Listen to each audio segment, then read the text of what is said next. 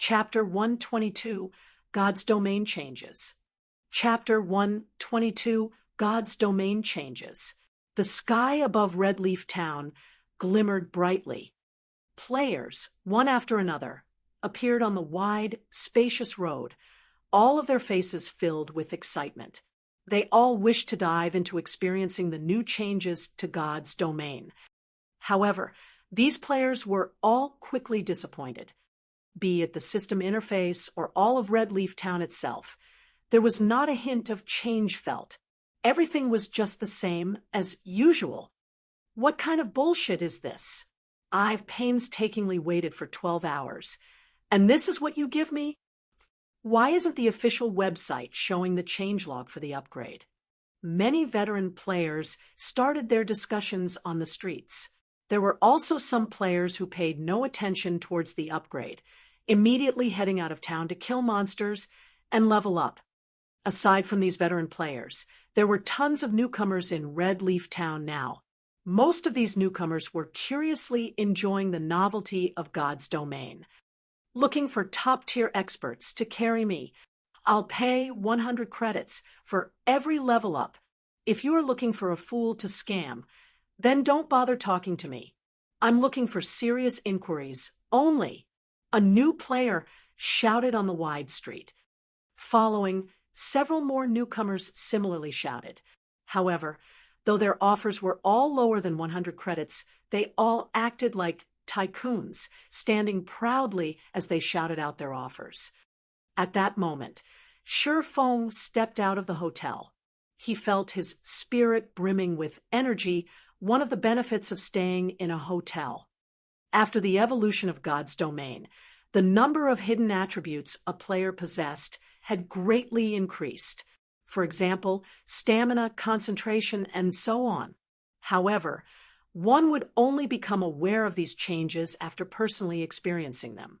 Players could no longer run tens of kilometers without tiring like before, nor would they be able to battle for as long as they wanted. Before, the only problem players faced was the tiring of the spirit. Now, however, everything was largely different. For players at level 0, they would become dead tired after only walking for 2 or 3 kilometers, not having even an ounce of fighting strength remaining. Similarly, continuously grinding monsters also became much more difficult. It was just like jogging. Players would consume a lot of stamina when battling monsters. Once a player's stamina reduced to a certain threshold, their forelimbs would turn feeble, while their spirits would grow exhausted. Besides that, there were many more hidden changes that occurred after the evolution of God's domain. As the main God system made God's domain more realistic, simultaneously, players would find it even more difficult for them to level up. It should be time for me to go shopping. In Feng's previous life, after the upgrade of God's domain, the prices of items soared sky-high, increasing by at least 2 or 3 folds. As a result, many players regretted not stockpiling a large number of resources after the evolution of God's domain. Meanwhile, the current situation was slightly different from before. The prices of items increased even more than last time. Aside from the difficulty of leveling up increasing, the time just so happened to coincide with the influx of a lot of newcomers. As a result, the competition for items would become much fiercer, increasing the difficulty of obtaining resources by manyfold. Hence, the increase in prices for these items would be even more exaggerated than in Feng's previous life. Now that God's domain had recently evolved, before players discovered the new changes, Feng could use this chance to purchase and stockpile all the important items. After the prices soared, he could then resell all of them. If the major guilds were to get a hold of this information right now, they would definitely soar to become the tyrants of their respective towns. For Feng, however, he could only make a quick buck. When comparing an individual to a guild, the resources obtainable by both were on totally different levels. There were plenty of players within a guild, so they would be able to easily obtain a ton of rare resources within no time at all. Meanwhile, Although Shifeng knew how to obtain those resources, just how much of them could he obtain by himself? During the time he was procuring those resources, his level might be surpassed by other players. Hence, his only choice was to shop for the resources at the auction house. This expert over here, please wait a moment. Are you interested in making some extra income? A level 0 berserker walked up to Shifeng, asking with a smile on his face. Shifeng was wearing a complete Silver Moon set equipment. His weapon was also a secret silver rank. Although newcomers did not possess identification skills to discern Shifeng's level, Shifeng's dazzlingly high-quality equipment was clearly much better than the veteran players on the street. It was needless to say that Shifeng was definitely an expert. Extra income? Shifeng turned around, discovering that it was a newcomer calling out to him. For convenience sake, some of the more wealthy players would normally hire experts to aid them in completing a quest. In return, they would pay a considerable amount of credits as remuneration. Regarding such extra incomes, Shifeng was still somewhat interested. He continued, "Tell me about it." Then, "It's very simple. You just need to help me level up. I'm also not a miserly person, so I'm willing to pay 100 credits per level. If you can help me catch up with the majority of the other players, I am even willing to pay you 1,000 credits. What do you think?" The berserker proudly stated. Shifeng's brows wrinkled as he heard the man speaking. "Sorry, but I don't have the time. You should look for someone else to help you." Shifeng had too many things he had to do. Not only did he need to make sure his level didn't fall behind, but he also needed to earn money and accumulate advantages for his future guild. He needed to make preparations for the upcoming power struggle in White River City. Just from clearing out the items in the auction house, he could earn several hundreds of thousands of credits. So, why would he waste his time just for a measly 1,000 credits? He hadn't fallen to such a low standard as of yet. Finished saying his piece, Shifeng turned and walked away, heading towards the bank to store his items. "Hold on a moment." The berserker called out for a long time, but Shifeng paid him no attention from beginning to end. Immediately, the berserker said in a fit of rage, "Crap, what's there to be so proud of? If you don't want to do it, there will be many other experts who would be willing to carry me. You'll regret it when that time comes." Looking for an expert to power level me. 100 credits per level. Don't miss this good opportunity. The berserker started shouting once again. However, even after shouting for a long time, not a single veteran player paid him any heed. "Ha ha ha. This newcomer is just too hilarious. My stomach is hurting from laughing too much." A level 5 ranger laughed as he passed. "Don't bother with him. There are bound to be fools amongst the newcomers. We don't have any time to spare right now. We need to purchase some bread and potions quickly. Otherwise, we're going to be scolded by our leader," the ranger's pro companion too hurriedly said. I know. I just think that person is a fool. Does he really think God's domain is just some small-time game? Does he think we can level up once every minute? Forget 100 credits per level. Even if it were 1,000 credits per level, I still wouldn't do it, not to mention a top-tier expert player. Without 10 to 20,000 credits, there won't even be a need for a discussion. The ranger sneered. In the initial period of the game, everyone was rushing to level up. They were all afraid of being left behind by the majority of the players, losing their chance to shine. Hence, where would they find the time to help the newcomers? Not to mention 100 credits. Right now, the pro players at level 5 could earn more than 1 silver in a single day. When converted to credits, that amount would be more than 100 credits. If their luck was good, and they managed to obtain a piece of common equipment, that would be the equivalent of obtaining several hundreds of credits. If it were an expert player, it was an entirely different story altogether. They certainly did not lack such a meager amount of money. When the newbie berserker heard their conversation, he was greatly shocked by the ranger's words. Moreover, he could tell that the ranger was not fooling around. The berserker was just a white-collar worker in a company. Previously, he was similarly willing to spend some money to seek the aid of others, letting others power level him. At that time, his offer had been only 30 to 50 credits. Yet, even then, there were tons of players fighting over his offer. However, right now, his offer of 100 credits did not receive even the slightest attention. It turned out that power leveling even a single level required several thousand credits. That was practically an entire month of his salary.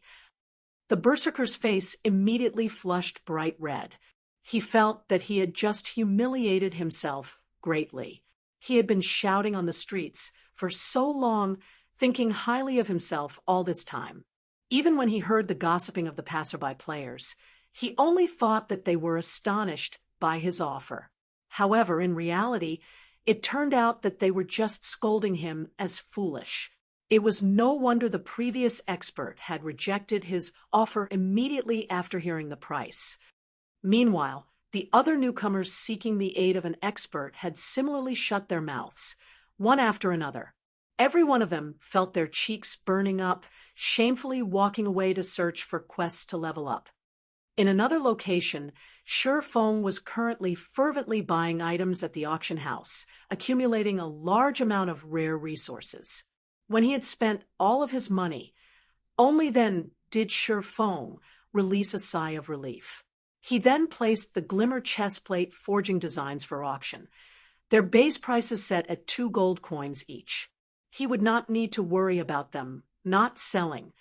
It should be about time to collect the ice blue devil flame. After Feng finished busying himself, he switched back to his original appearance. He prepared himself to collect the mysterious flame ahead of schedule. Now that God's domain had evolved ahead of schedule, the mysterious flame might similarly be obtained by other players ahead of schedule. To prevent the unexpected from happening, it was best for him to obtain it a little earlier. He would only be able to relax when the ice blue devil flame was in his possession. Chapter 123, Survival of the Fittest. Chapter 123, Survival of the Fittest, Ice Blue Devil Flame. It was one of the handful of Tier 2 mysterious flames that could only be found in White River City. This flame held a fatal attraction towards forgers. Moreover, the 100 Ghost Forest that housed the Ice Blue Devil Flame was only a short distance from Red Leaf Town. Hence, it would be a big waste if Feng did not obtain it for himself. Be it earning money or forging items, the mysterious flame would provide Feng with a tremendous amount of aid. Right now, Feng was still several hundred proficiency points away from becoming an intermediate forging apprentice. However, even if he became one, it would still be quite difficult for him to forge the Secret Silver ranked Silver Dawn. When forging Secret Silver equipment, an intermediate forging apprentice only had a 2% chance of success, while a basic forging apprentice had a pitiful 1%. If Feng included the 20% from the Book of Forging, 5% from Blacksteel's insignia, and 5% from the runic hammer, he would, at best, have a 32% success rate after becoming an intermediate forging apprentice. Furthermore, forging the Silver Dawn required 3 extremely rare materials, which dictated that Feng would be unable to create many of them. If Feng forged the Silver Dawn with such low success rates, he would absolutely take an irrecoverable loss.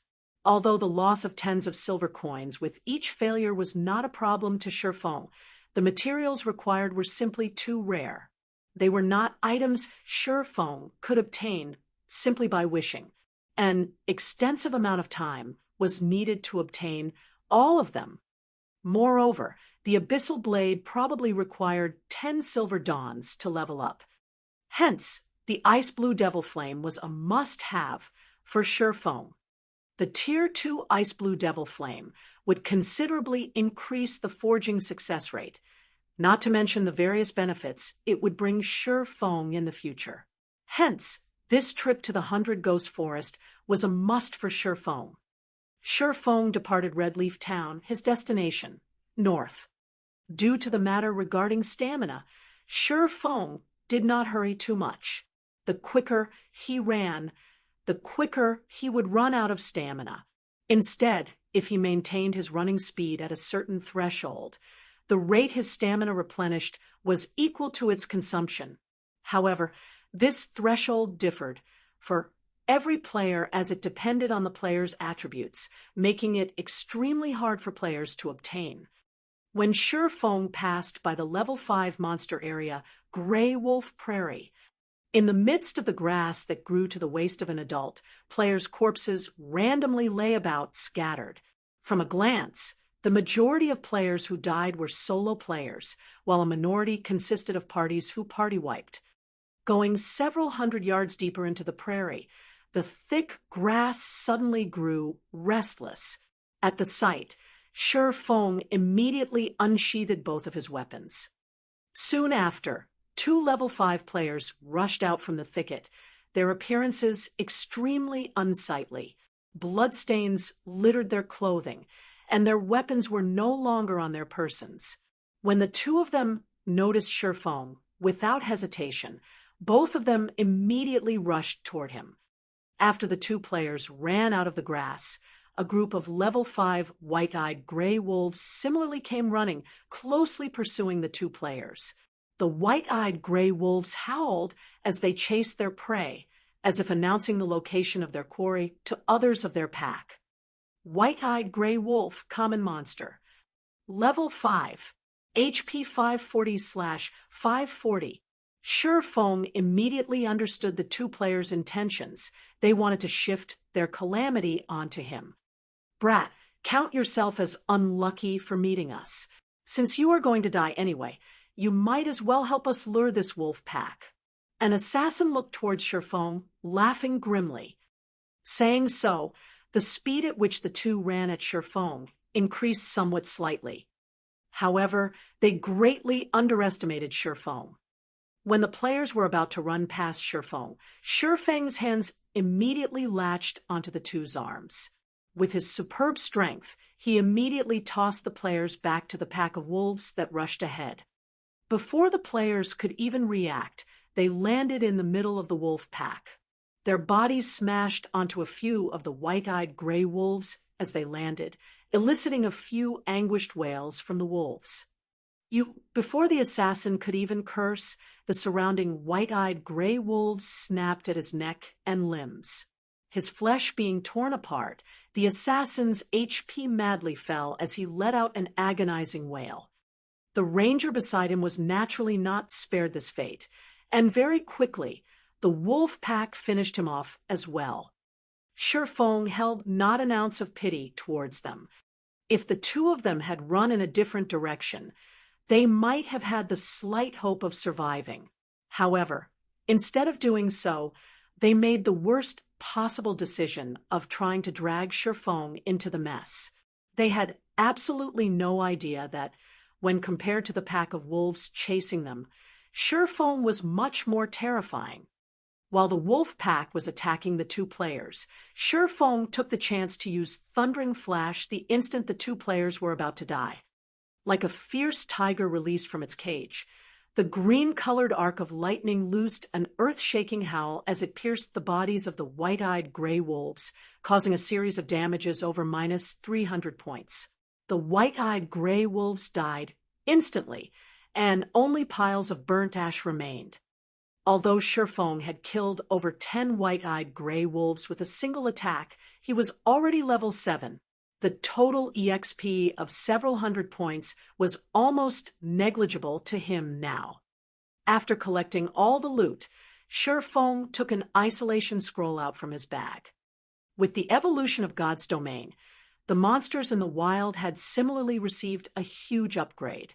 Not only was their sensitivity greatly increased, but they also had a more flexible way of thinking, and their range of activity greatly widened.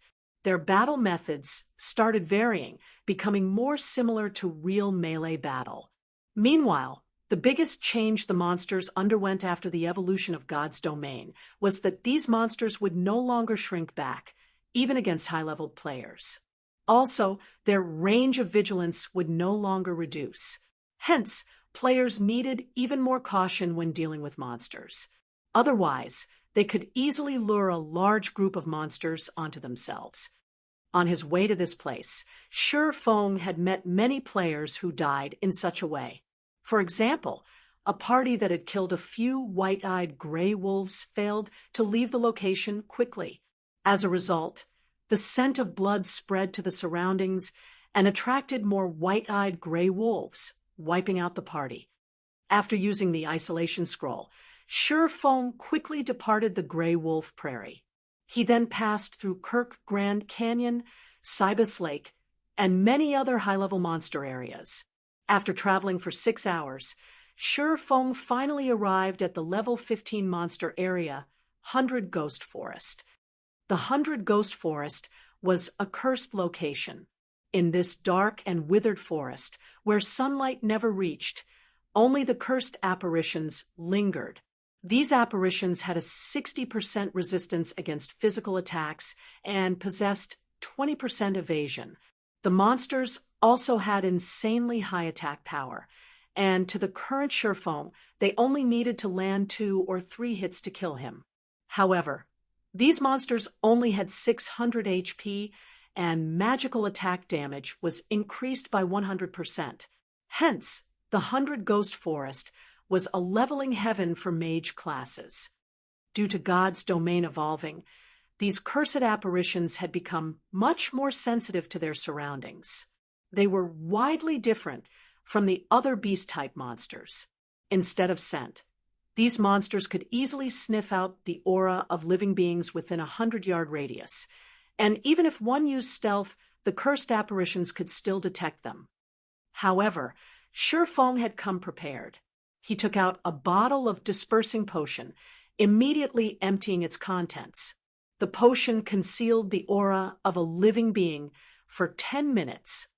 With the aid of the dispersing potion, Shi Feng only needed to be slightly careful to avoid the detection of the cursed apparitions. According to Shi Feng's knowledge, the location of the ice blue devil flame was at the center of the 100 Ghost Forest, at the fountain located at the central of 100 Ghost Town. To obtain this ice blue devil flame, the guild Glorious Light had gone through a painstaking amount of trouble. Only after sending thousands of their members and having hundreds of them die did they manage to clean out all the monsters found in 100 Ghost City, obtaining the ice blue devil flame. Naturally, Shi Feng knew he did not possess the ability to clear out all the monsters in 100 Ghost Town. However, he had other methods of securing the mysterious flame, only they were all filled with extreme danger. After arriving at the 100 Ghost Town, with much difficulty, Shi Feng halted his steps, observing the town. When a cooling breeze blew over Shi Feng from the withered forest, he suddenly felt an indescribable chill. Killing intent.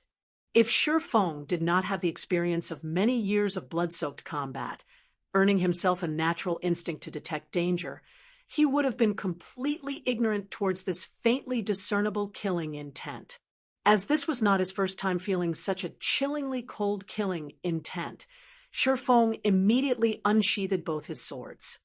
At that very instant, a black figure appeared behind Shi Feng, following which a silver glow stabbed directly towards Shi Feng's neck and another towards his lower back. Like a poisonous snake, the 2 attacks were both swift and fatal. From these 2 actions alone, Shi Feng knew his attacker was a top-tier expert immediately. Although Shi Feng was slightly on guard, the speed of the attacks was just too swift for him to dodge. Chapter 124, Absolute Heaven. Chapter 124, Absolute Heaven. Just as Shi Feng was about to take damage, Shi Feng abruptly activated Defensive Blade, successfully blocking the ambush. If an assassin's ambush struck a player, they would enter a fainted state for 3 seconds.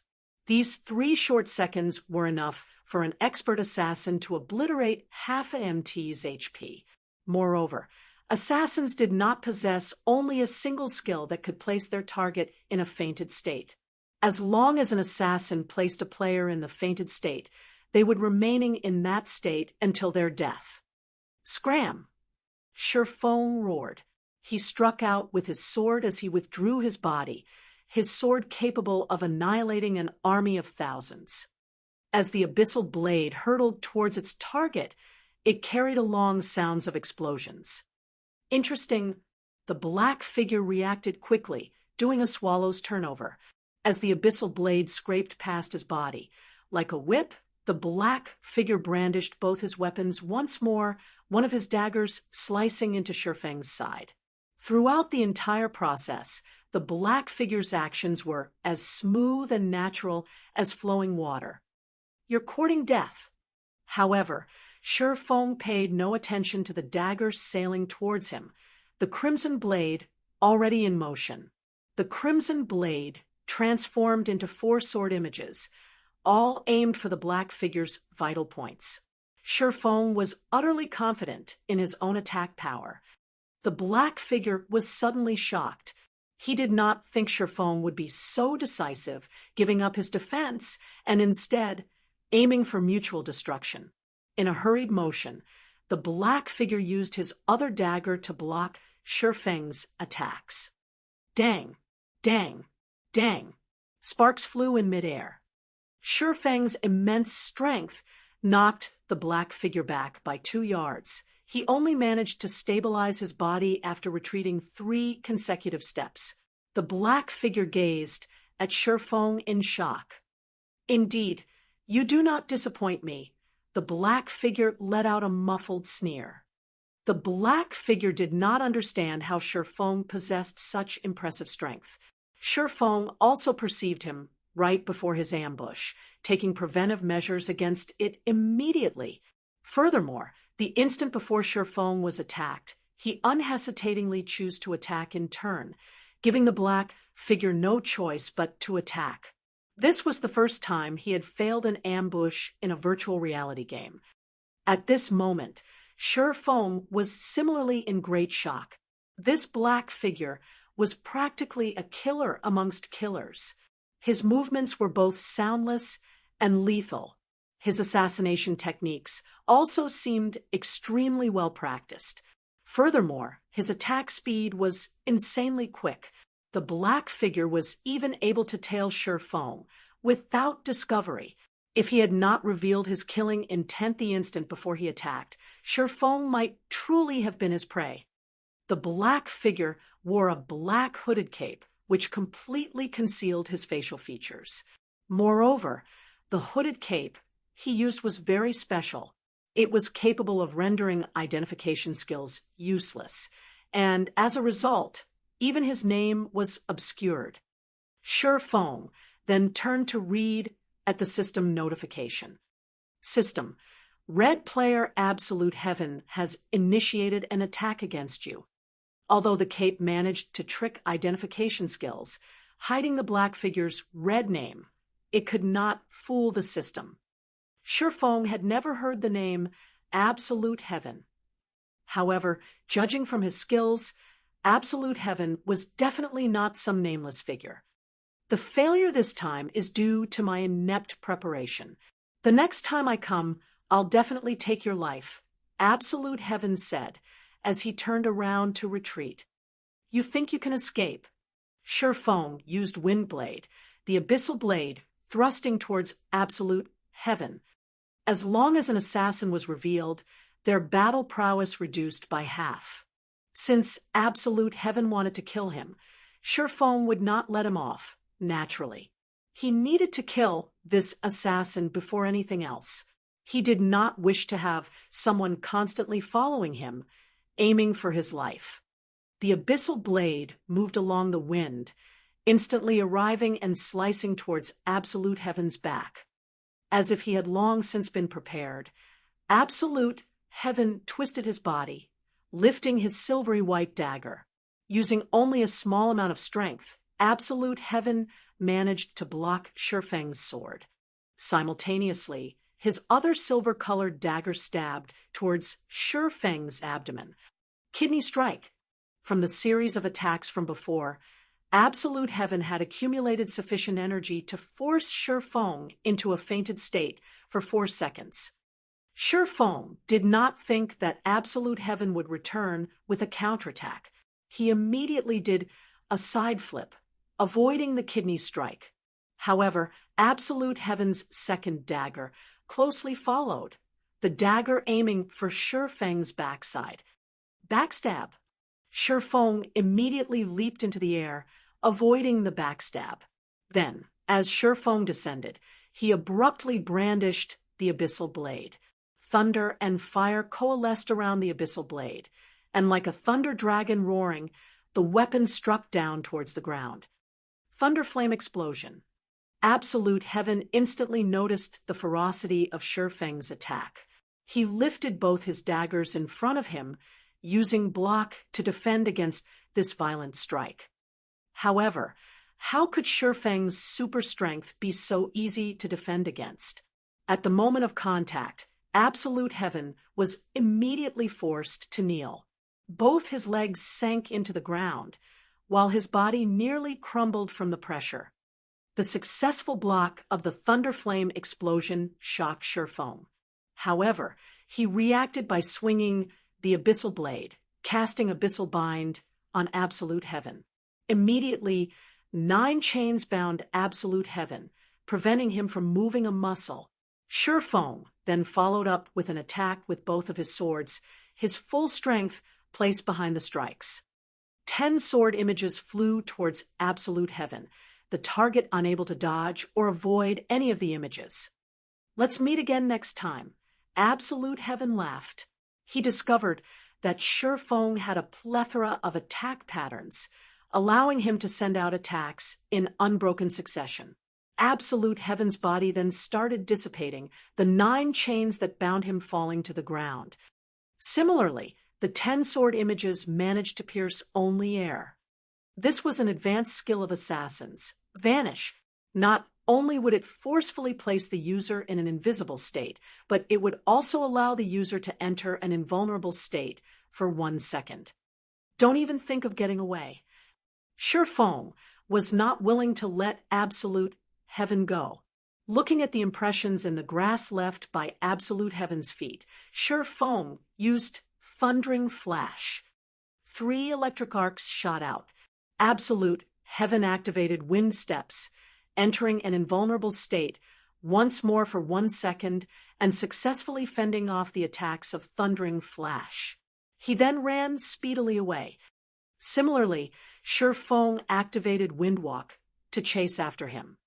However, shortly after Shi Feng began pursuit of Absolute Heaven, he noticed Absolute Heaven taking out a handful of white powder. Shi Feng immediately turned his head, shutting his eyes tightly. The moment Absolute Heaven scattered the white powder, he released a blinding white light. Flash powder.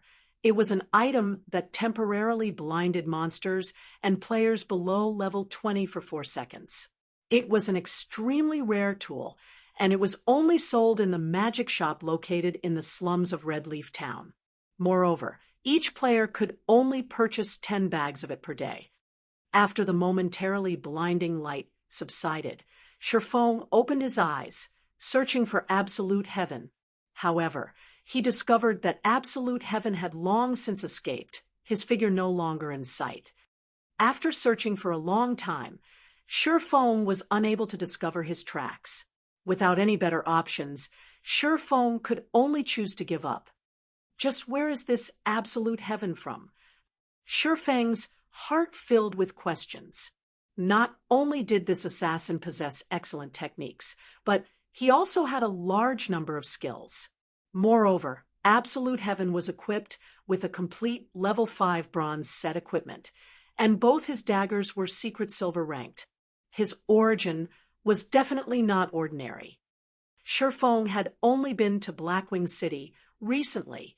Even if he had provoked the bloodthirsty War God Guild, those people did not know of his true identity. If Shi Feng were to think of who else he may have provoked, Then they'd be Flaming Tiger from Shadow and Iron's Word Lion from Martial Union. Sure Feng was extremely familiar with the internal members of Shadow, and he knew Flaming Tiger was not capable of finding such an unknown expert. The only possibility remaining was Iron's Word Lion. Sure Feng had previously killed Iron's Word Lion. Based on Iron's Word Lion's personality, he would definitely not let this matter rest. There was over an 80% possibility that Iron's Word Lion had hired this hidden expert. Sure Feng could not help but admit that this situation was a headache.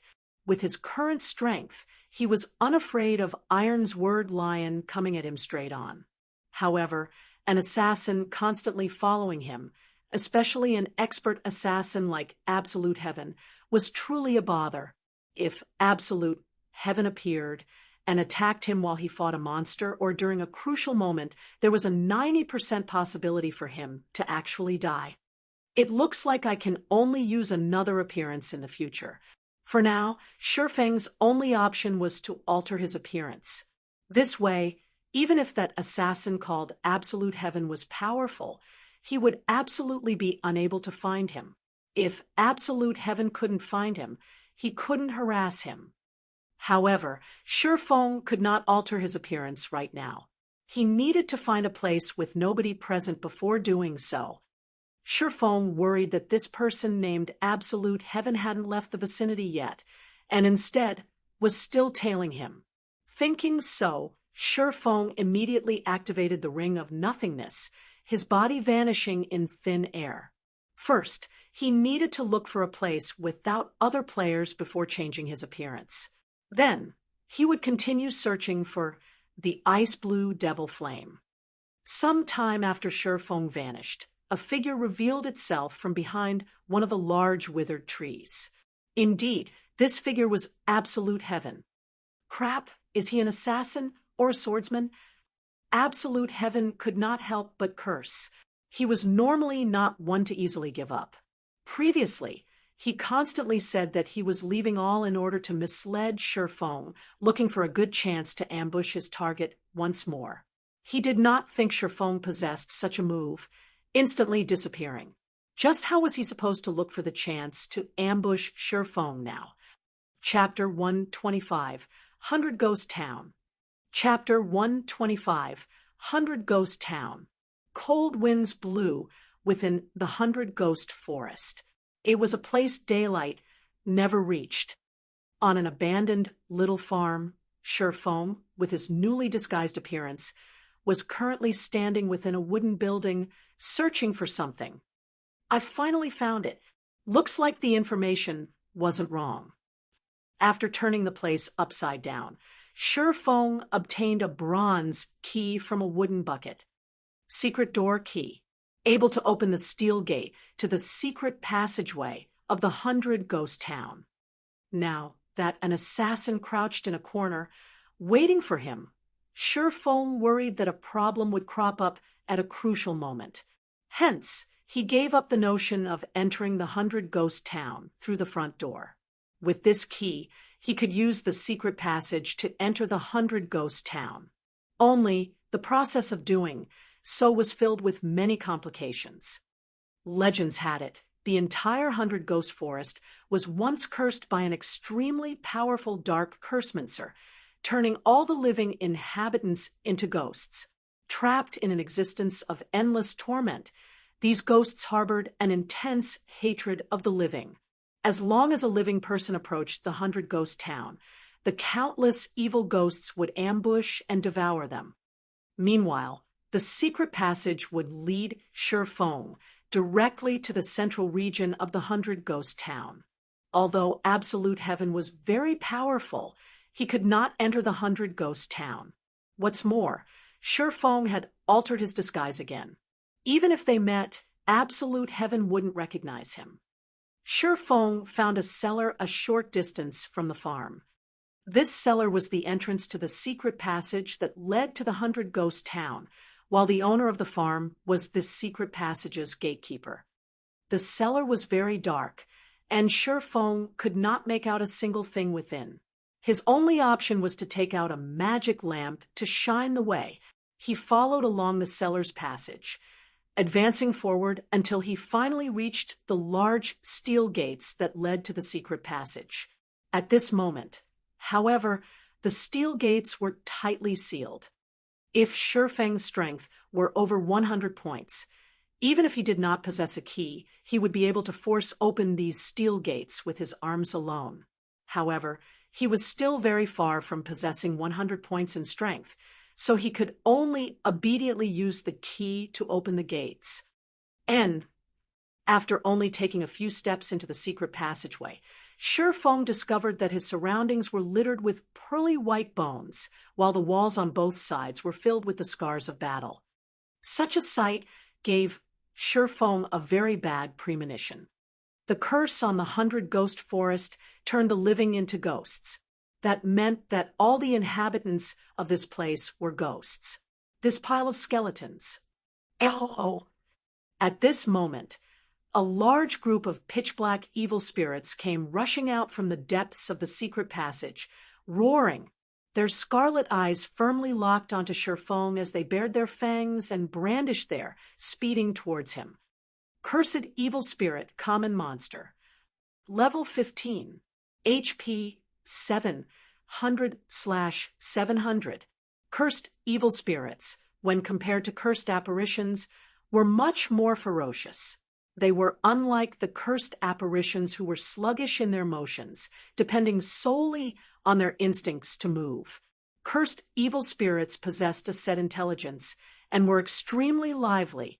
They also possessed an instinctive madness and sensitivity to flesh and blood. The cursed evil spirits were all level 15.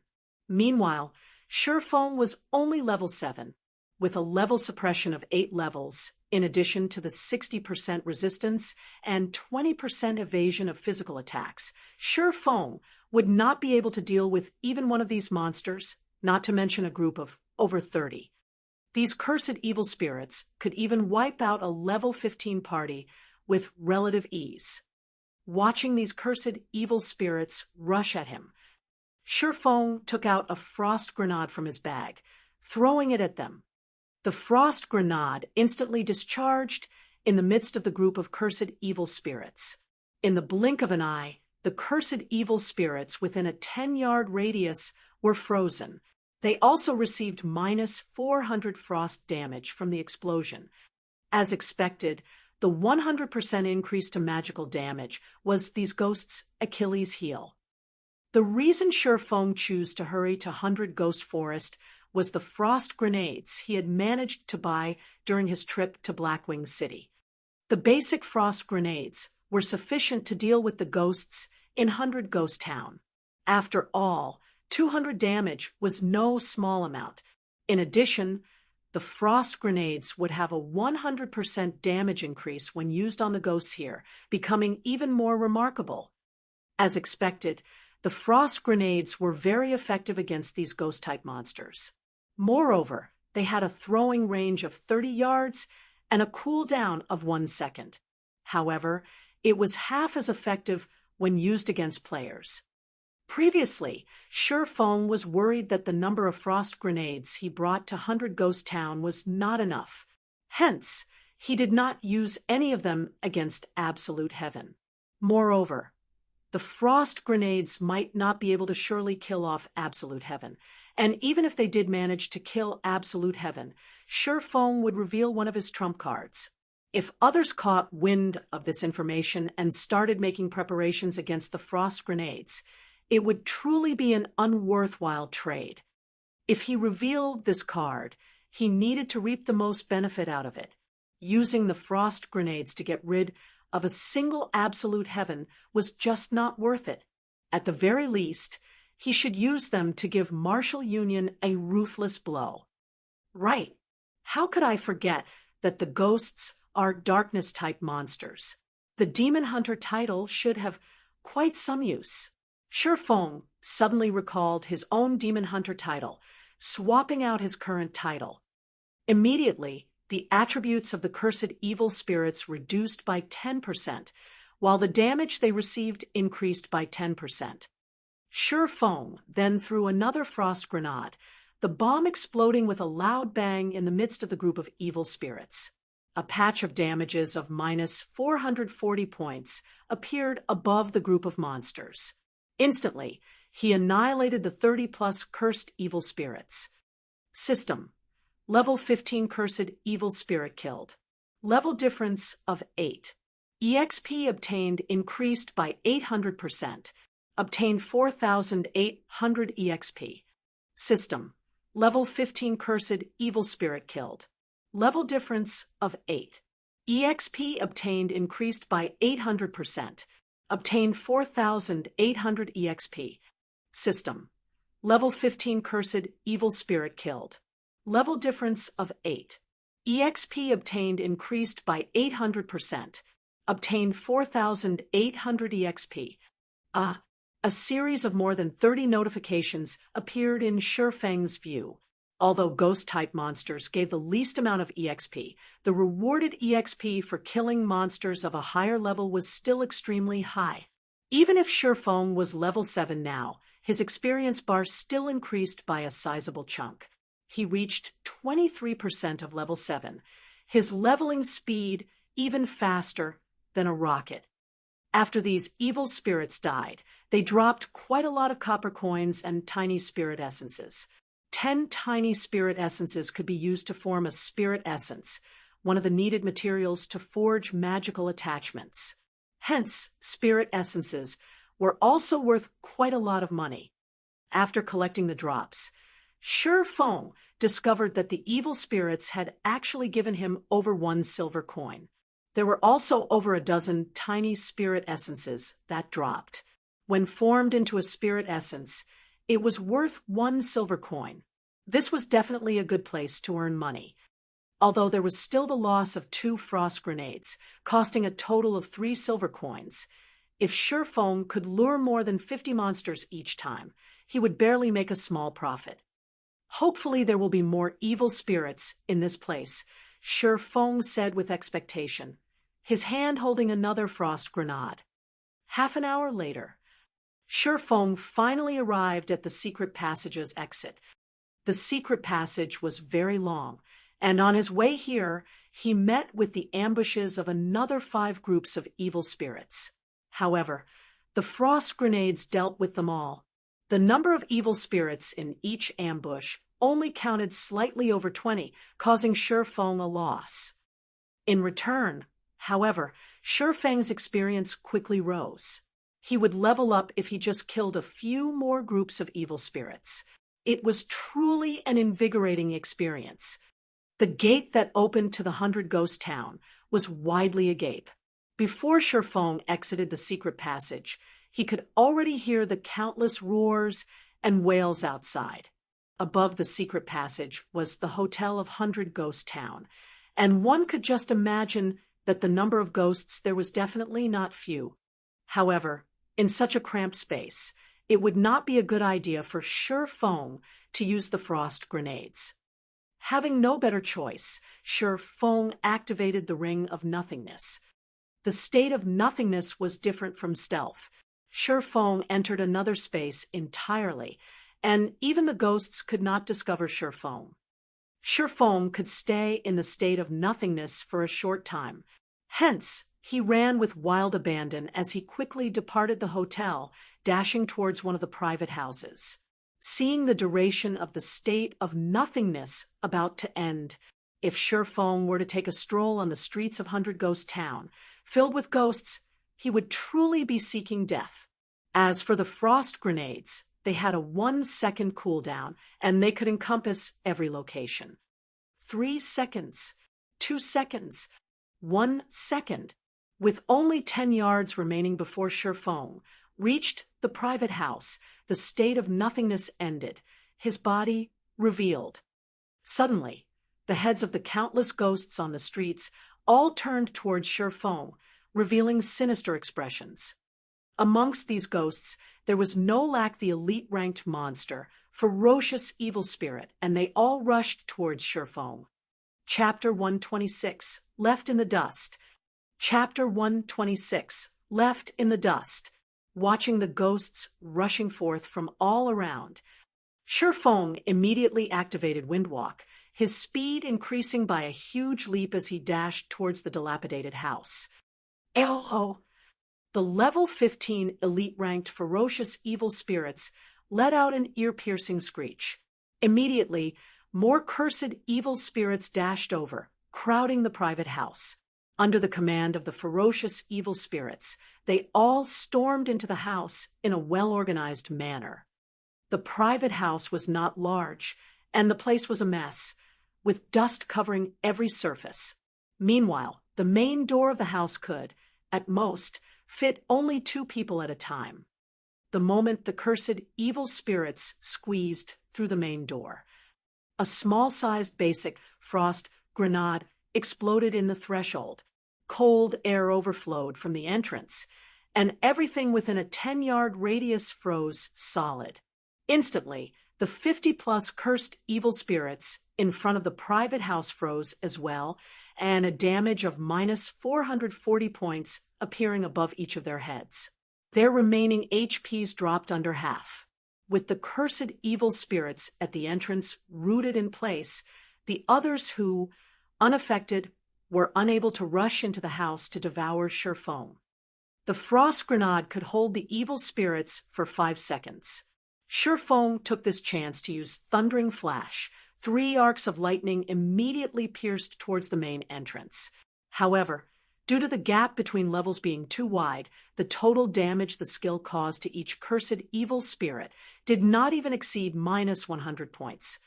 System: proficiency of Thundering Flash raised by 3 points. However, because of the high level of these cursed evil spirits, whenever Feng used a skill to attack them, his skill proficiency greatly increased. Each usage would raise the skill proficiency by 3 points.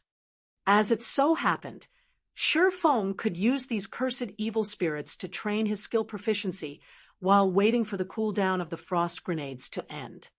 Earth Splitter, Thunderflame Explosion. AoE skills landed on the cursed evil spirits, one after another. Although the damage was extremely low, the skill proficiency greatly increased. After using the 3 skills, Feng threw another frost grenade.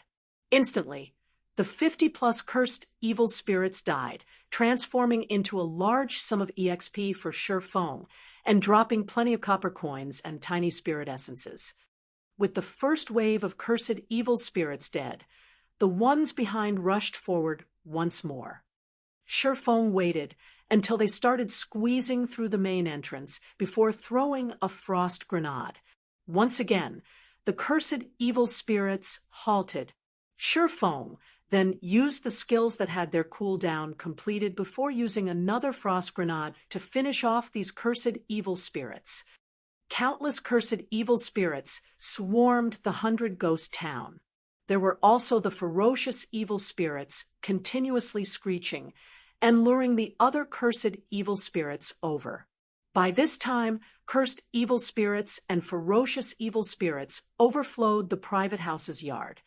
If there were not a team of several hundred players here, it was practically a pipe dream to clear all these monsters. However, Feng only camped inside the private house, using the frost grenades to clean away these monsters slowly. Although his efficiency was a lot slower when compared to a team with hundreds of players, his method was extremely safe. He could also grind for skill proficiency, killing 2 birds with 1 stone. With the deaths of batch after batch of cursed evil spirits, Feng's experience and skill proficiency rose without stop. Before 5 minutes had even passed, Feng had already risen to level 8. Although he had killed an insane number of cursed evil spirits towards the 100-ghost town, such a number was only a drop in the bucket. After reaching level 8, the EXP he obtained from killing the cursed evil spirits was reduced by a large chunk.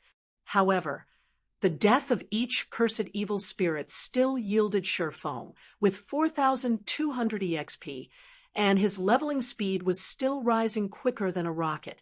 With every wave of monsters killed, his experience bar filled by a large chunk. If others were to see this, their eyes would most likely pop out of their sockets. They could only raise their experience bars by a small chunk after striving for 1 or 2 hours. Yet, Shifeng's experience bar expanded by a large portion with each passing moment. With the slow decrease of Shifeng's remaining frost grenades, the number of cursed evil spirits also continuously fell. This situation greatly enraged the ferocious evil spirits, and they worked even harder at summoning their allies.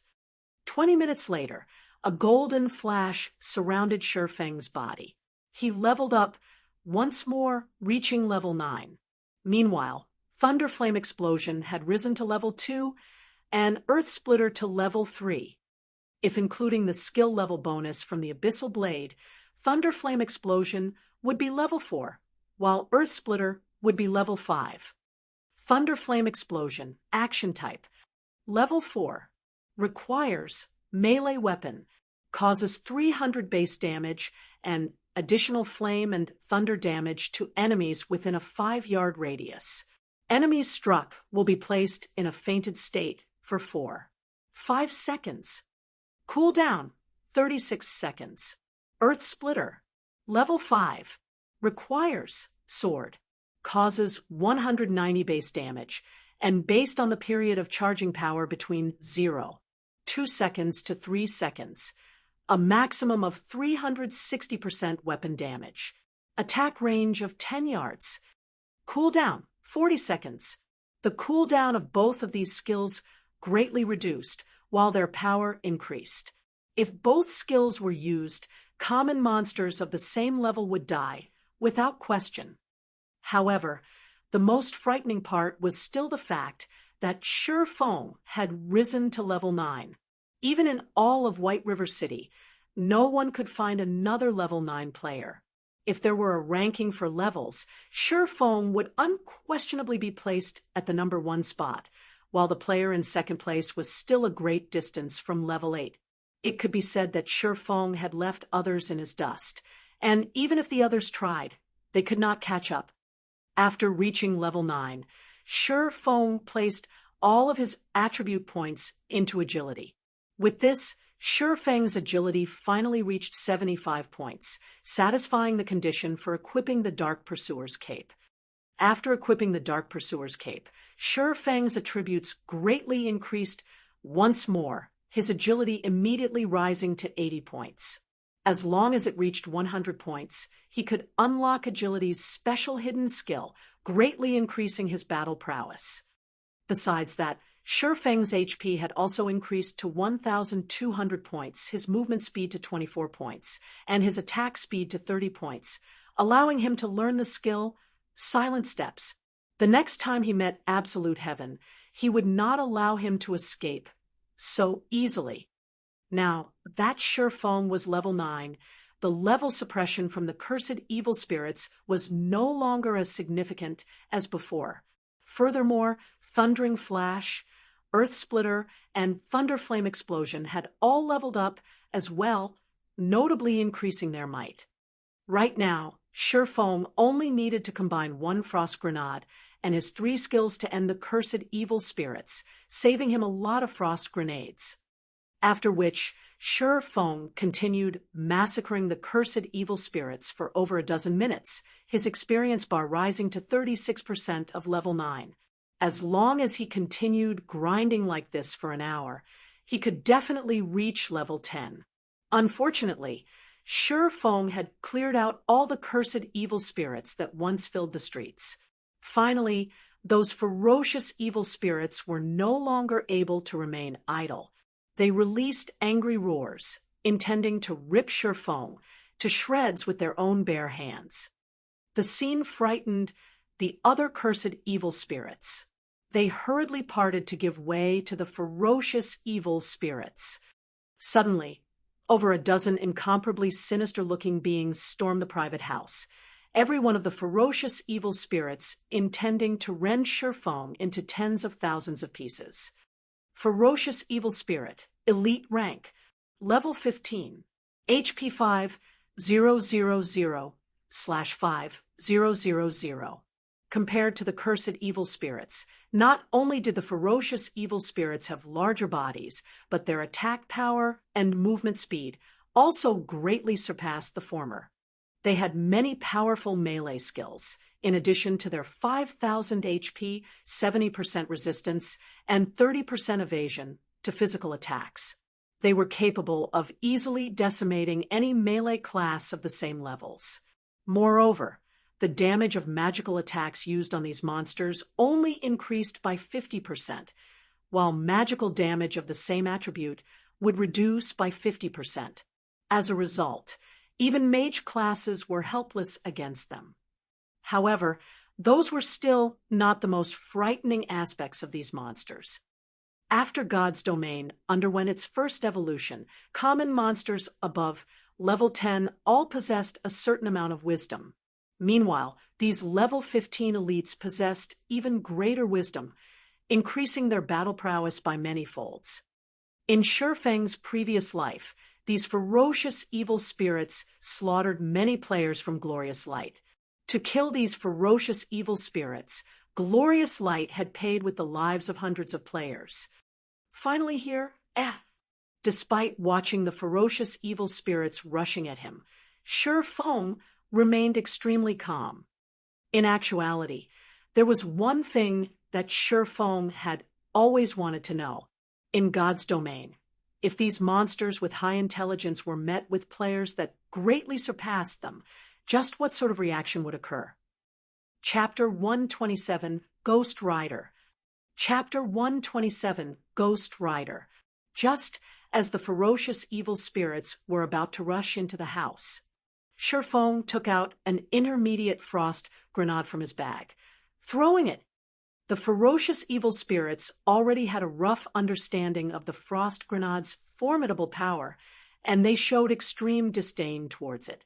Without even attempting to dodge the frost grenade, their pitch-black claws abruptly extended forward, slashing towards Shifeng's heart. However, after the frost grenade discharged, the cold air that expanded was several times colder than before. At this moment, the ferocious evil spirits immediately realized something was wrong. The sinister expression on their faces revealed a hint of fear. In the blink of an eye, cold air invaded the forms of all the ferocious evil spirits, transforming them into ice sculptures. The intermediate frost grenade was the trump card that Shifeng had prepared. Each one was worth 10 silver coins, which was nearly several days of a pro player's earnings. The intermediate frost grenade also caused minus 1,320 damage to each of the ferocious evil spirits. With Shifeng's Demon Hunter title equipped, the ferocious evil spirits only had a maximum of 4,500 HP each, and this attack instantly destroyed a third of their HP. Due to using the intermediate frost grenades for the first time, it achieved the maximum effect. When used the next time, these ferocious evil spirits would possess ice resistance, greatly reducing the potential damage of the intermediate frost grenades. Die! Shifeng unsheathed his swords, his feet moving to an appropriate position before using Thundering Flash. 3 green, electric arcs encompassed the ferocious evil spirits. Thundering Flash belonged to the lightning-type magic damage. Hence, its damage increased by 50% when used on the ferocious evil spirits. Moreover, Shifeng had already reached level 9, while the Abyssal Blade could ignore a monster's level by 5 levels. In actuality, the ferocious evil spirits were only considered 1 level higher than Shifeng, and the level suppression on Shifeng was almost non-existent. The level 5 Thundering Flash dealt damages of minus 176, minus 230, and minus 297 to these frozen monsters.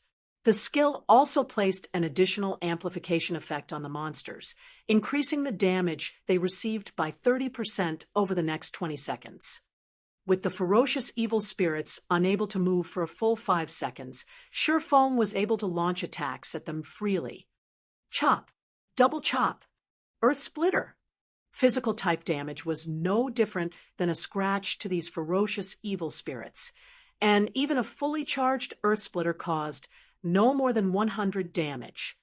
As the seconds ticked by, the ice covering the bodies of the ferocious evil spirits started showing signs of cracking.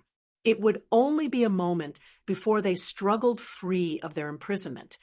Shi Feng leaped lightly, the abyssal blade raised high as it condensed the power of thunder and flame around it. When Shi Feng landed in the midst of the group of ferocious evil spirits, an abrupt explosion occurred. Thunder and flame instantly swallowed the surroundings, enveloping the ferocious evil spirits and causing damages of over -500 points.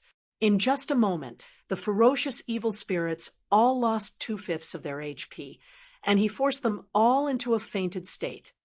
Due to these monsters being high-leveled elites, the fainted state was less effective on them, lasting, at most, 3 seconds. Meanwhile, after Shi Feng's attributes had greatly increased explosively, he created 12 sword images. Like a fierce gale, Shi Feng swept through the ferocious evil spirits.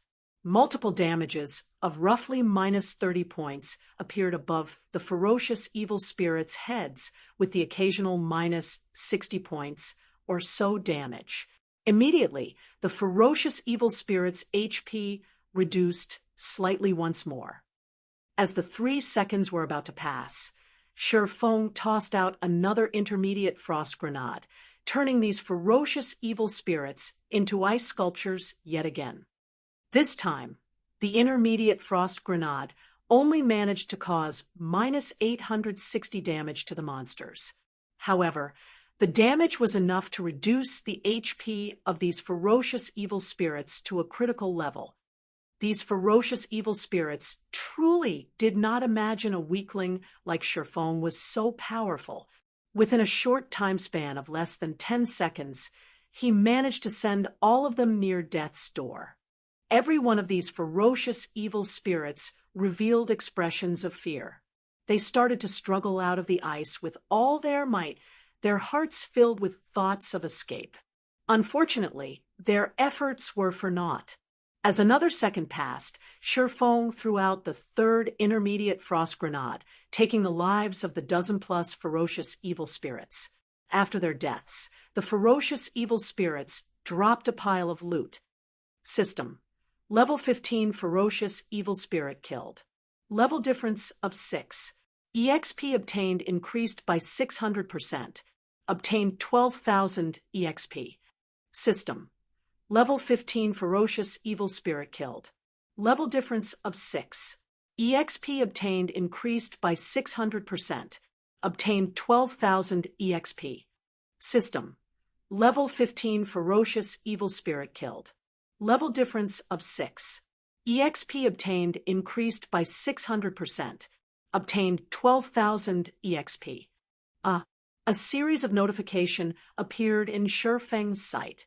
Immediately, Shi Feng's experience bar rose to 54% of level 9, pushing him closer to the level 10 threshold.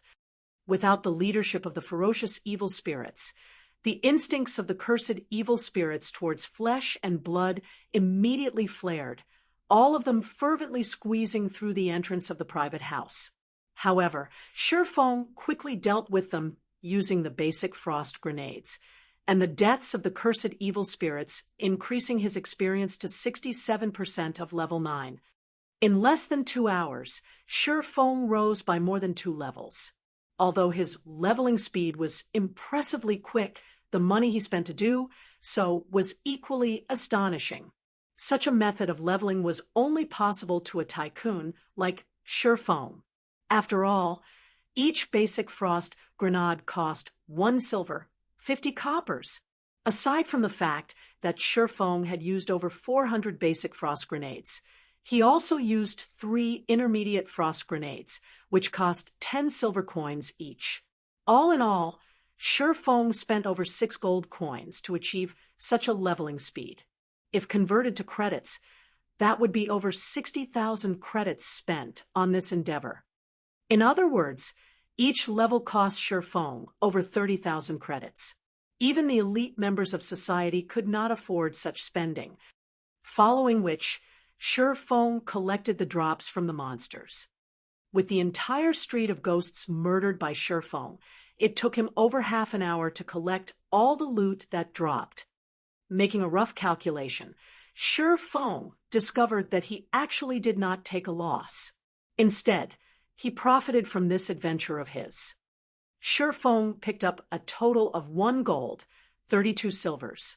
Amongst the loot, there were also over 3,000 tiny spirit essences, more than 10 skill books for various classes, tens of pieces of level 12 and level 13 common equipment, over 20 pieces of level 10 and above bronze equipment, and 2 pieces of level 15 mysterious iron equipment.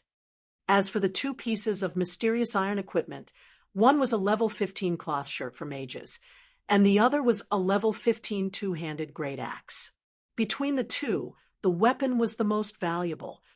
The mage shirt could be sold for over 1 gold coin, while the great axe would sell for at least 2 gold coins. As for the bronze equipment, each piece would sell for at least 20 silver coins. Shifeng's profit was simply through the roof. This place is so profitable. I'll bring Blackie and the others to level up in the future. Shifeng felt this was an optimal location, not to mention the fact that he made a profit despite all the money he spent. His level also increased in a flash, killing 2 birds with 1 stone. However, he still needed some time before making a decision. Right now, he needed to let the others slowly familiarize themselves with the battle methods in the newly evolved God's domain. If they only depended on the frost grenades to level up, their techniques would never improve. After clearing out the ghosts from the entire street, Shifeng effortlessly arrived at the central plaza of the 100-ghost town. Although there were no longer any ghosts left on the street, the central plaza was still densely packed with even larger numbers than before. Meanwhile, at the center of the plaza, a faint blue flame burned brightly above a fountain, giving off a deep blue glow. This flame was the ice blue devil flame, and it was currently guarded by ferocious evil spirits. Furthermore, there was a knight clad in jet black armor, standing among the ferocious evil spirits. The knight carried a silver-colored greatsword on its back, and both its eyes gave off a green glow as it stood quietly by the side. All of the ghosts surrounding this knight treated it with respect, awaiting his command. The nature of this knight was different than the other ghosts. Its entire body was just a skeleton covered in faint blue flames. The heat given off by those flames caused the land around it to dry up and crack. Ghost Rider, Chieftain rank, level 15, HP 100, 000/100,000. As expected, it is very strong. It's no wonder Glorious Light lost several hundreds of their elite players after battling the Ghost Rider. Just by looking at it, Shifeng knew it would be impossible for him to have a direct confrontation with the Ghost Rider. Without several hundred elite players, it was an impossible task to kill the Ghost Rider. Moreover, there were also thousands of cursed evil spirits and ferocious evil spirits present. Chapter 128, Engaging the Ghost Rider. Chapter 128, Engaging the Ghost Rider. The flames in the Ghost Rider's eyes flickered, its emotions impossible to discern. However, none of the ferocious evil spirits dared to approach within 20 yards of it. With the frightening prowess of the Ghost Rider, even if Shifeng had risen to level 20 and brought along a 20-man elite team, he would still fail to kill the Ghost Rider. Moreover, there was a 90% chance they would be wiped out instead. The Ghost Rider was simply too strong. At this stage of the game, many guilds would occasionally encounter a few elite or special elite monsters, and they could usually deal with these monsters with only a party or a team. However, after the evolution of God's domain, Even only a level 5 chieftain-ranked monster could completely wipe out a 20-man team filled with level 5 elite players. Moreover, a monster over level 10 would have their intellect greatly boosted. A level 10 chieftain needed at least 30 level 15 elite players to deal with, and even then, the number casualties would be very high. As for a high-level chieftain like the Ghost Rider, it possessed a large variety of AoE damaging skills.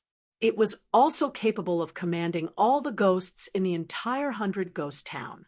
Although it was only a level 15 monster, its raid difficulty was even above that of a level 20 chieftain.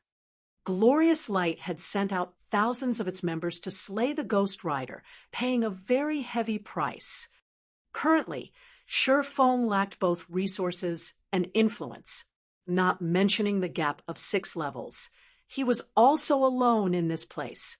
He had absolutely no chance of challenging the Ghost Rider. It seems I can only use that method. Shifeng observed the situation in the center of the plaza, inwardly running calculations and simulations in his mind. Right now, he stood over 300 yards from the fountain. If he wanted to obtain the ice blue devil flame, first and foremost, he needed to dispose of all these cursed evil spirits and ferocious evil spirits, then finally deal with the Ghost Rider. As long as there was the tiniest of mistakes, he would end up dead and sent back to town.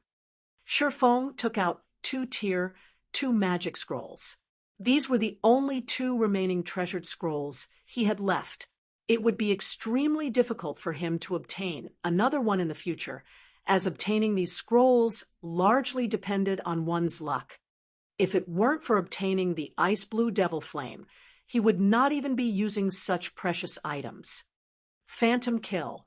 Shifeng inwardly chanted, a doppelganger of him slowly forming into being.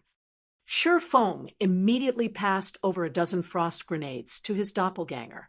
The doppelganger then rushed towards the plaza. The moment the doppelganger set foot into the plaza, the Ghost Rider discovered it immediately. The Ghost Rider's pearly white skull turned towards the doppelganger, the flames in its eye sockets flaring. All living beings must die. The Ghost Rider unsheathed the silver greatsword from its back, pointing it at the doppelganger. The blue flames surrounding its body abruptly moved to engulf the greatsword as well, warping the greatsword in shape. The pommel of the sword transformed into a white-colored skull, and sinister-looking barbed tips appeared on the blade. Following the Ghost Rider's command, the countless cursed evil spirits in the plaza surged towards the doppelganger like a tidal wave. The doppelganger activated a speed scroll. It then tossed out a frost grenade, instantly turning a large group of cursed evil spirits into ice sculptures before turning to escape. On Shifeng's side, he activated Windwalk and used a speed scroll, then activating the Ring of Nothingness. Once in the state of nothingness, Shifeng dashed towards the fountain like a fierce gale. As the duration of the state of nothingness quickly flew by, Shifeng's distance between the fountain shortened. 300 yards, 200 yards, 100 yards. As Shifeng was about to arrive at the fountain, his grip on the 2 magic scrolls tightened. His expression became abnormally calm as both his eyes fixated on the heart of the fountain. "Little rat, did you think that you could hide from my eyes?" The Ghost Rider suddenly appeared before Shifeng, and as if the flames in its eyes could see past all things, it spoke in a deep, disdainful tone.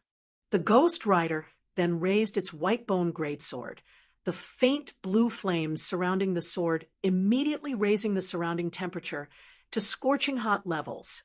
With an abrupt wave, the greatsword transformed into a flowing stream of light, splitting apart the air as it descended towards Shifeng's head. How could it be? Shifeng was shocked. He did not doubt that the Ghost Rider's sword had the capability of instantly killing him. Hence, both his legs curved into a bend, his body similarly bending downwards. Like a cat arching its body, Shifeng instantly pulled out both the Abyssal Blade and the Crimson Blade, using parry with both swords. Suddenly, Shi Feng's legs burst with strength, and with the addition of the strength from his lower back, Shi Feng charged directly at the descending greatsword. The three swords colliding with each other created an explosive sound. The Ghost Rider's immense strength caused the ground that Shi Feng stood on to crack apart. Dust and debris scattered. Shi Feng's body, as well, was removed from the state of nothingness, revealed beside the fountain. Although Shi Feng did not receive any damage from the collision, the flames of the white bone greatsword were just too blistering. As the Abyssal Blade was a magic weapon, there were no problems with it. However, the secret silver, ranked Crimson Blade was different. Not only was its durability greatly reducing, but the Crimson Blade itself also turned a glowing red and even showed signs of melting. Meanwhile, the Ghost Rider was slightly shocked that its sword did not yield it an immediate victory. However, it waved its sword for a second strike. The flames on the white bone greatsword soared, rising over 5 meters into the air as the sword slashed at Shi Feng. This was the Ghost Rider's Devil Flame Slash. When this move was used, all beings in its path would lose their lives and reduce to ashes. However, contrary to expectations, Shi Feng did not retreat when faced with this attack. Instead, he activated Defensive Blade as he rushed towards the ice blue Devil Flame. Although the Ghost Rider's Devil Flame Slash landed on Shi Feng, it had no effect at all. Instead, Shi Feng made use of the wave of steam generated by the white bone greatsword to further increase his speed. Just as Shi Feng was about to reach the ice blue Devil Flame, as if they had been long since prepared for this moment, tens of ferocious evil spirits rushed at him. Become frozen. Shi Feng threw out an intermediate frost grenade, turning all the ferocious evil spirits into ice sculptures. A bunch of rubbish. Seeing that its subordinates were actually so useless, the Ghost Rider loudly cursed. It abruptly leaped, its body landing and blocking Shi Feng. Its great sword then slashed downwards. Die, little rat! Abyssal Bind. 9 pitch-black chains instantly bound the Ghost Rider, saving Shi Feng's life. However, the Ghost Rider's strength was just too immense. In the blink of an eye, one of the chains snapped. Seeing this, Shi Feng dared not stop his movements as he ran towards the fountain. Wretched little rat, you have truly angered me this time, the Ghost Rider roared as it saw that Shi Feng was already beside the ice blue Devil Flame. It struggled free from the chains binding it, its body turning into a shadow as it swept towards Shi Feng, fully intending to dice him into chunks of meat. Due to the Ghost Rider's flames, the freezing effect of the frost grenades was also greatly weakened.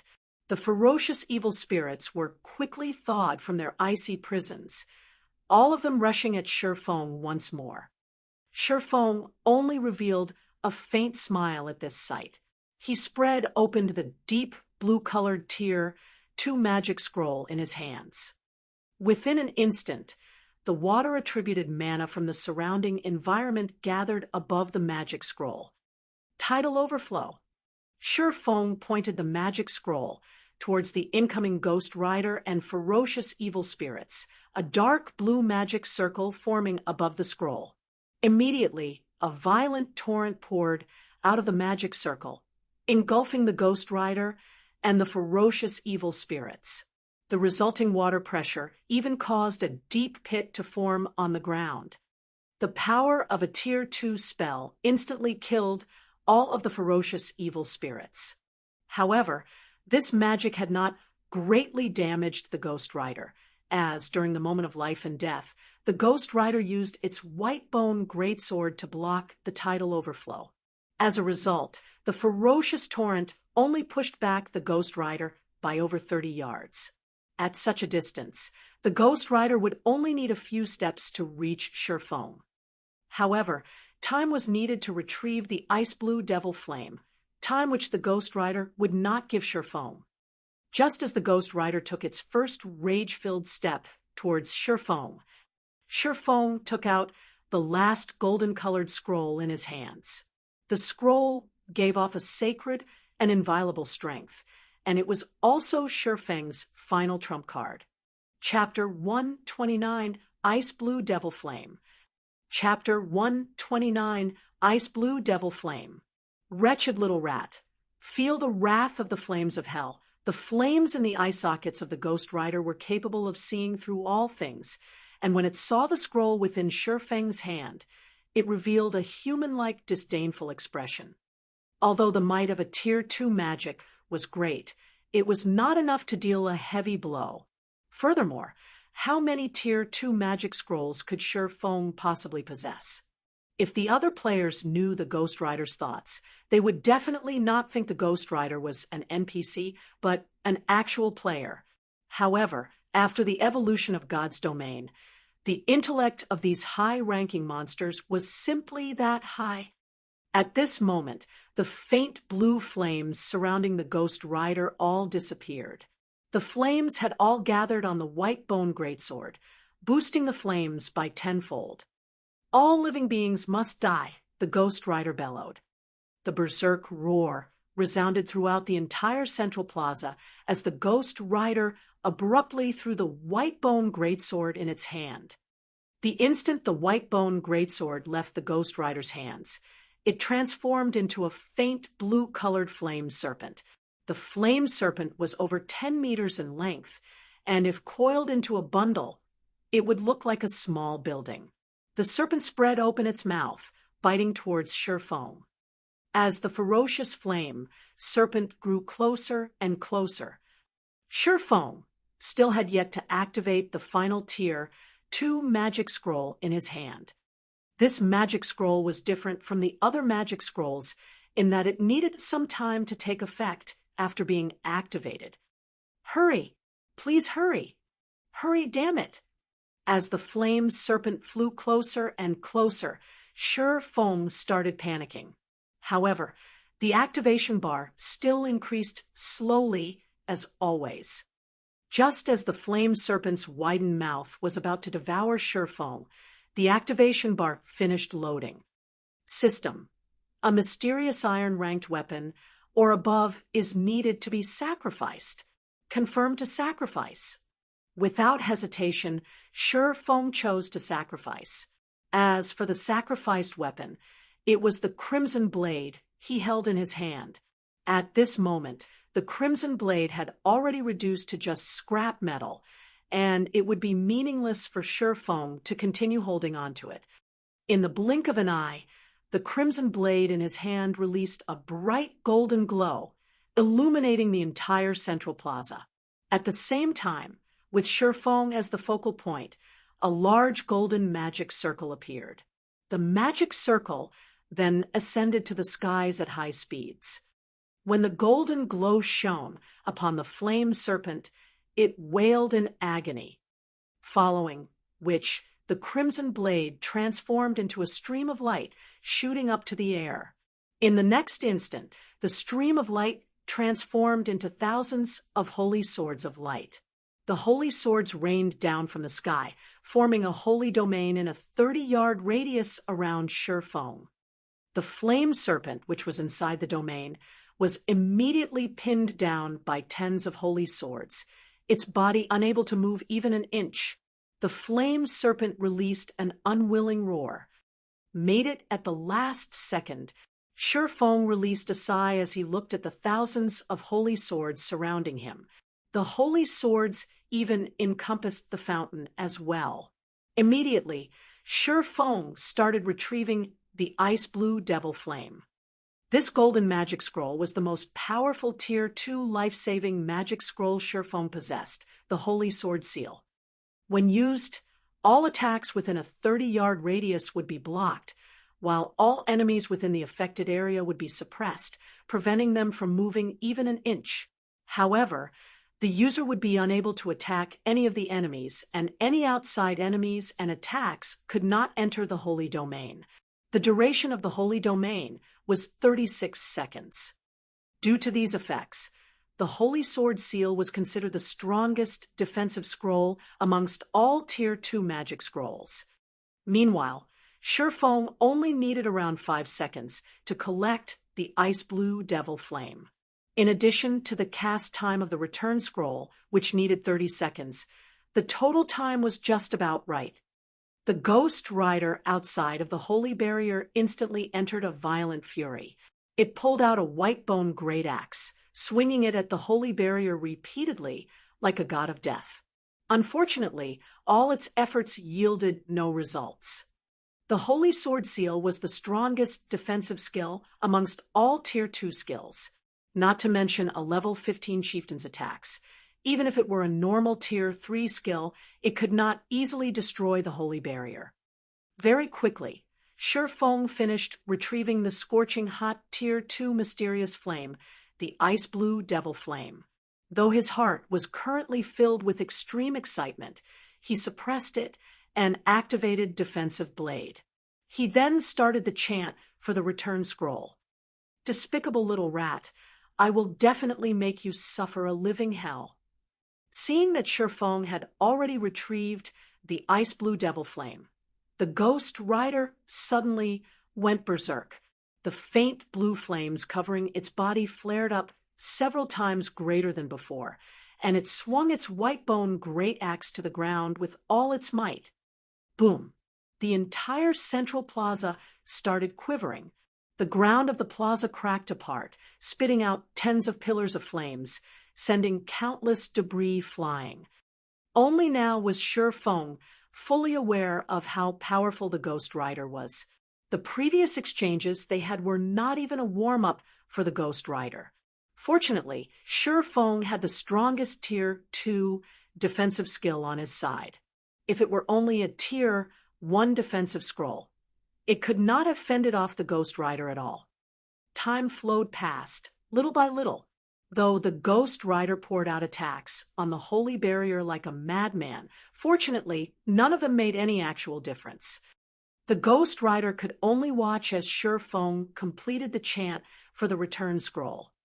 With only 2 seconds remaining for the chant to finish, the Holy Sword Shield's duration ended. At this moment, the Ghost Rider revealed a sinister smile as it dashed forward 2 steps, instantly arriving before Shifeng. With its axe raised, the Ghost Rider struck down at Shifeng. Pung! The axe was unable to advance any further when it was several centimeters away from Shifeng's body. Shifeng was shocked into a cold sweat. The Ghost Rider's speed was just too fast after becoming berserk. Even he could only barely see it move. Fortunately, he had activated Defensive Blade beforehand. The Level 2 Defensive Blade could completely resist 4 melee attacks or 7 ranged attacks. Now that the skill blocked 1 attack, only 3 more blocks remained. Seeing that its attack did nothing, the flame in the Ghost Rider's eye sockets congealed slightly. It then started madly attacking Shifeng. Second strike, third strike, fourth strike. Very quickly, all 3 of Shifeng's remaining blocks were used up. The Ghost Rider then abruptly did a horizontal slash, intending to bisect Shifeng in half. At the moment of life and death, Shifeng finished the return scroll's chant a step ahead. He then transformed into a white glow, vanishing. The white bone axe only managed to slice the white glow in half, but not Shifeng. Oh! The Ghost Rider was incomparably furious. The Ice Blue Devil Flame was its most valuable treasure. The reason it could turn from a cursed apparition into a Ghost Rider was all due to the Ice Blue Devil Flame. As long as it had another half a year, it could once more evolve and become a lord. With a lord strength, it could launch attacks at the living beings in the nearby towns, slowly strengthening its army of ghosts. Now, however, the Ice Blue Devil Flame was snatched away by a wretched little rat right before his eyes. So, just how was he supposed to not become angry? After returning to Red Leaf Town, Shifeng could not help but wipe away the cold sweat from his forehead. If he were slower by even a millisecond, he would have definitely died. At that time, not only would he have wasted 2 Tier 2 magic scrolls, he would also need to wait a very long period before he could attempt to obtain the ice blue devil flame again. However, now that he had collected the ice blue devil flame, everything returned to his control. As for a high-ranking chieftain monster like the Ghost Rider, it was without a doubt a walking treasure trove. If Sherfone were to kill it off, he wondered just how many good items would drop. Before he went to the 100 Ghost Forest, he once considered forming his own team in the future in order to raid the Ghost Rider. However, after meeting it, Sherfone decided that it would be too troublesome to deal with the Ghost Rider. It would be much better if he just sold the information about the Ghost Rider. For example, he could sell the information to Gentle Snow or Stabbing Heart. After all, large guilds all love to hunt for elite monsters in the wild, not to mention a chieftain-ranked monster. Every chieftain-ranked monster possessed a great sum of riches. Moreover, only these large guilds could gather hundreds of players in Red Leaf Town within a short amount of time. When they reached White River City, gathering even thousands of players would not be a problem. There would be no problems if thousands of players were used to deal with the Ghost Rider. Only the losses in doing so would be somewhat heavy. However, with the information provided by Sherfone, raiding the Ghost Rider would become much easier. Just as Sherfone was about to go to the Forging Association to take a look at the Ice Blue Devil Flame's attributes, he discovered that many players in Red Leaf Town were currently discussing a single matter. Did you hear? Martial Union has already released an announcement that they will reward 10,000 credits to whoever kills Yifeng once. There is also a reward of 1,000 credits for killing Yifeng's teammates. The person who provides accurate information on Yifeng's whereabouts will also receive 2 silver coins as a reward. With this, Martial Union truly intends to start a blood feud with Yifeng. I've heard about it already. The topic has long since blown up in the official forums. Right now, there are plenty of players searching around. Even if they can't kill that expert called Yifeng, they could still kill one of his teammates. 1,000 credits per kill. This isn't a small number. This time, that expert called Yifeng will not have an easy time mingling in Red Leaf Town. Chapter 130. If it's war they want, then it's war they'll get. Chapter 130. If it's war they want, then it's war they'll get. Red Leaf Town, slum area, the Enchanted Bar. Iron's Word Lion and several of his subordinates currently held a drinking party in one of the private rooms on the 2nd floor of the Enchanted Bar. They heartily downed mouthfuls of Old Tom gin one after another. An hour ago, Iron's Word Lion posted a guild announcement on the official forums. He had placed a bounty on Yifeng, intending to start an irreconcilable feud with him. In an instant, Martial Union had become the center of attention of all players in God's domain. Who was Yifeng? Almost every veteran player within the region of White River City had heard of him. Right now, Yifeng's name was carved onto the glory list at the entrance of the team dungeon, Dark Moon Graveyard. After clearing the team dungeon, Yifeng even killed the top-tier expert of Martial Union, Iron's Word Lion. He was then publicly acknowledged as one of the swordsman experts of God's domain. The recording of Yifeng killing Iron's Word Lion even spread and was used as a learning model for many swordsmen. Aside from that, according to the rumors floating about, Yifeng's relationship with the snow goddess was not just a shallow one, and they might be having an affair. Otherwise, why would a goddess like Gentle Snow, instead of choosing the elite members of her own guild, choose to take an outsider along into the Dark Moon Graveyard? Many players had long since felt unsatisfied with Yifeng, and now, with a bounty on him, many players were already tempted into action. Martial Union offered 10,000 credits for killing Sherfone just once. Moreover, not only would they be able to obtain the prize money, but they would also obtain immense fame for killing a publicly acknowledged expert of God's domain.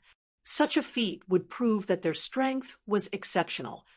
Right now, the major financial corporations around the world were beginning their investment into God's domain, recruiting players for their own workshops and guilds. As long as one could prove their strength, they could earn the good graces of these major corporations, receiving very high treatment. So why not go for it? Boss Iron's word, this move of yours is just too clever. With this announcement that Yi Feng is dead for sure this time, even if he doesn't die, the target on his back will still annoy him to death. Other players will hunt throughout the entire day. He won't even be able to level up, drifting blood-flattered as he took a drink. Humph, that's nothing at all. The best part has yet to come. Iron's word lion sneered. Now that the son of a bitch has hidden, nobody can find him at all. However, it won't matter. I believe that we can find his teammates. As long as we kill his teammates to level 0, I hardly believe that he will remain hidden. As long as he dares reveal himself, absolute heaven will immediately take action. It will be his death when that time comes.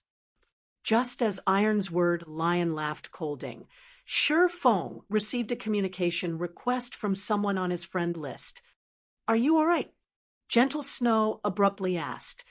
Shi Feng was slightly astonished. He did not imagine that even Gentle Snow would worry for him. He shook his head, saying, "I'm fine. If things get too difficult for you to handle, I can utilize the strength of Ouroboros in White River City region to deal with Martial Union. That way, Martial Union will very quickly give up on you." Although Gentle Snow had downplayed her words, Shi Feng knew just how frightening it would be if Ouroboros went all out against Martial Union. Just the tens of thousands of Gentle Snow's fans alone were enough to extinguish Martial Union, not to mention when the many experts of Ouroboros took action. Martial Union would not hold on for even a few days before needing to disband. "Thanks. I'll be careful," Shi Feng said in gratitude. Shortly after ending the call with Gentle Snow, another suddenly arrived. "Brother Yi Feng, are you all right?" Stabbing Heart asked. "I'm fine," Shi Feng replied, a smile appearing on his face. He couldn't help but feel a sense of déjà vu.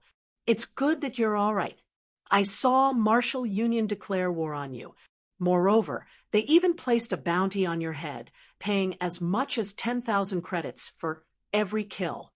The bounty even includes several friends of yours, with 1,000 credits for each of them. Many of the experts I know have all taken an interest in you, and they will definitely look for trouble with you. It would be troublesome if you tangle with so many people, so it is best if you stay hidden for a while. Otherwise, you can level up with us. With the Assassins Alliance's reputation, those experts will give way. If we meet any fools, my side can also help you deal with them." Shi Feng could not help but feel grateful towards Stabbing Heart's worries. He said, "Thanks, but I'll deal with this matter myself." On the contrary, would Brother Stabbing Heart be interested in buying some high-level equipment? I have a few pieces, and I can sell them to you at a low price. Shi Feng still possessed plenty of the equipment he obtained from the Moonlight Forest. Right now, the prices for equipment were at their highest. Their values would depreciate if he sold them in the future, so he might as well sell them to Stabbing Heart right now, turning them into money. Shi Feng previously considered selling the equipment to Gentle Snow. However, Gentle Snow possessed a greater understanding of him than Stabbing Heart. It would be bad if she discovered something unnecessary about him. Hence, Stabbing Heart was the best choice to sell the equipment to in this case. Really?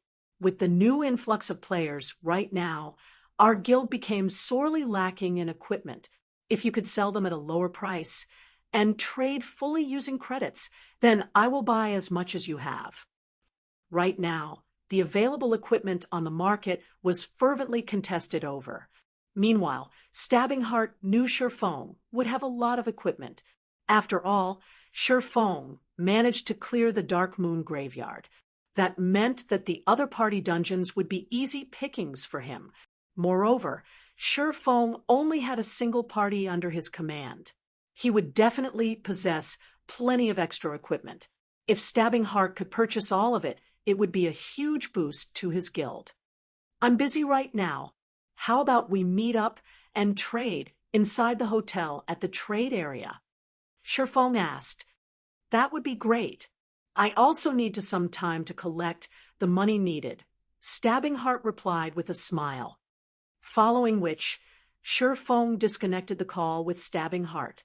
He then sent a message to Blackie and the others, telling them to be careful of ambushes from other players.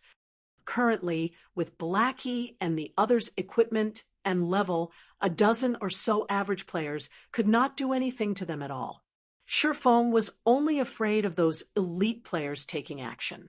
Blackie and the others would not have an easy time if they truly met up with such players.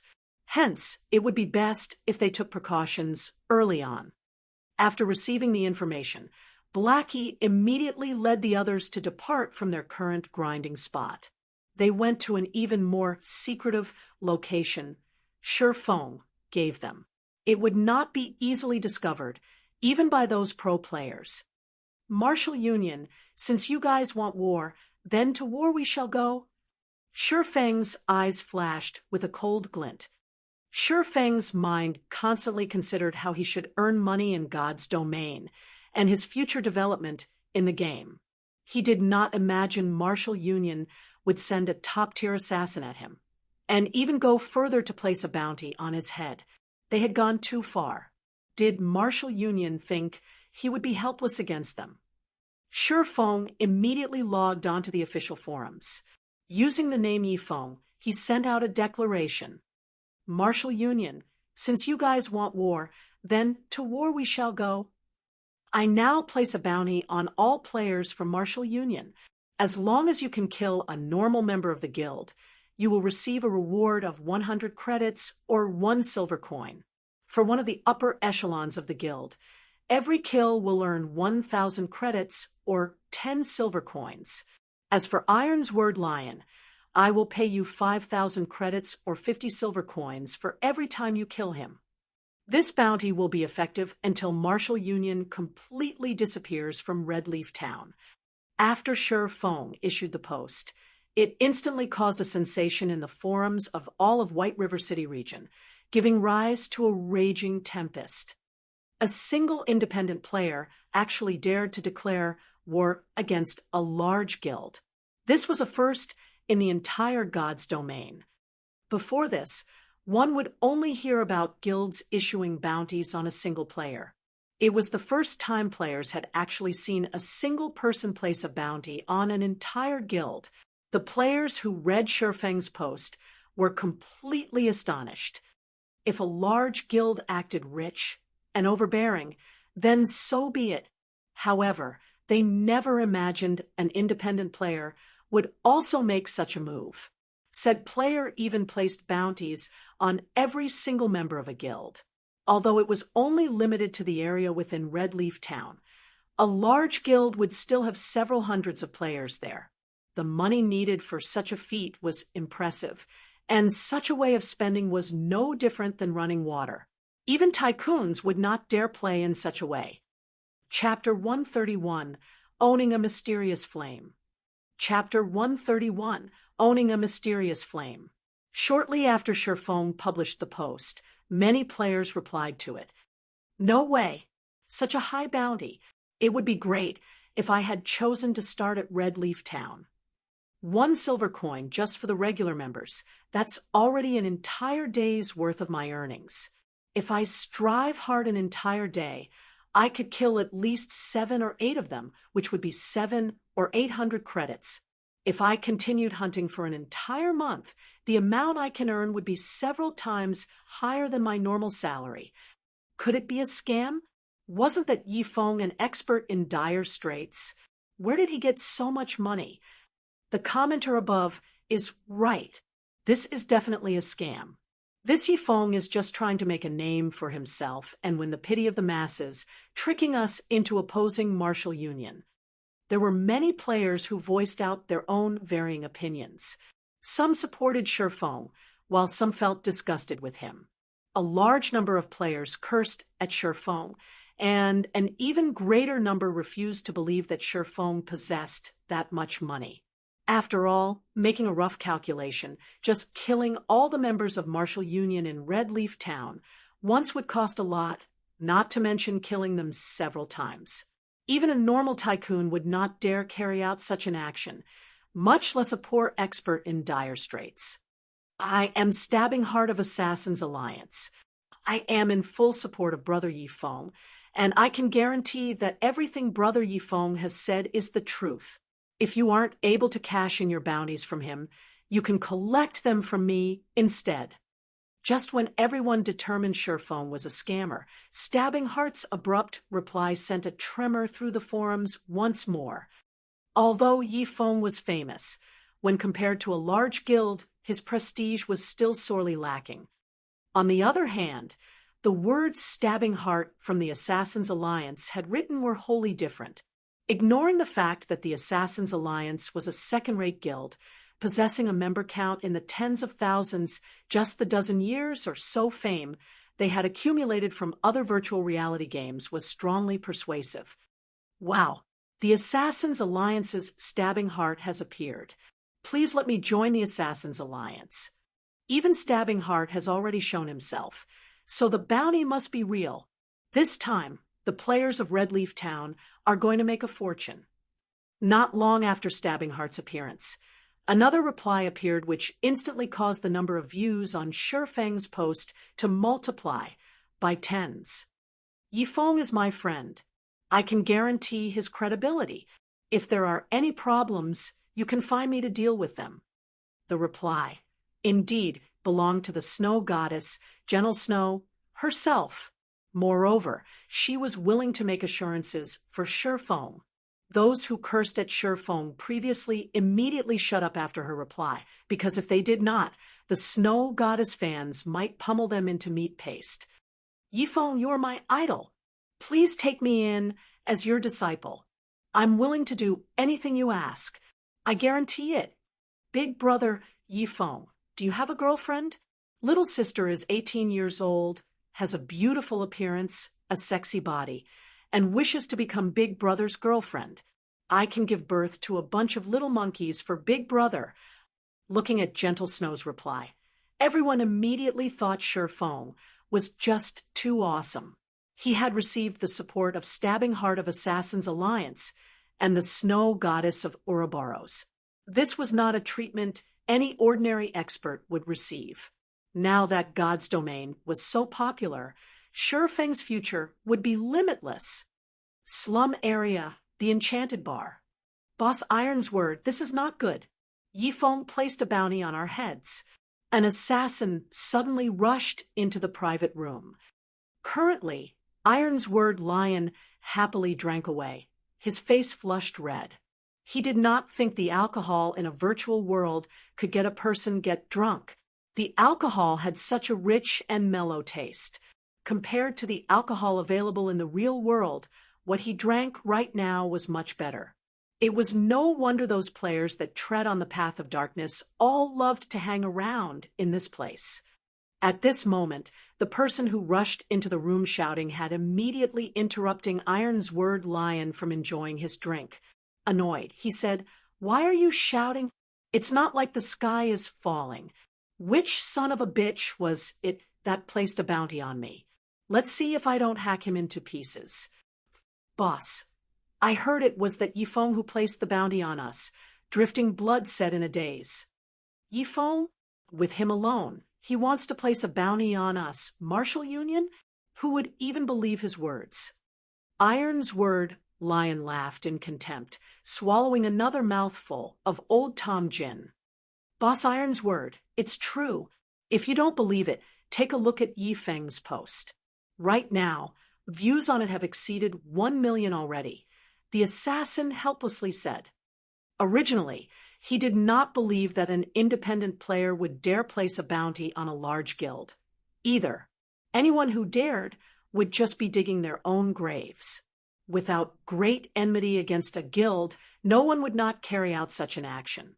Such an action was a major threat to the reputation of a guild, and they would definitely not let off any players who dared provoke them. If they did not kill the player until he quit the game, they would not let the matter rest.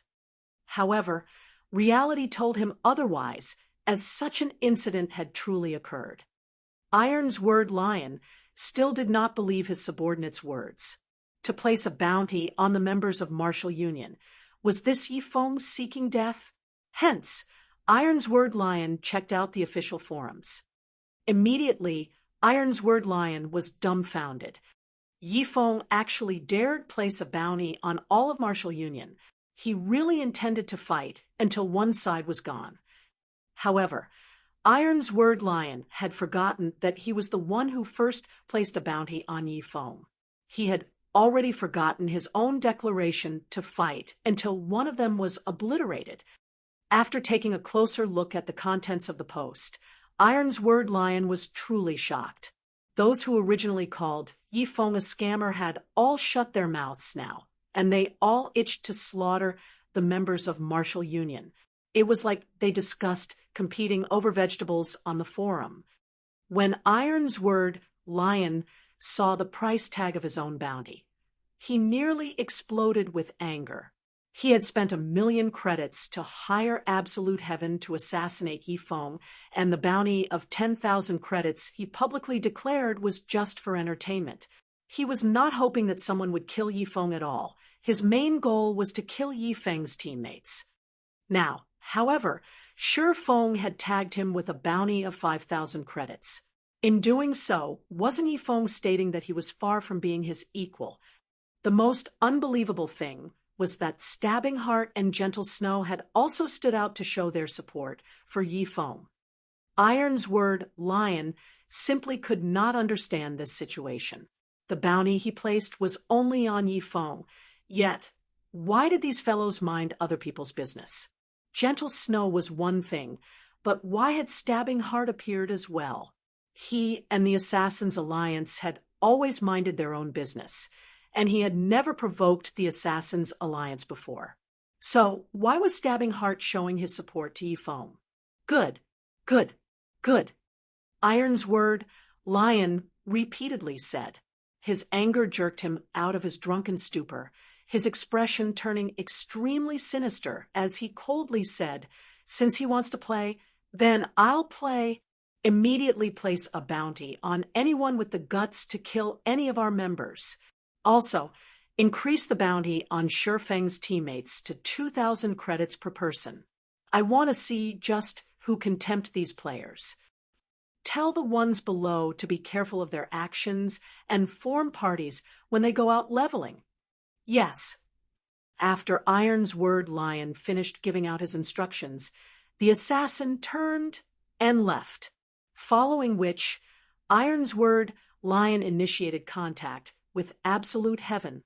He wanted Absolute Heaven to take action a little sooner, killing Yifeng to absolve him of this anger. Elsewhere, Feng had rented an intermediate forging room in the Forging Association. Now that the ice blue devil flame was in his hands, Feng was prepared to use this time to train his forging, placing all his effort into making the Silver Dawn and other equipment. Feng walked to the furnace, canceling the Tier 1 mysterious flame provided by the intermediate forging room. He then took out a dark blue flame from his bag. This dark blue flame was just like a flame sprite, joyfully jumping about in Feng's palm. Furthermore, the flame gave off a scorching heat, causing the temperature in the room to rise quickly. System, do you wish to bind the ice blue devil flame as your personal mysterious flame? Bind? Don't tell me that I can only use it after it's bound? Feng did not know why, but although he held the ice blue devil flame in his hand, he was unable to glean any information about it.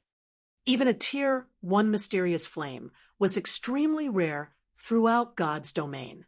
In his previous life, He had never come into contact with a mysterious flame, and this was his first time learning that the flame needed to be bound before use.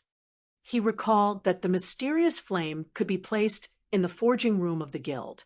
That way, all guild members were able to use it while not being able to take it away.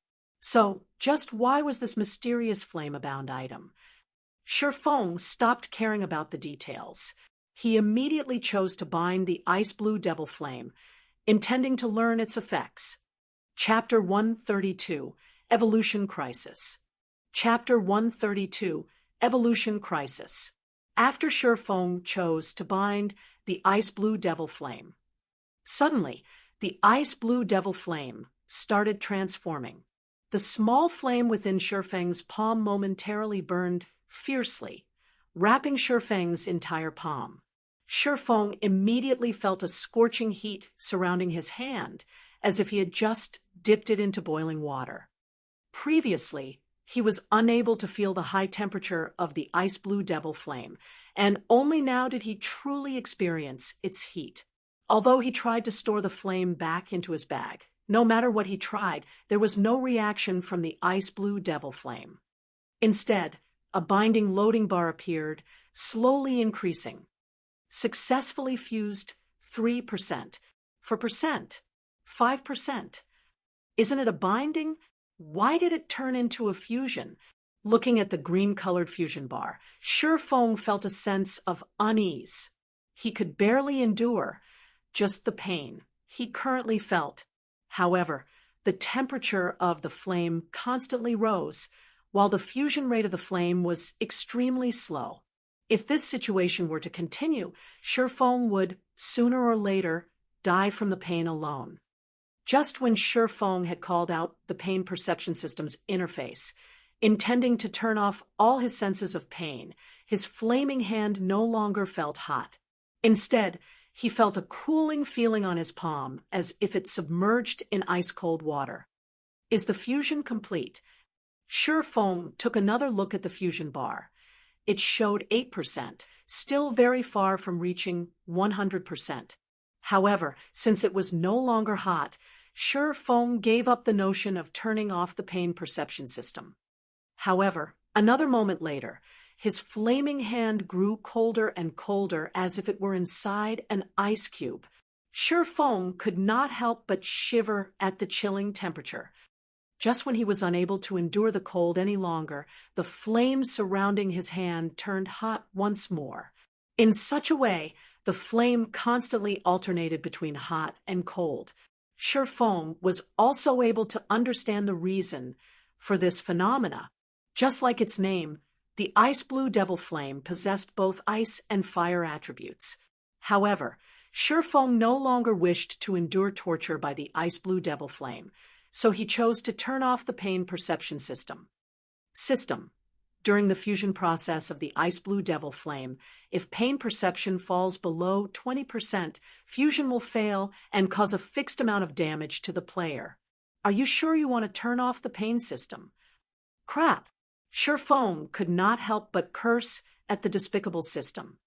The system was clearly trying to toy with him. Moreover, it did not mention what sort of damage the fixed damage was. The fusion progress was already at 30%, so he couldn't just give up halfway. Helpless about the situation, Shifeng could only tune down his pain perception from the original 40% to 20%. That way, he could, more or less, bear through the suffering. However, things were far from over. After the fusion bar reached 50%, the ice blue devil flame started spreading throughout Shifeng's entire body, turning Shifeng into a flaming man. Shifeng's entire body burned with a deep blue flame, just like the Ghost Rider. Compared to the Ghost Rider's flame, however, the flame burning Shifeng's body was much more pure and dazzling. Even the ground below his feet started showing signs of melting. The floor of the forging room had undergone special strengthening techniques, specifically to resist high temperatures. The floors of the forging room were much stronger than even a secret silver weapon. However, this floor could still not withstand the flame, surrounding Shifeng's body. One could just imagine the frightening temperature that was emitted by the flame. Right now, if someone were to attack Shifeng using a bronze weapon, the scorching flame would most likely melt the weapon before it could even come near Shifeng. Fortunately, Shifeng had long since familiarized himself with pain. He had also adjusted his pain perception down to 20%. Otherwise, he really could not endure the ever-changing temperatures of the ice-blue devil flame. After enduring the same process for 20 minutes, the fusion of the ice-blue devil flame finally completed. System: the ice-blue devil flame has been bound as player Yifeng's personal belonging.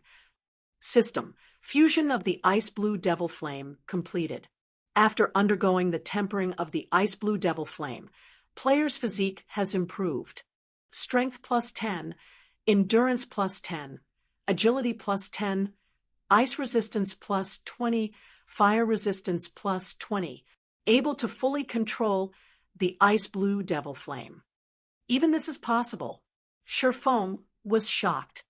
Ignoring how valuable the ice-blue devil flame was to forgers, Shifeng did not think that it could even improve a player's physique after fusion.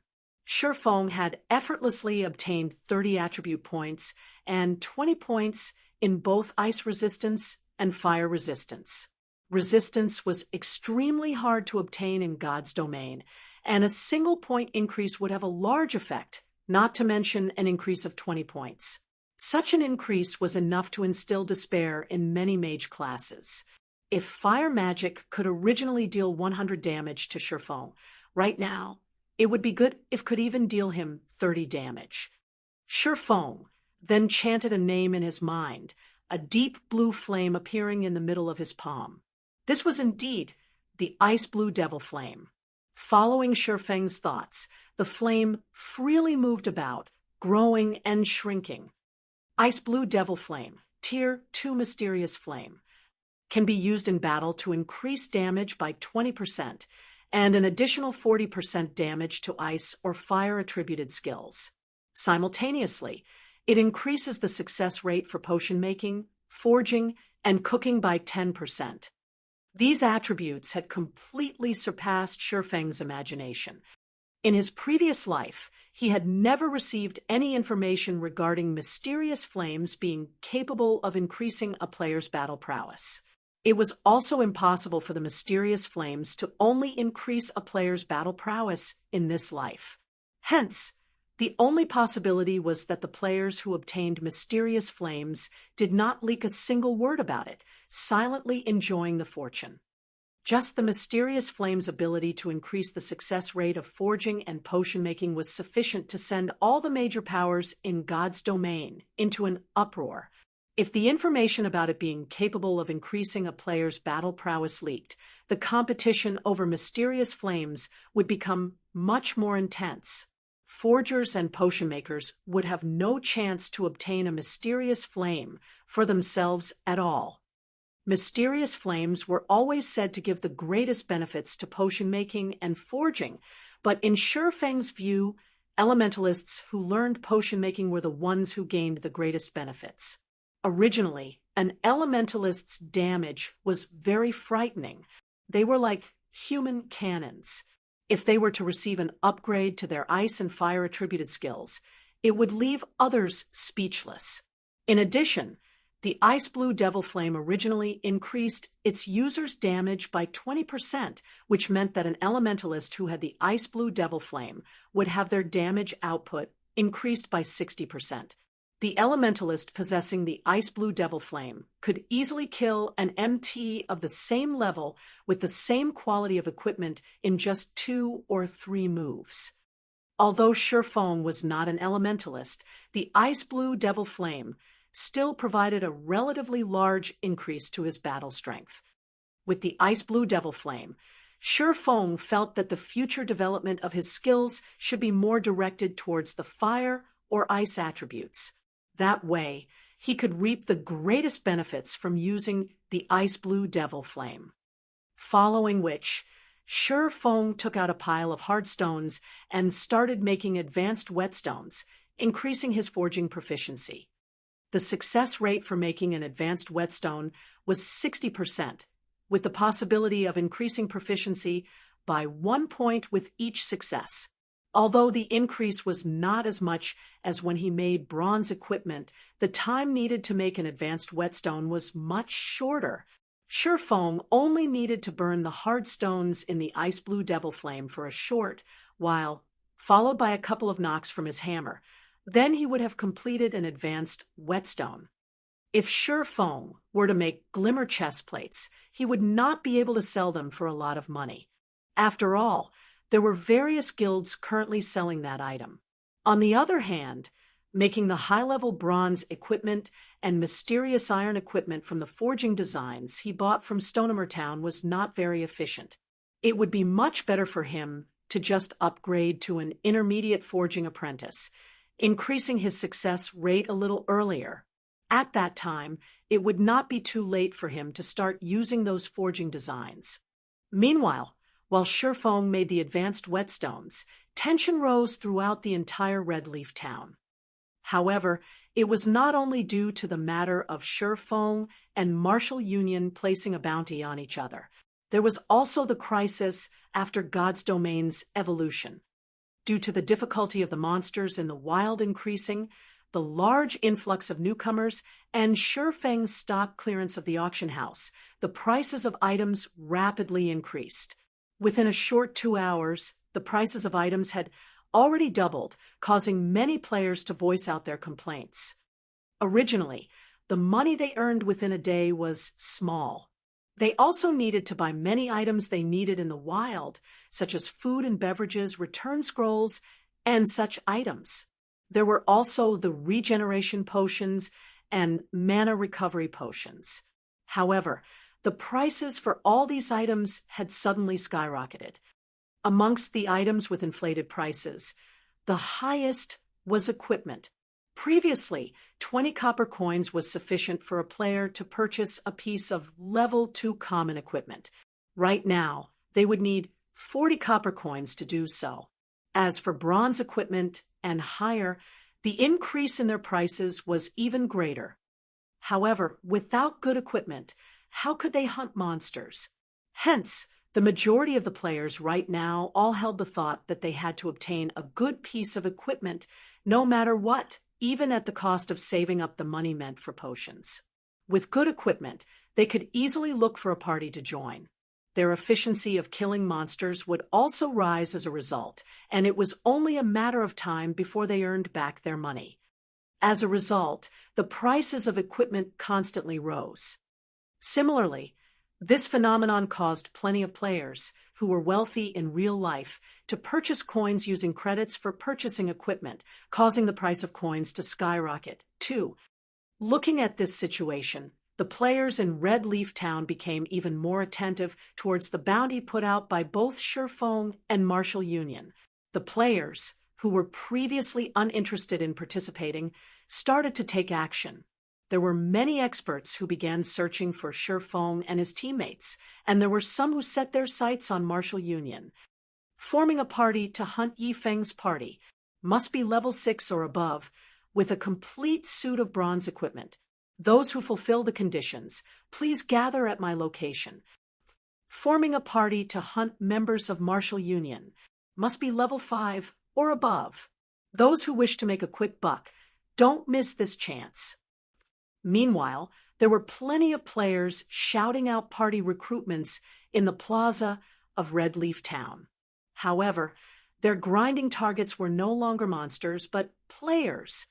Suddenly, Shifeng and Martial Union's game of hunting lured the players throughout all of Red Leaf Town. Chapter 133, Fire Dance.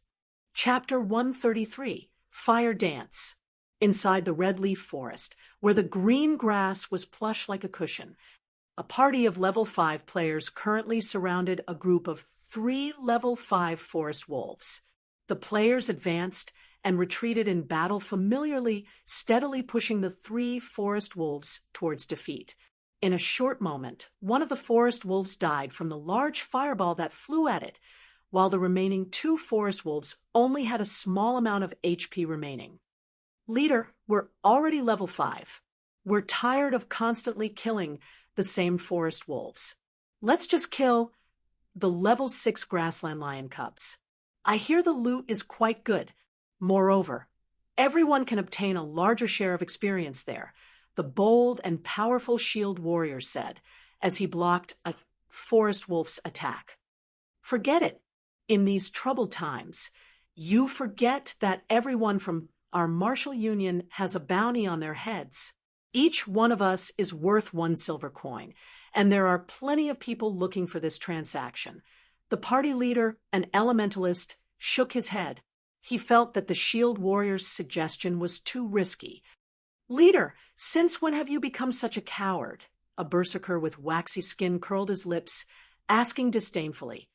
Before, when we snatched elite monsters and equipment and even killed the other players, I've never seen you reluctant before. Regardless of what other people say, Martial Union is a famous large guild in Red Leaf Town. I don't believe that those people would be so foolish daring to kill us. Even if they come, we can kill them off and make a quick buck. The Elementalist party leader nodded, thinking that his subordinates' words sounded logical. In Red Leaf Town, only Martial Union bullied others. Whoever dared provoke them was only seeking death. The Elementalist party leader then said, "All right, after we kill these 2 forest wolves, we'll go kill the grassland lion cubs." "Oh yeah." The shield warrior grinned, using his shield to send one of the forest wolves flying. He then followed up with a heroic strike on the other forest wolf, taking away its remaining HP. Immediately after the party from Martial Union killed the final forest wolf, they suddenly discovered that they were surrounded by a team of over 20 players. Moreover, every one of these players was red-named, and clearly they had already killed a lot of players. Brothers, our luck is good this time. They are all from Martial Union. A red-named female assassin with a provocative body revealed herself from stealth. She wore a smile as she looked at the players from Martial Union. The members of Martial Union immediately felt chills through their bodies. This female assassin was clearly the scout for this entire team. Although she should have been hiding near their party this entire time, they did not detect her presence at all. "What are you all trying to do?" the Elementalist party leader asked in a cold tone, his eyes observing his surroundings. "What are we doing?" The female assassin gleefully smiled at the party leader from Martial Union, saying with a laugh, "Of course, we are here to do some happy things with you." "Sister Fire Dance, why are you wasting your breath on them? Let's just kill them and be done with it," one of the rangers standing in the encirclement said, feeling restless. His bow was already knocked and aimed at Martial Union's cleric. The shield warrior from Martial Union knew that they were not a match for these group of players. Hence, he intimidated, "You guys better think through this. You will not have a good ending if you become Martial Union's enemies. By the time we take care of that Yifeng, we will take revenge on those who dared attack the members of our guild. You guys best consider your actions properly. Don't make a mistake." Is Martial Union really that amazing? The female assassin named Fire Dance played with the dagger in her hand. Curling up her lips slightly, she said, "Why have I heard that you guys suffered a crushing defeat at the hands of my idol, Yifeng? Moreover, since you guys dared make trouble with my idol, it's no different than seeking for trouble with me. You should all just die, right here. Brothers, take action. Don't let any of them escape." Hearing Fire Dance's command, the 20-plus players surrounding Martial Union rushed forward. Meanwhile, the female assassin named Fire Dance suddenly appeared behind the party leader from Martial Union. She immediately knocked the elementalist unconscious, her icy cold dagger slashing across his neck. She then followed up with a backstab and eviscerate, instantly taking the party leader's life, her techniques both quick and efficient. The other members of Martial Union were extremely shocked by this scene. their hearts stopped beating completely. Immediately, they turned and ran. However, would it be that easy to run away? Immediately, the ice walls of elementalists blocked their escape, followed by ice spheres reducing their movement speeds. Several berserkers separately used charge on their targets, followed by breaks, greatly reducing the movement speeds of the members of Martial Union once more.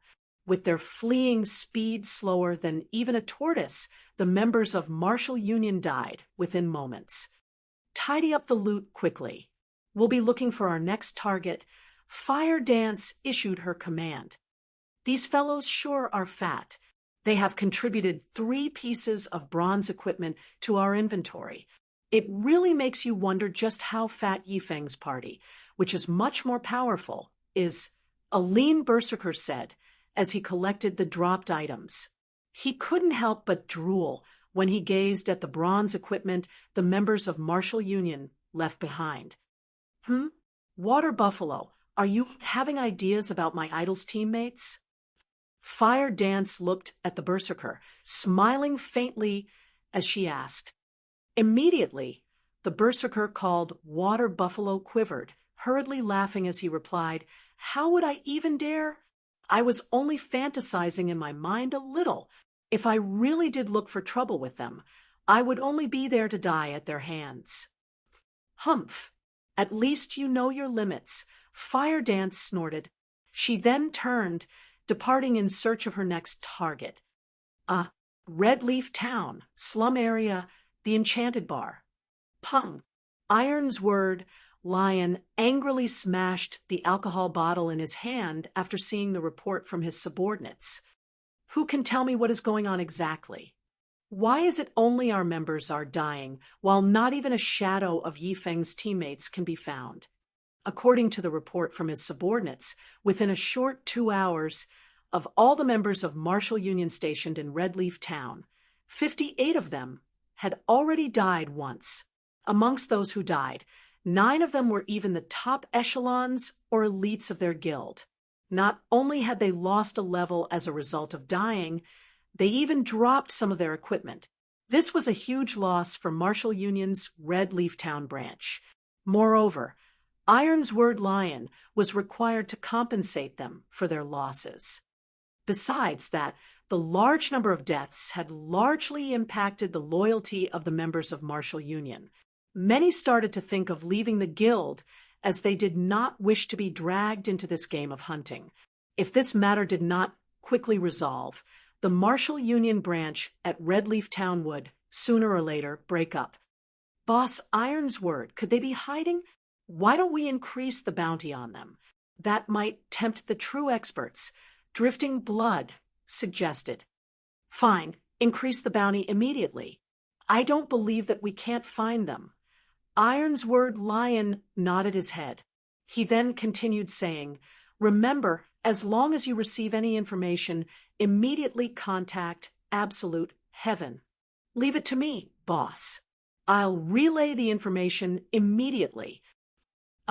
Inside an intermediate forging room, Shurfeng repeated the same task over and over. Shurfeng took out a hard stone, immediately using the ice blue devil flame to burn it. He then used the runic hammer to tap at it a few times, very quickly forming a high-quality advanced whetstone. System: Advanced whetstone has been successfully forged. Forging proficiency increased by 1 point. Obtained 200 EXP. Advanced whetstone, consumable, when used on a level 20 weapon or below, recovers the durability by 8 to 12 points.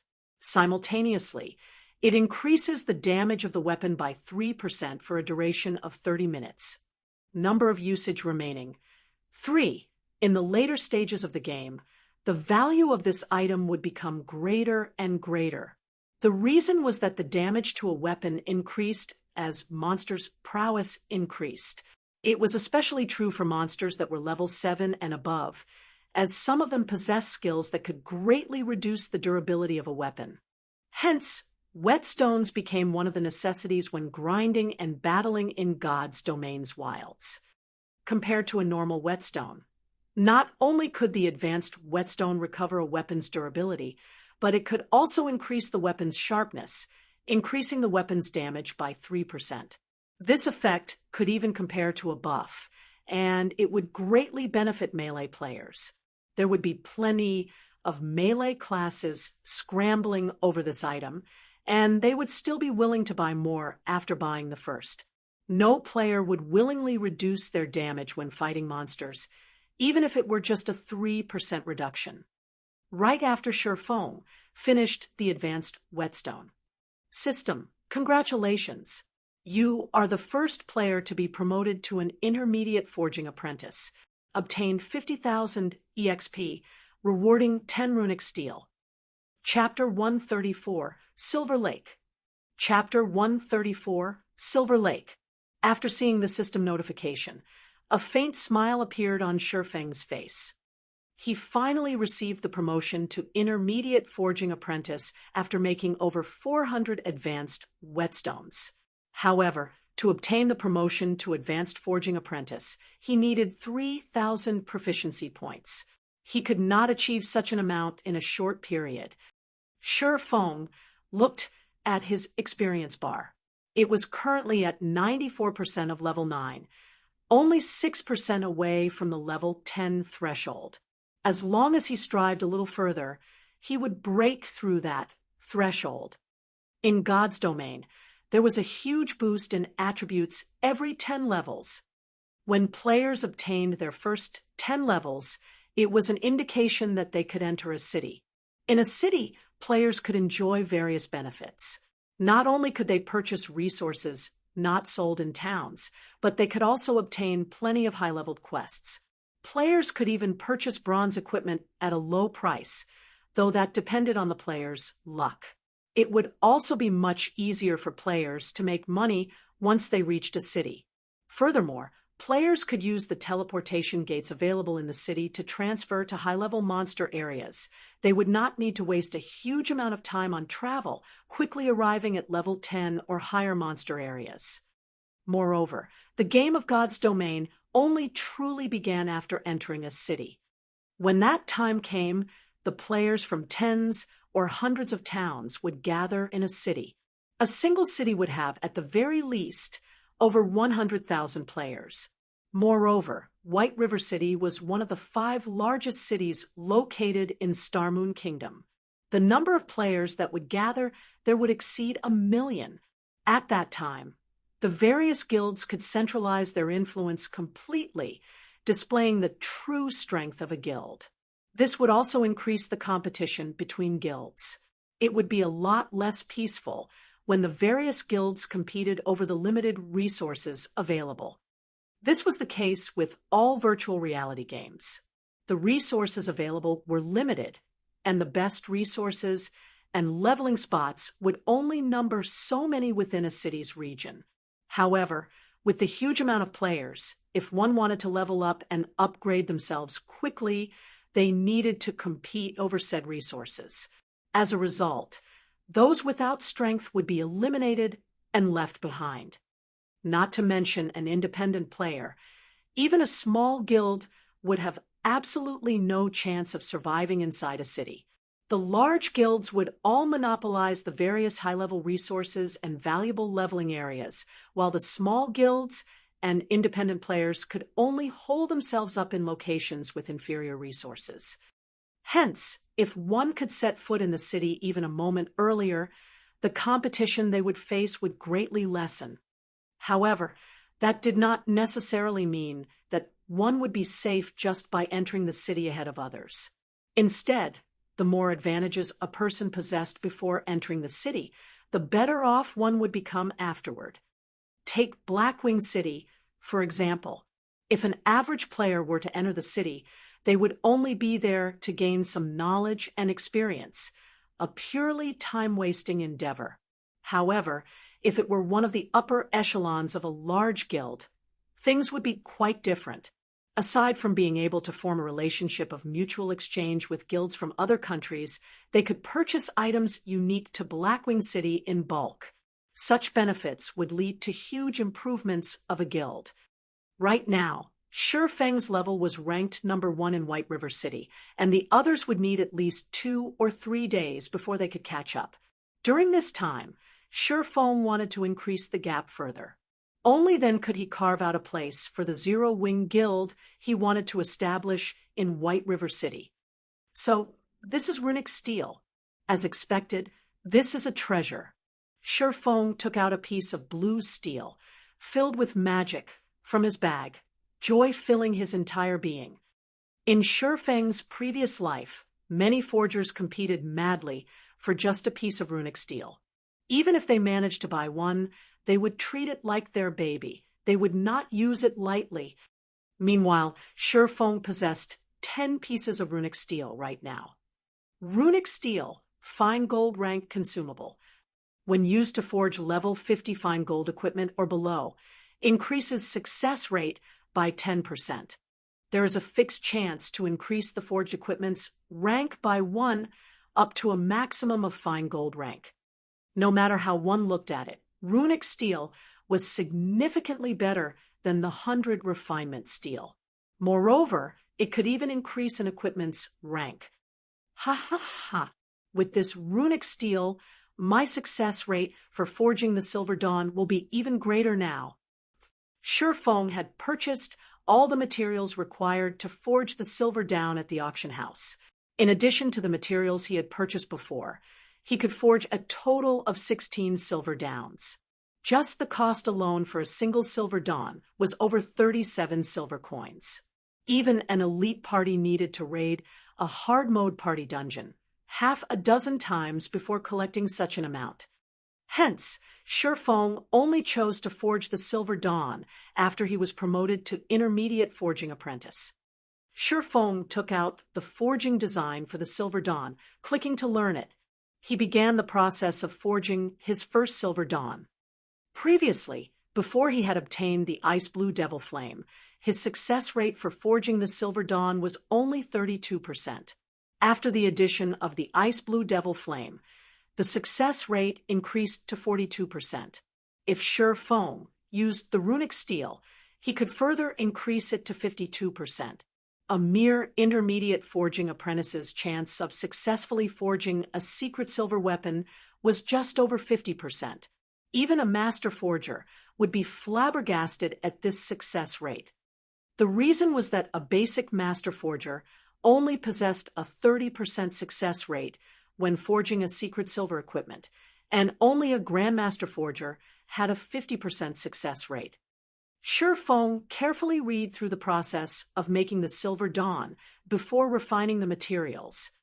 Shi Feng first used the Philosopher's Stone to obtain a high-purity refinement of the materials. He then placed the materials into the Ice Blue Devil Flame, waiting for them to merge.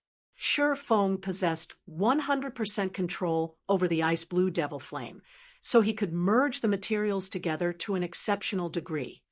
However, Shi Feng chose not to include the incomparably precious runic steel in the forging process this time. The first attempt was only for Shi Feng to familiarize himself with the forging process of the Silver Dawn. Moreover, he only possessed 10 pieces of runic steel, and each one of them was worth at least 1 gold coin. The runic steel was extremely hard to obtain, and using it now would just be a waste. If other forgers knew that Shi Feng intended to use the runic steel to forge the Silver Dawn, they would curse at Shi Feng in anger. The Silver Dawn was only a level 10 secret silver weapon, yet Shi Feng actually thought of using the runic steel to forge it. Such an action was simply maddening. 10 minutes later, the refinement process was complete. Shi Feng looked at the product of his refinement with satisfaction. He then placed the piece of metal on the anvil, using the runic hammer to pound at it. Sparks flew about as the sounds of the hammer, striking the metal, resounded throughout the forging room. Shi Feng was extremely careful with every strike, afraid that a single misstep would affect the final shape of the Silver Dawn. After striking at the metal hundreds of times, sweat drenched Shi Feng. Satisfied, he clicked the generate button, following which the red-hot metal began to take shape, transforming into a silver-colored longsword. He investigated the weapon's information. After a full 5 seconds, system, forging of the Silver Dawn has failed. Shi Feng looked at the weapon's attributes, discovering that it was only a level 10 mysterious iron weapon. Indeed, the forging failed. However, Shi Feng was not overly disappointed at the results.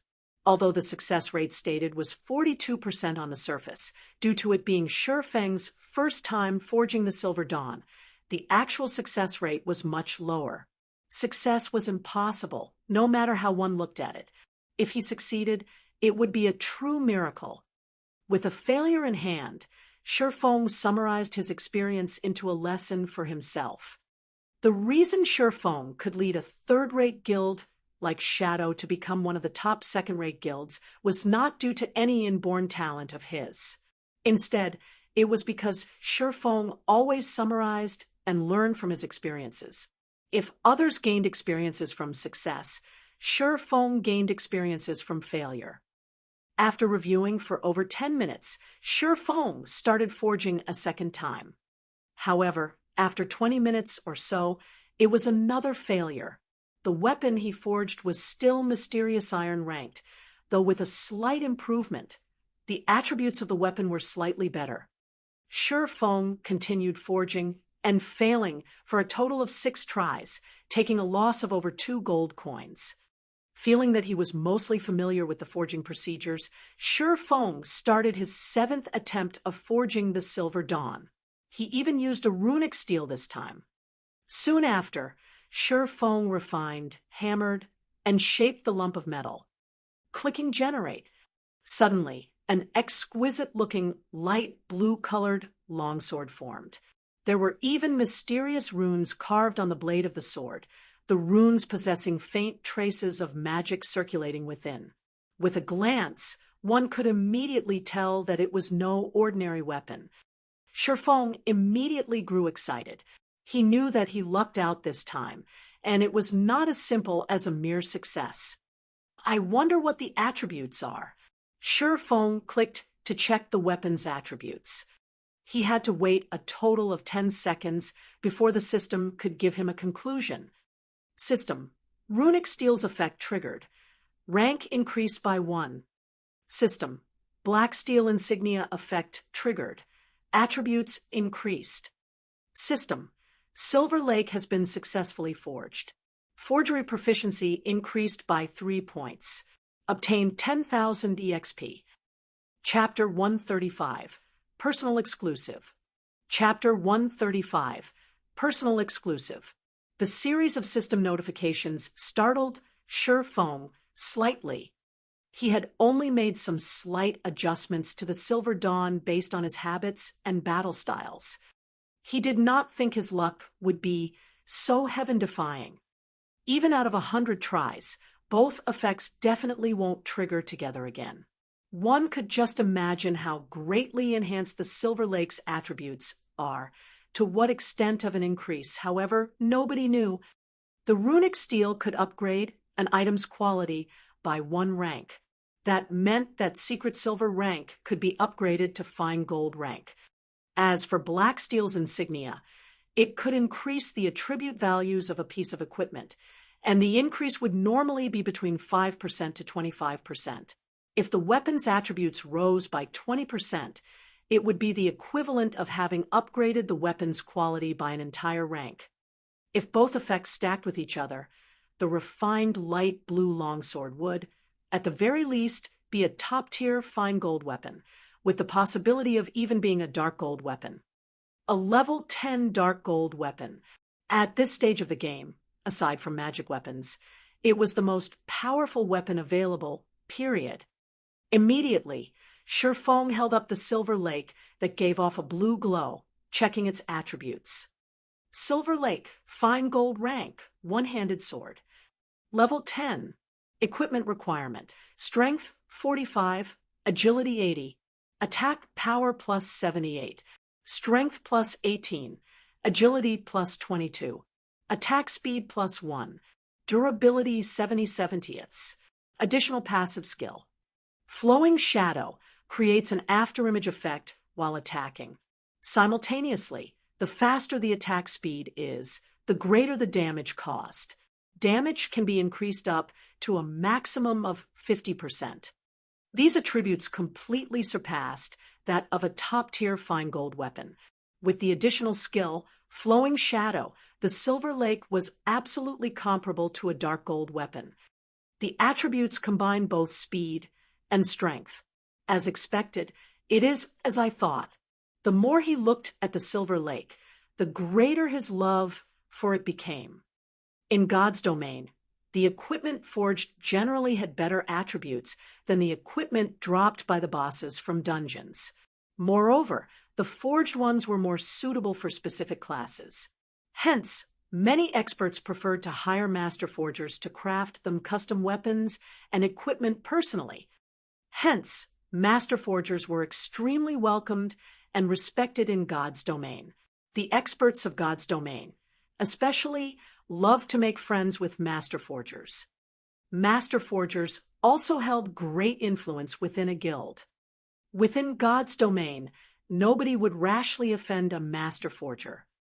Who knew which expert a master forger had forged a weapon for before? If one carelessly provoked a master forger, they might end up assassinated or hunted by a large number of experts. After all, these experts all wished to earn a favor from a master forger, calling it in for custom equipment. Only suitable equipment would be the best equipment. Although these personalized weapons and equipment were only slightly better than equipment dropped from dungeons, the battle prowess a player could display while using the equipment would increase manyfold. Regarding these sorts of weapons and equipment, they were all referred to as exclusive equipment. They were only suited to a single individual or a certain type of individual. The Silver Lake was a personal exclusive weapon that Shurfeng created for himself. If other swordsmen used the Silver Lake, it would only display the power of a normal fine gold weapon. However, in Shurfeng's hands, it could display the prowess of a dark gold weapon. Previously, Shurfeng had lost the Crimson Blade in battle, and he just happened to be in need of a new weapon. This Silver Lake would suffice for Shurfeng's use for a very long time, and he would not need a new weapon anytime soon. Now that he had crafted his first personal exclusive weapon, Shurfeng felt much more assured. He then continued forging more Silver Dawns. After successfully forging the fine gold-ranked Silver Lake, it became much easier for Shurfeng to forge the Silver Dawn. 2 days quickly passed. During the day, Shurfeng would move some items to his new house, decorating his new home with some furniture. He then trained his body, as usual. At night, after he entered God's domain, he forged equipment without stopping. In such a way, his time was fully occupied. After training his body for a time, in addition to the constant aid of the nutrient fluids, Shurfeng could feel a clear improvement in his body's physique. Also, his mind felt much more clear. Currently, his physique had only caught up with the average standard of the athletes in his university. As long as he persevered for another fortnight, he might be able to reach the standard of the Fighting and Martial Arts Society's members. At that time, his body could absorb nutrient fluids more efficiently, allowing his mind to become much more active. Meanwhile, during the nights in God's domain, aside from occasionally visiting the auction house to purchase materials and appreciation items, Shurfeng had conducted a large transaction with Stabbing Heart. Shurfeng sold the level 5 to level 7 bronze equipment he possessed in bulk, earning himself over 2 gold coins and over 200,000 credits. Other than that, Shurfeng spent the remainder of his time cooped up in the intermediate forging room. Not only did he forge Silver Dawns, but he also forged plenty of equipment using the bronze and mysterious iron forging designs he obtained from Blackbeard. After he spent all his money on forging equipment, he continued making advanced whetstones. In a period of 2 days, Shurfeng had forged a total of 31 Silver Dawns, over 200 pieces of level 8 bronze equipment, over 100 pieces of level 9 bronze equipment, over 100 pieces of level 10 bronze equipment, over 60 mysterious iron weapons, over 70 pieces of mysterious iron equipment, and over 2,000 advanced whetstones. If other forgers saw these numbers, they might faint from shock. Shi Feng's forging speed was simply outrageous. However, the main reason Shi Feng could create so many items was his low rate of failure. After forging so much equipment, Shi Feng's level had long since reached level 10, and he was not that far from level 11. As long as Shi Feng desired, he could go to White River City at any time. However, he did not plan to make that journey yet. At the very least, he wanted to make a trip to Blackwing City first, before going to White River City. According to Shi Feng's understanding, the average players were mostly at level 6, the pro players at level 7, while only those leveling madmen who played the game 24 hours a day might be level 9. Hence, Shi Feng was not in a hurry. Going from level 9 to level 10, the EXP needed was not a small amount. At the very least, it would take over a day to obtain it. Just as Shi Feng prepared to go to the auction house and sell a few more glimmer chestplate forging designs, Shi Feng suddenly discovered an interesting matter. The members of Martial Union, whom he could previously see on the streets, were nowhere to be found.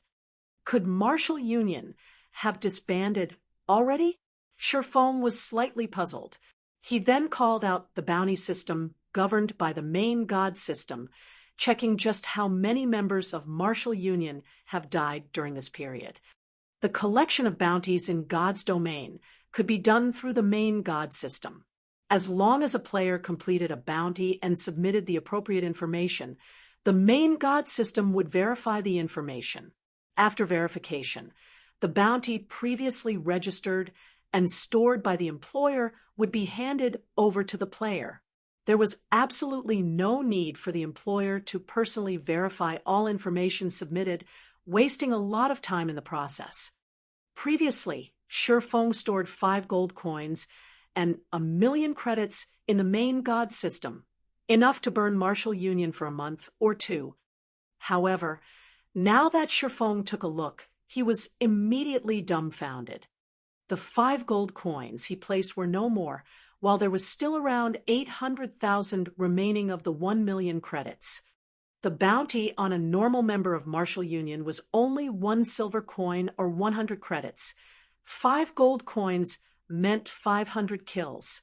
If it were an elite member of the guild, the bounty was 10 silver coins or 1,000 credits, and 5 gold coins was the equivalent of 50 kills. Such a number was sufficient to send all the elites of Martial Union in Red Leaf Town back to level 0.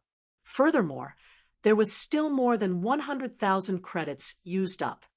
It had only been slightly more than 2 days since Shi Feng announced the bounty, and yet so much was gone already.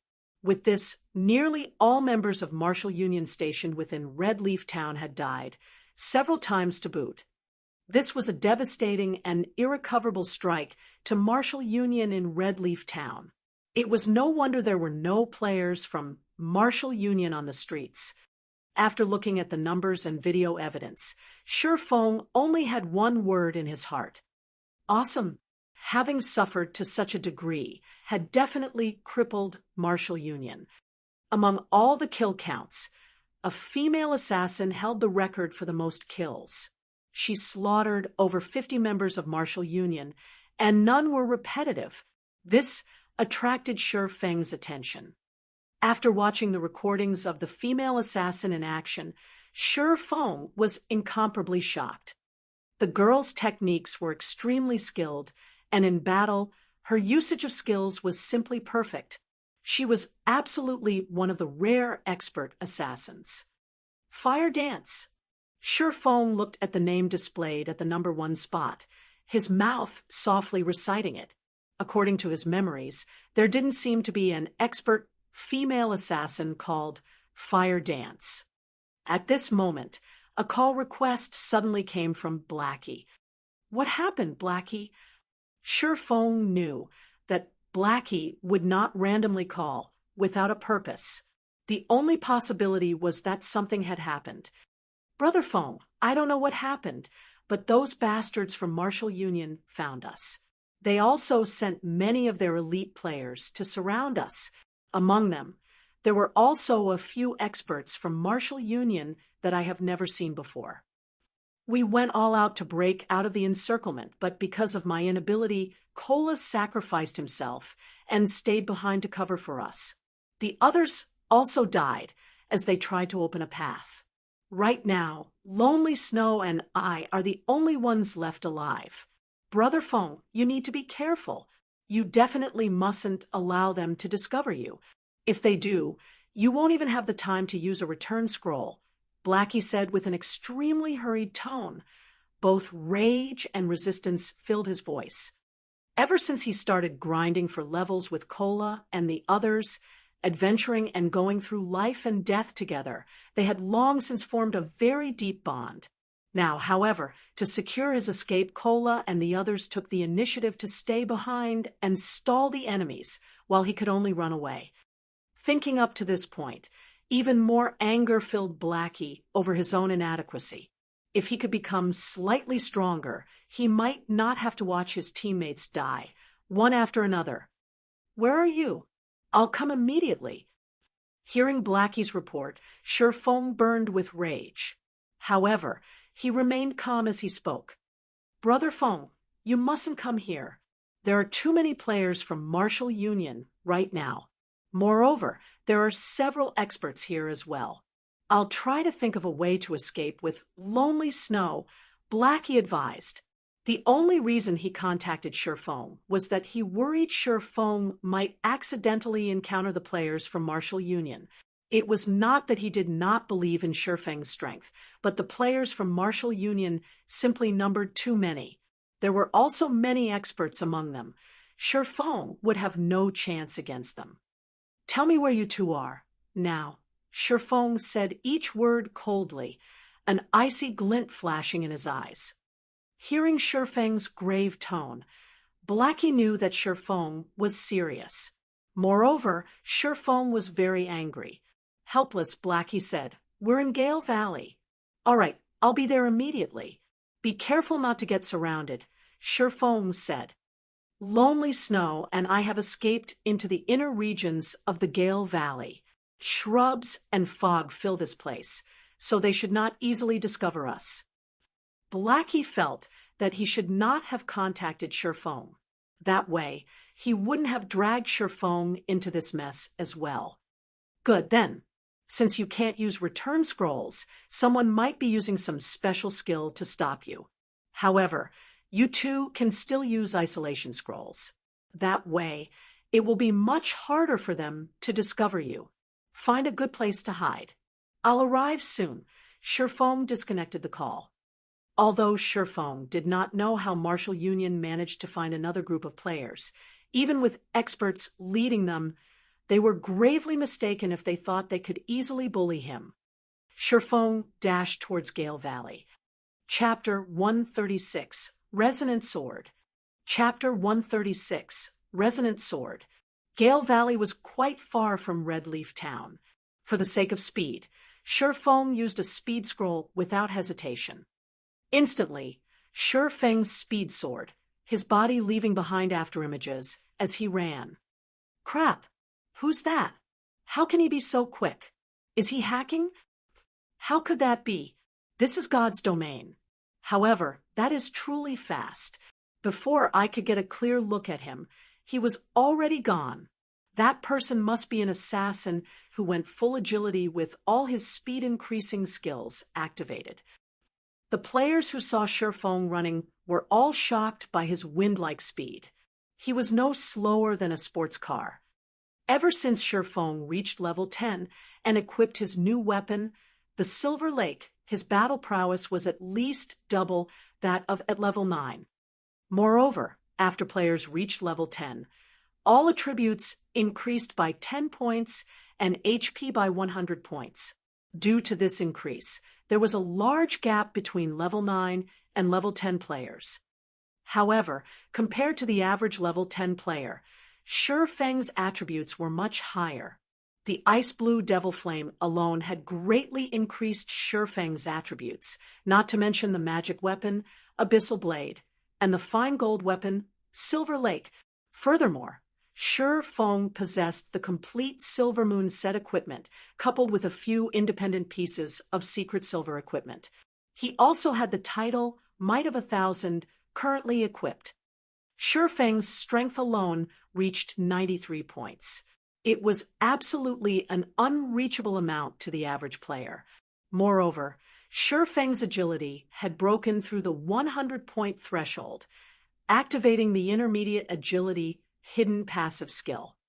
Like the wind, it was renowned as a godly skill for battling in the open.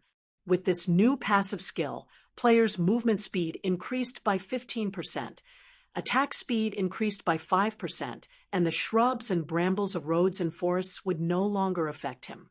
Simultaneously, consumption of stamina had slightly reduced, greatly improving a player's survivability and ability in battle.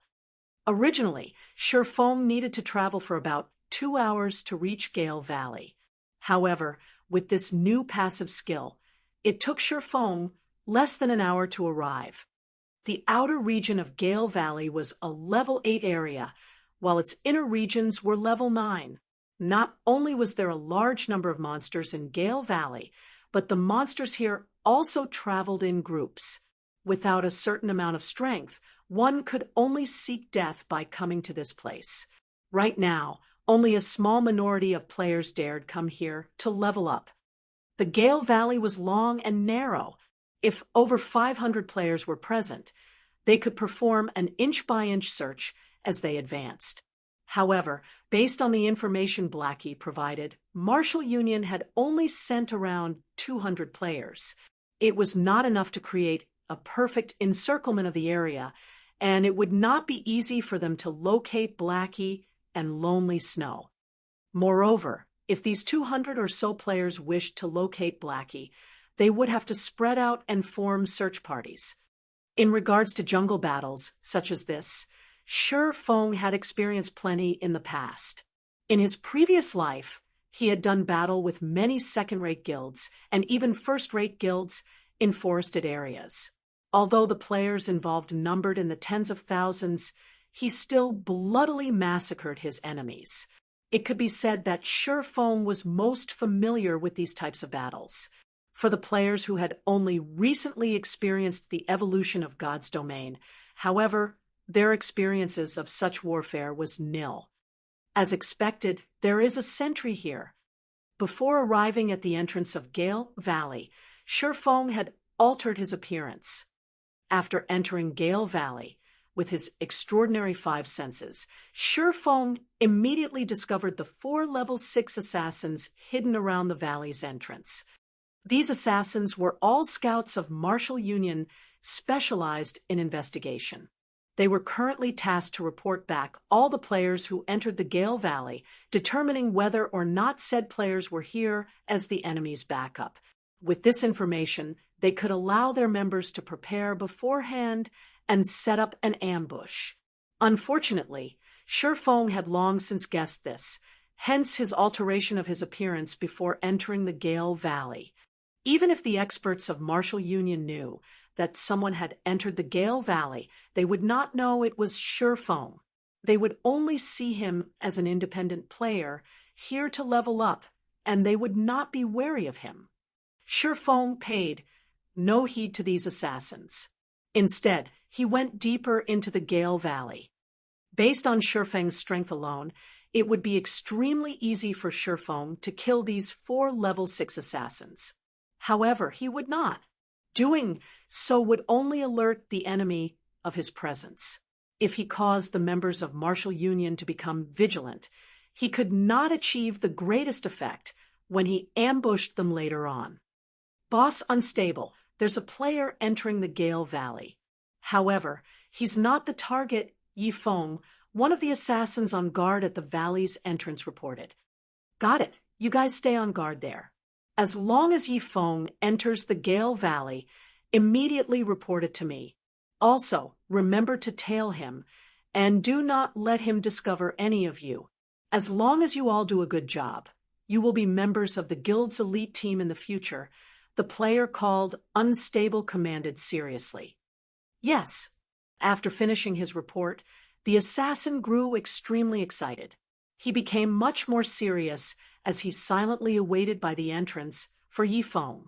However, he did not know that the person he mentioned had long since entered the Gale Valley. After Shifeng entered the Gale Valley, he constantly advanced through the treetops. He utilized his heightened vision to observe the surrounding situation, making accurate decisions. And someone's here. Very quickly, Shifeng detected sounds of battle from the forest a short distance ahead. Moreover, it did not seem like a small battle. Immediately, Shifeng stealthily closed in on the origin of the sounds, intending to discover more about the situation. If it were only a battle between players and monsters, there would not be so much movement.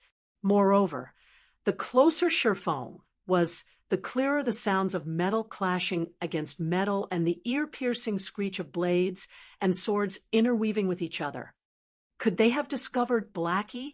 Shifeng shook his head, feeling that the possibility was extremely low. Previously, when Blackie contacted him, Blackie stayed in the level 9 inner regions of Gale Valley.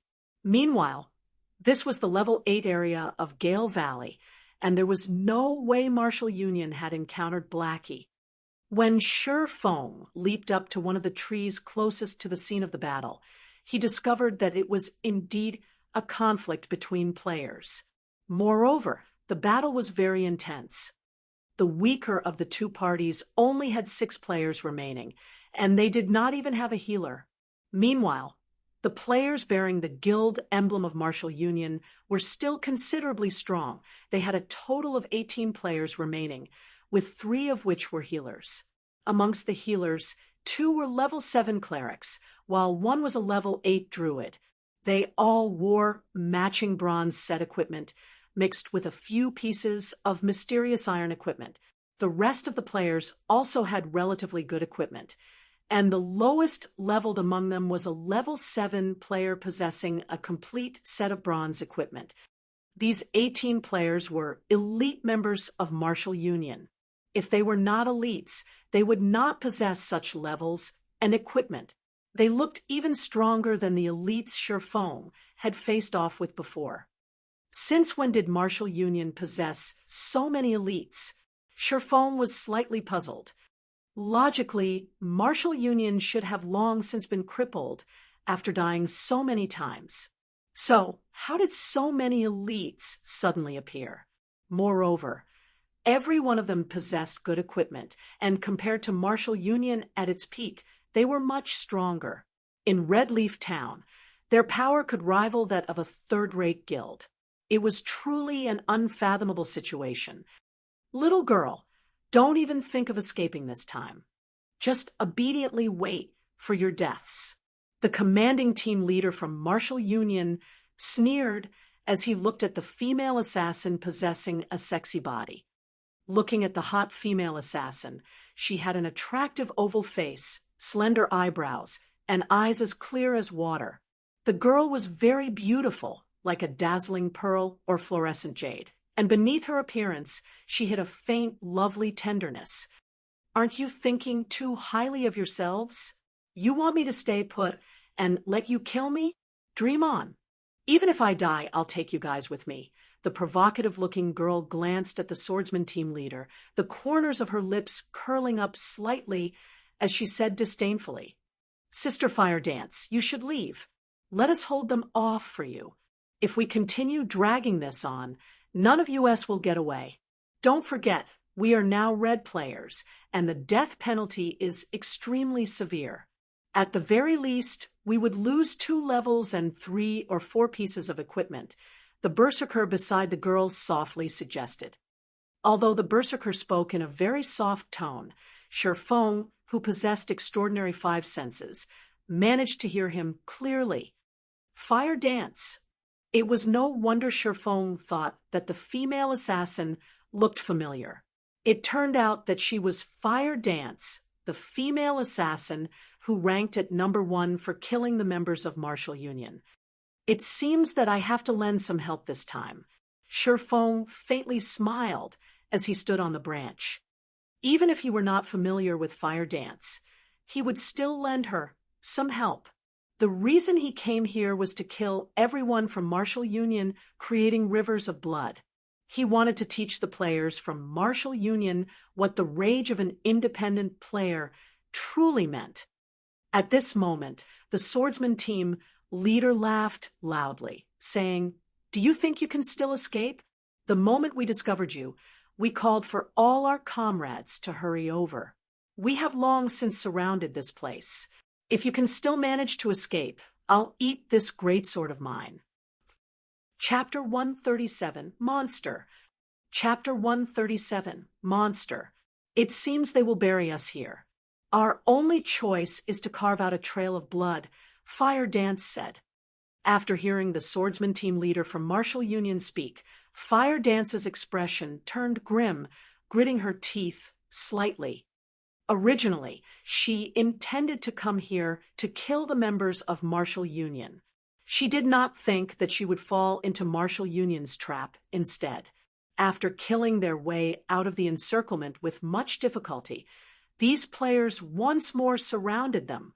Their chances of escaping were already scant, and if another 20 or so enemies arrived, even that tiny hope of escape would vanish. If she and her teammates died now, with the previous crime value they had accumulated, at the very least, her teammates would each lose 2 levels, while she would lose at least 3 levels and all of her equipment. Such a loss would devastate them, and their team would very likely disband, never to rise again. Ha ha ha. It's too late to fear now. Originally, we prepared this ambush for that Shifeng, but I never thought you guys would send yourselves to death. From now on, the fine equipment that you guys use will belong to us. Brothers, go. Leave that little girl for me to deal with. The swordsman team leader licked his lips as he spoke, his eyes revealing an undisguised greed as he gazed at Fire Dance's sexy body. Naturally, Shifeng, who was hiding in the forest, heard the entire conversation. Although he knew Martial Union definitely had some hidden plot, it turned out that they planned to set a trap for him all along. Previously, he had stayed inside the forging room, creating equipment. Moreover, he had also altered his outward appearance, making it impossible for Martial Union to find him. Hence, they chose to take action against Blackie and the others, using them to lure him out. At the same time, they would set up a trap and surround him. Unfortunately, although they had prepared for a variety of situations, they missed out on 2 important points. First, Shifeng possessed the demon mask that allowed him to disguise his character's appearance and information easily. Second, they gravely underestimated Shifeng's current strength. Brothers, follow me and let's kill our way out. At this moment, Fire Dance chose to take the initiative and launched an attack. In the blink of an eye, she rushed towards the spot where the encirclement had the least amount of players. Before the berserker standing there could react, Fire Dance's dagger had already pierced the back of his head, forcing him into a fainted state. Fire Dance immediately followed up with a backstab, assassinate, and eviscerate, instantly removing half of the berserker's HP. The other members of Fire Dance's team also rushed forward with her, breaking through the encirclement. However, just as the several level 7 players fell to critical health, a dazzling white light surrounded their bodies, recovering over half of their total HP. Moreover, those players were not just weaklings. They stubbornly held back the members of Fire Dance's team, not backing down in the slightest. Mages, go all out. Clerics, cast your shields. Rangers, mark the assassins. Do not let them get away. I don't want to become a laughingstock for the players in Blue Water Town, the swordsman from Martial Union commanded as he similarly charged at Fire Dance. Including herself, Fire Dance's team only had 6 players remaining. Each of them faced off against 2 or 3 enemies. Their enemies also had healers constantly replenishing their health. They had no chance for victory at all. Moreover, with the constant bombardment from the backline mages of Martial Union, Fire Dance lost another 2 of her teammates in the blink of an eye. Is this really it for us? Fire Dance watched her comrades fall in front of her eyes, her heart bleeding at the sight. However, Fire Dance had no time for anger, as she faced off against 3 enemies at once. One of the 3 was also the team leader from Martial Union. However, in addition to being outnumbered, she also had to deal with the constant attacks from the mages. As a result, her HP reduced continuously, while a majority of her skills were on cooldown. She could only dodge the incoming attacks to reduce as much damage as possible. Ha ha ha. Little girl, if you wish to blame someone, then blame that Yifeng of yours for standing out.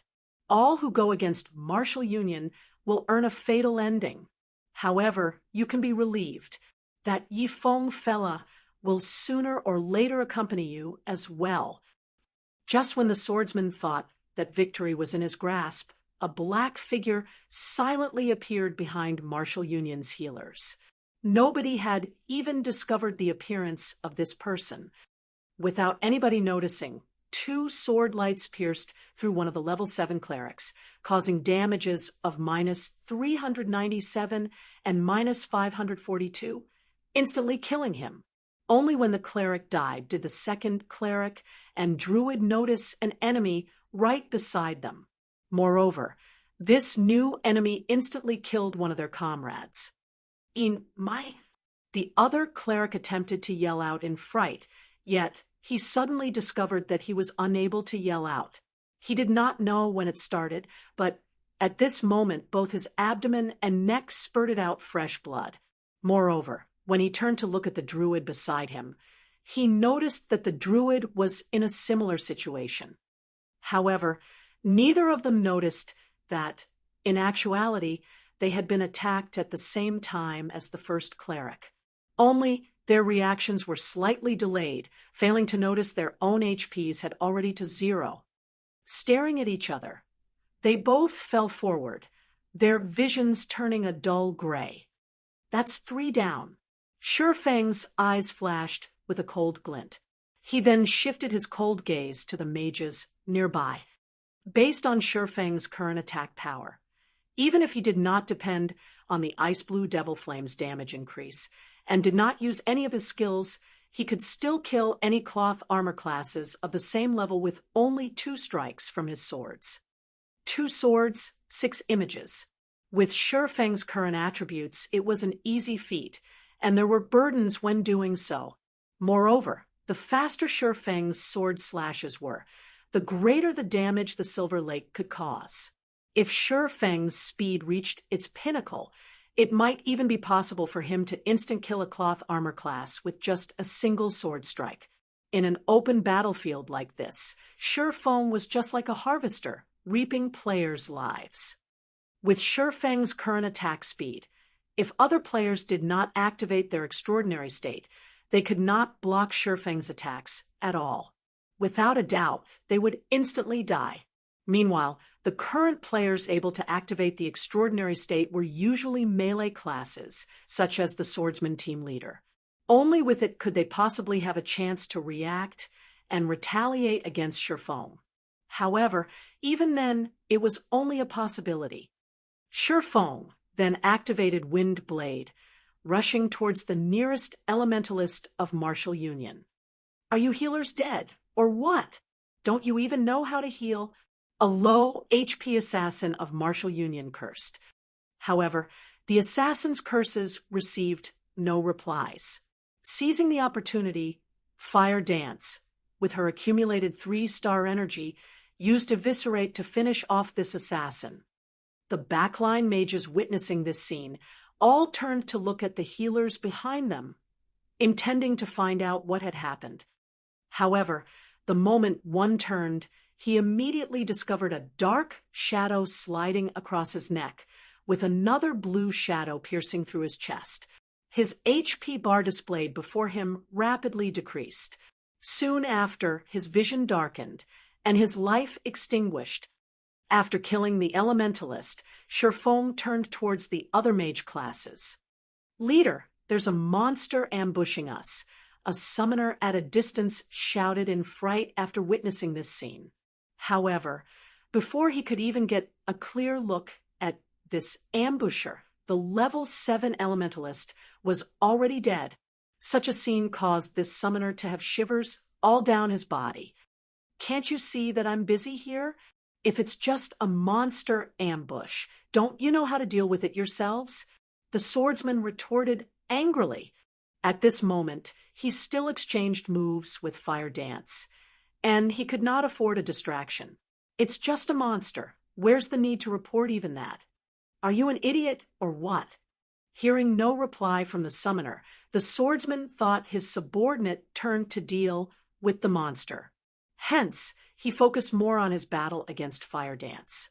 In reality, however, the summoner already lay beneath Shifeng's feet. The 3 mages nearby who attempted to escape were dead as well. Meanwhile, Shifeng's name turned a crimson red, as if it would bleed at any time.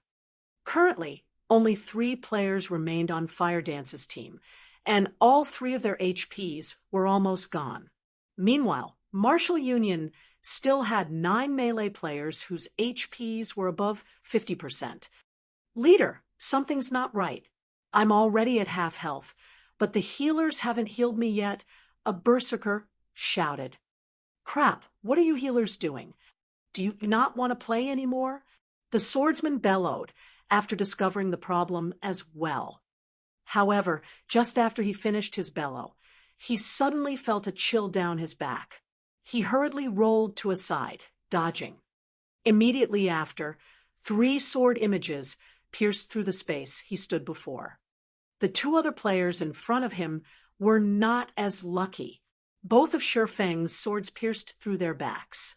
Without even knowing the cause of their deaths, both of their bodies fell lifelessly to the ground, their eyes wide open. As the leader, the swordsman was the strongest among the entire team. However, when he saw this scene play out before him, he suddenly felt cold throughout his body, being able to kill both of his comrades instantly, and without using any skills to boot. Just how heaven-defying was this person's attack power? "Who are you? Why are you acting against us?" The team leader gathered up his courage, angrily shouting, "Do you know who we are? We are members of Martial Union. If you don't wish to die, leave this place immediately. I can still let you off the hook." However, he suddenly heard the reply whispered from behind him. "The ones I'm here to kill are precisely you from Martial Union." The swordsman team leader turned his head, his complexion turning pale instantly. Previously, the mysterious player standing in front of him had, in the blink of an eye, arrived at his back, giving him a cold smile. Before the swordsman team leader could even scream, Shifeng sent a chop at him. The pitch-black abyssal blade pierced through his chest, causing over -700 damage, instantly dropping his HP to 0. Pairing up silent steps and chop, Shifeng had killed off the level 8 swordsman team leader. Meanwhile, Fire Dance, witnessing the scene from a distance, was utterly dumbfounded. This mysterious player had instantly killed the swordsman team leader, whom she had difficulty dealing with. Is this mysterious player truly a player? He can't be a ghost of God's domain, right? After the team leader of Martial Union died, the other members were all fear-stricken. After witnessing Shifeng's extraordinary speed and frightening damage, they all felt unprecedented fear. Is this even a player? He can't be a monster, right? This way of thinking reverberated in the minds of these players, causing them to tremble with fear. Although Fire Dance had good technique, at this moment, she did not dare to make any careless movements. She could only watch in silence, and unknowingly, a streak of sweat rolled down from her forehead. When faced with this mysterious player before her, Fire Dance's instincts were telling her that, if this mysterious player wanted to deal with her, death would be the only outcome for her. Chapter 138, Hidden Expert. Chapter 138, Hidden Expert. Fire Dance's eyes flickered when she saw Shi Feng's figure. Aside from the immense pressure that she felt from him, she could also smell the stench of death on him. From the moment Shi Feng appeared, she was aware of Shi Feng's existence. However, Shi Feng's movements and battle techniques were just too quick, to the point where she even questioned her own senses. Only when the team leader died was she shocked out of her daze. From the death of the first cleric to the death of the swordsman, only a short 5 seconds had passed. Every time Shi Feng revealed himself, another player fell to the ground, blood spurting from their bodies. Shi Feng was like the Grim Reaper, harvesting the lives of martial union's members. One could only describe Shi Feng's movements as erratic. Shi Feng also wore a pitch-black hooded cape that hid his face. In addition, the demon mask hid his name, level, and other information. Aside from his HP bar, there was nothing else to see. It would not be strange, even if he received the same treatment as a monster. The only reason Fire Dance knew Shi Feng was not a monster was that she had overheard Shi Feng speaking to the swordsman team leader in a low tone. However, the fact that Shi Feng was not a monster, but instead a player, shocked Fire Dance even more. Just how high were Shi Feng's attributes for him to be so strong? Meanwhile, Shi Feng felt nothing unexpected about the feats he had just accomplished. The attributes of these players was not even half of his own. Virtual reality games were just that cruel. Although the gap of attributes between each level was small, when accumulated to a certain degree, the gap in total strength would be massive. Quick escape. That's a monster. I'm not fighting anymore. That monster is just too scary. Although they knew that this was just a virtual reality, the remaining 5 players from Martial Union were still utterly afraid, their hearts beating madly. Their team leader, the strongest amongst them, died in an instant. He wasn't even able to retaliate in the slightest. This was no longer a monster that players could handle. Immediately, every one of them fled, intending to meet up with the others hurrying over. Only then could they have peace of mind. It's too late to escape now. Shi Feng activated Windwalk, and like an arrow, his body shot forth, instantly catching up to the first assassin. In a fright, that assassin attempted to turn his body to block Shi Feng's attack. Unfortunately for him, Shi Feng's attack speed was just too fast. With a wave of the abyssal blade, 3 sword images landed upon the assassin's vital points.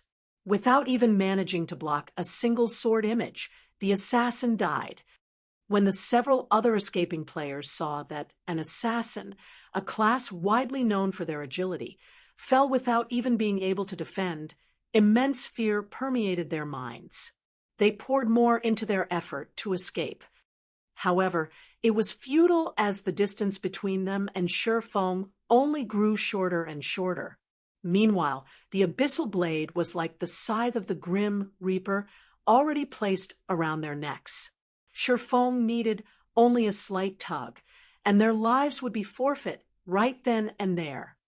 Within a moment, with an absolute difference of speed, Shi Feng very quickly killed the 5 escaping players. He then started tidying up the loot. These Martial Union players all wore pretty nice armor. A majority of them were all fully equipped with bronze equipment, and some even had a few pieces of mysterious iron equipment. However, the equipment was all just level 4 or level 5 equipment.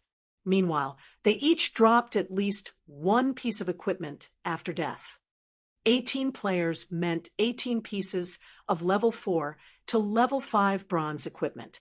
If Shi Feng sold it all, he could make a small fortune. While Shi Feng picked up the drops, Fire Dance, standing at a distance, held her delicate hand over her madly beating heart.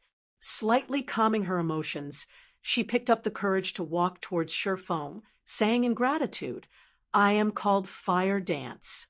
Thank you for saving us." Originally, Fire Dance despaired, having prepared for her death. Only she never imagined that someone would suddenly appear. Moreover, that someone massacred the players from Martial Union. Everything that happened was like a dream. Although Fire Dance also worried that the mysterious man before her would suddenly go berserk, killing her and her teammates as well to steal their equipment. Based on the man's previous actions, Fire Dance knew that the mysterious man before her did not mean them any harm. Otherwise, he would have already taken their lives along with the swordsmen of Martial Union. "You don't have to thank me. To begin with, these people originally set up this trap for me. You guys should hurry and leave. This place is very dangerous right now, and the other members of Martial Union should be arriving very soon," Shifeng softly said as he picked up the dropped equipment. He had only saved Fire Dance and her companions in passing. He could also take the chance to thank Fire Dance for working so hard, killing the members of Martial Union. Fire Dance suddenly blanked at Shifeng's words, staring at him with her big, watery eyes. Her heartbeat accelerated further, feeling like it was too good to be true. You're Yifeng?" Fire Dance asked in disbelief. The reason she came to the Gale Valley was that she had heard that Martial Union intended to deal with Yifeng's teammates.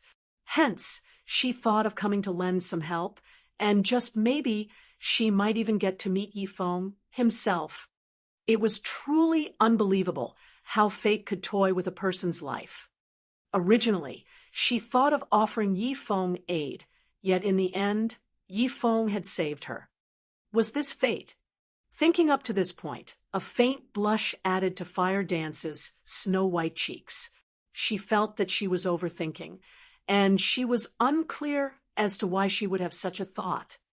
"That's right, I am Yifeng. How did you know who I am?"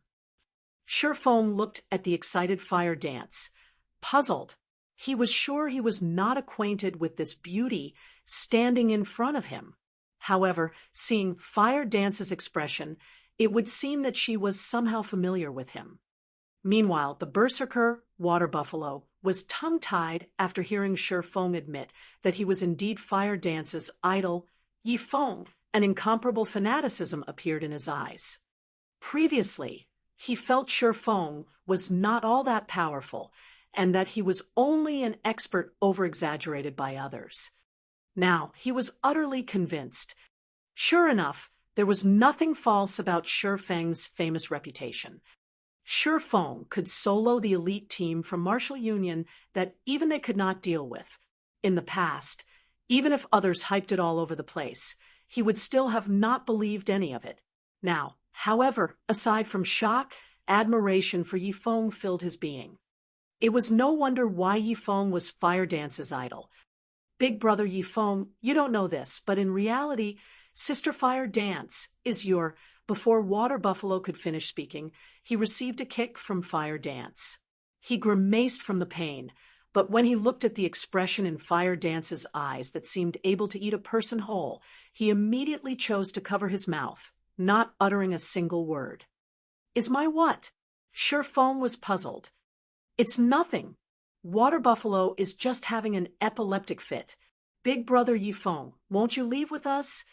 Fire Dance slightly shook her head. She then worriedly said, "This time, Martial Union has sent over 200 men here. They have long since surrounded this entire area. There are also several powerful level 9 experts, and all of them are wearing sets of mysterious iron equipment. They killed many of our teammates. If they surround us, we will have no chance of escaping at all. Big brother Yifeng, it is not too late to escape. If we wait any longer, we'll lose the chance." If it weren't for those experts, her team would not have incurred such huge losses. "Level 9 experts, is it?" Shifeng was slightly shocked. The current level 9 players in Red Leaf Town were experts at the pinnacle. Now, However, several level 9 hidden experts suddenly appeared here. Moreover, they were all Martial Union's men. However, so what if they were level 9 experts? Since they wished to deal with him, he would receive every one of them. It just so happened that he could use them to test his sword. You guys should hurry up and leave. I'll stay here and take a look at these experts. Chapter 139, Unstable Devastation. Chapter 139, Unstable Devastation. After he finished speaking, Shifeng snuck into the forest. Sister Fire Dance, what do we do now? Do we leave? Water Buffalo asked. Fire Dance rolled her eyes at Water Buffalo. She looked towards the direction Shifeng departed, saying, Brother Yifeng is the one who saved our lives. Of course, we have to help. Although Fire Dance believed in Yifeng's strength, she had personally witnessed how powerful those other players were. If they surrounded Yifeng, he might end up in a very dangerous situation. If something occurred, a little help from her might allow Shifeng to escape. Immediately, the two snuck into the forest as well, following Yifeng. In the deeper regions of the dense forest, among the overgrown shrubs, level 8 shadow leopards hid in the shadows. At this moment, a 50-man team from Martial Union currently cleared away the shadow leopards in their path while they pushed forward. Brother Unstable, won't we waste time if we go after that little girl called Fire Dance instead of continuing our search for Yifeng's teammates? Iron's Word Lion asked, disgruntled, his eyebrows scrunched up tightly as he looked towards the center of the team at the handsome youth humming a song with overflowing interest. The humming youth was around the age of 27 or 28, and he was indeed the brother Unstable who Iron's Word Lion called out to. He was also the vice leader of Martial Union Unstable Devastation. Be it status or strength, Unstable Devastation far surpasses Iron's Word Lion, and even Iron's Word Lion had to refer to him as brother respectfully. Iron's Word, you are still such a simple person. It is no wonder that Brat Yifeng toyed with you. You even entangled the guild in this huge mess. Thanks to you, Martial Union's reputation has suffered, utterly tarnished. Do you understand that? Unstable Devastation suddenly halted his steps. He looked towards Iron's Word Lion, growling angrily. If I had not discovered this so soon, Martial Union might have had no place in Redleaf Town by now. Iron's Word Lion lowered his head in silence. Your poor management has already destroyed Redleaf Town's Martial Union. Right now, in order to help clean up this mess of yours, I have no choice but to transfer all of the elites from the other 3 towns to Redleaf Town to redeem our reputation. Yet, you still have the gall to speak up. Unstable Devastation reprimanded Iron's Word Lion in front of everyone else, not leaving Iron's Word Lion any face. Iron's Word Lion flushed red with anger. However, he did not dare reply, only enduring in silence. The other leaders from the 3 towns sneered at this sight. Every time Martial Union switched to a new game, the guild's hierarchy also reshuffled. In the past, Iron's Word Lion was always able to go wild, but not this time. Currently, Iron's Word Lion was only level 8, while they were all level 9. Moreover, the guild's development in their respective towns progressed fairly well, and they managed to recruit many newcomers with valuable potential. Compared to the current state of the guild branch in Redleaf Town, with only a few weaklings remaining, their branches were stronger by leaps and bounds. Iron's Word, do you truly think that after I have spent so much effort cornering Yifeng's teammates, I would let 2 of them escape? You should know that Yifeng is our main target. His teammates are simply lures. If all his teammates died here, do you think he will still show? We have already confined his teammates within Gale Valley, so we have achieved our initial goal. Right now, what we ought to do is to take revenge and show the players in the town what the consequences are for challenging Martial Union. Meanwhile, that little girl is the best option as an example. She has killed so many of our people. Many players are bound to pay attention to her. As long as we kill her back to level 0, Martial Union's reputation will definitely recover to its peak. If we manage to kill Yi Feng, then Martial Union can also use this chance to leap through the threshold of a third-rate guild. Unstable Devastation had long since possessed a plan of his own. Iron's Word Lion had always been one of the guild leader's most trusted aides. Many of the elders in the guild also supported the guild leader. If Unstable wished to become guild leader, he needed to increase both his influence and fame. Meanwhile, Yi Feng was a player with a certain amount of fame within White River City. He was a publicly acknowledged swordsman expert, and his fame even far exceeded that of the guild leader, Nameless Pride. Hence, Yi Feng was his best choice. As long as he could kill Yi Feng and upload the recording, he would instantly become an apex expert, famous throughout White River City. Moreover, it would allow the guild branch in Red Leaf Town to rise back up to prominence. When that time came, the elders in the guild would side with him, and the day he became the guild leader of Martial Union would only be around the corner. Yi Feng, you will become my stepping stone, Unstable Devastation proudly said with a laugh. He did not believe that an independent player could survive once surrounded by so many. Only, even until now, Shi Feng had yet to show himself annoying, unstable.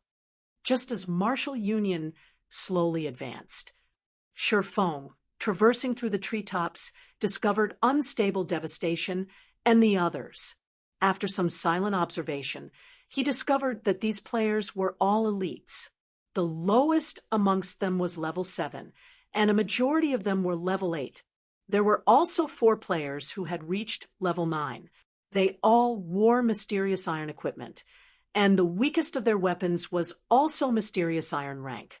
Meanwhile, the handsome youth leading these players wore a secret silver ranked longbow across his back. Isn't that Unstable Devastation? Shi Feng immediately recognized the bow-carrying youth. In Shi Feng's previous life, he had clashed many times with Unstable Devastation. Unstable Devastation was a cunning and cruel individual. His battle prowess ranked within the top 5 throughout all of Martial Union. Compared to Iron's Word Lion, he was much stronger. Shi Feng was also familiar with the other 3 level 9 players. They were all experts comparable to Iron's Word Lion, and they were all branch leaders in other towns. No wonder Martial Union suddenly has so many players. It turns out that they've called over the elites from 3 of the towns nearby. Shi Feng came to a realization. These 3 level 9 branch leaders were very strong.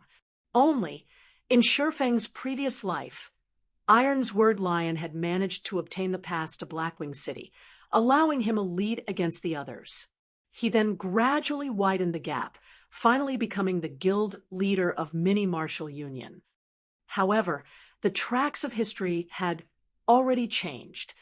In this life, not only had Shi Feng killed Iron's Word Lion twice, but he also obtained the Blackwing City pass that Iron's Word Lion possessed. Iron's Word Lion's life was fated to end in a tragedy, and he naturally was much weaker than the other 3 branch leaders. If it were during the previous life, if Shi Feng met any one of these leaders, he would have had to proceed with extreme caution.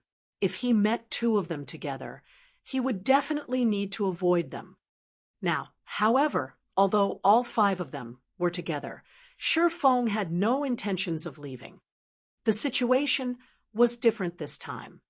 Not only did Shi Feng possess a magic weapon, but he had also obtained the Ice Blue Devil Flame and many other pieces of equipment that were top tier at this stage of the game. He also had the advantage of levels, so he naturally possessed the confidence to battle. Even if he couldn't win against them, he could still escape them. At this moment, Unstable Devastation had yet to learn that one of his elite teams had been wiped out. That was because players needed to wait 10 minutes before reviving at the graveyard. Within 30 minutes of revival, players could not transmit any information or communication. Hence, unstable devastation, and the others did not know that Shifeng had arrived. They were not cautious in the least, and it was a perfect chance for Shifeng to launch and ambush them. Hence, Shifeng continued to follow his target's unhurried advancement. While they traveled, the team maintained impressive positioning. Their healers stayed in the middle, while unstable devastation and the other experts walked beside them. Moreover, the players in the center of the formation only watched the players at the front battle with no intentions of killing the monsters themselves.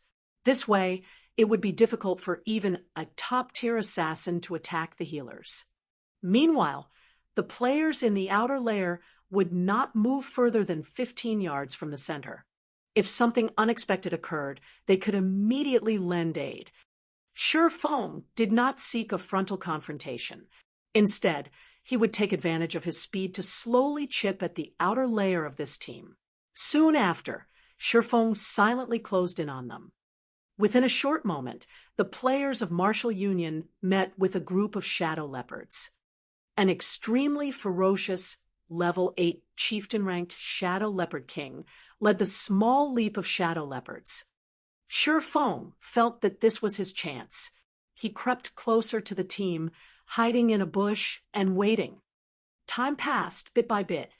The guards around the Shadow Leopard King were all dead, and the king was the only one left. The players of Martial Union grew very excited. Seeing as good equipment was about to drop, they all became much more serious and focused on the battle. They remained completely unaware of Shifeng already positioned on the tree above their heads. MT, make sure to dodge its skills. Don't let its claws land on you. As for everyone else, hold off as many strikes as you can. Healers, go all out with your heals. Unstable Devastation was also excited. Immediately, the speed at which the arrows fired from his bow accelerated. Unstable Devastation did not think that his luck would be so good as to allow him to meet a level 8 chieftain. This kind of field chieftain would not just drop a single piece of equipment, but would normally drop several. Based on the Shadow Leopard King's level, at the very least, it would drop level 7 or level 8 secret silver equipment and possibly fine gold equipment. Mysterious iron equipment was considered high quality at this stage of the game. In the entire Martial Union, the total amount of secret silver equipment they possessed was no more than 10 pieces. It was obvious just how precious they were. Meanwhile, the Shadow Leopard King before them had the possibility of dropping fine gold equipment. Compared to secret silver equipment, it was much rarer, and its attributes were much higher. Currently, not a single person in Martial Union possessed a piece of fine gold equipment. Not to mention Martial Union, even those third-rate guilds did not possess a single piece of fine gold equipment. Only second-rate guilds or higher possibly owned such an item. However, only the guild leader or vice leader would have access, while elite members could only look at it.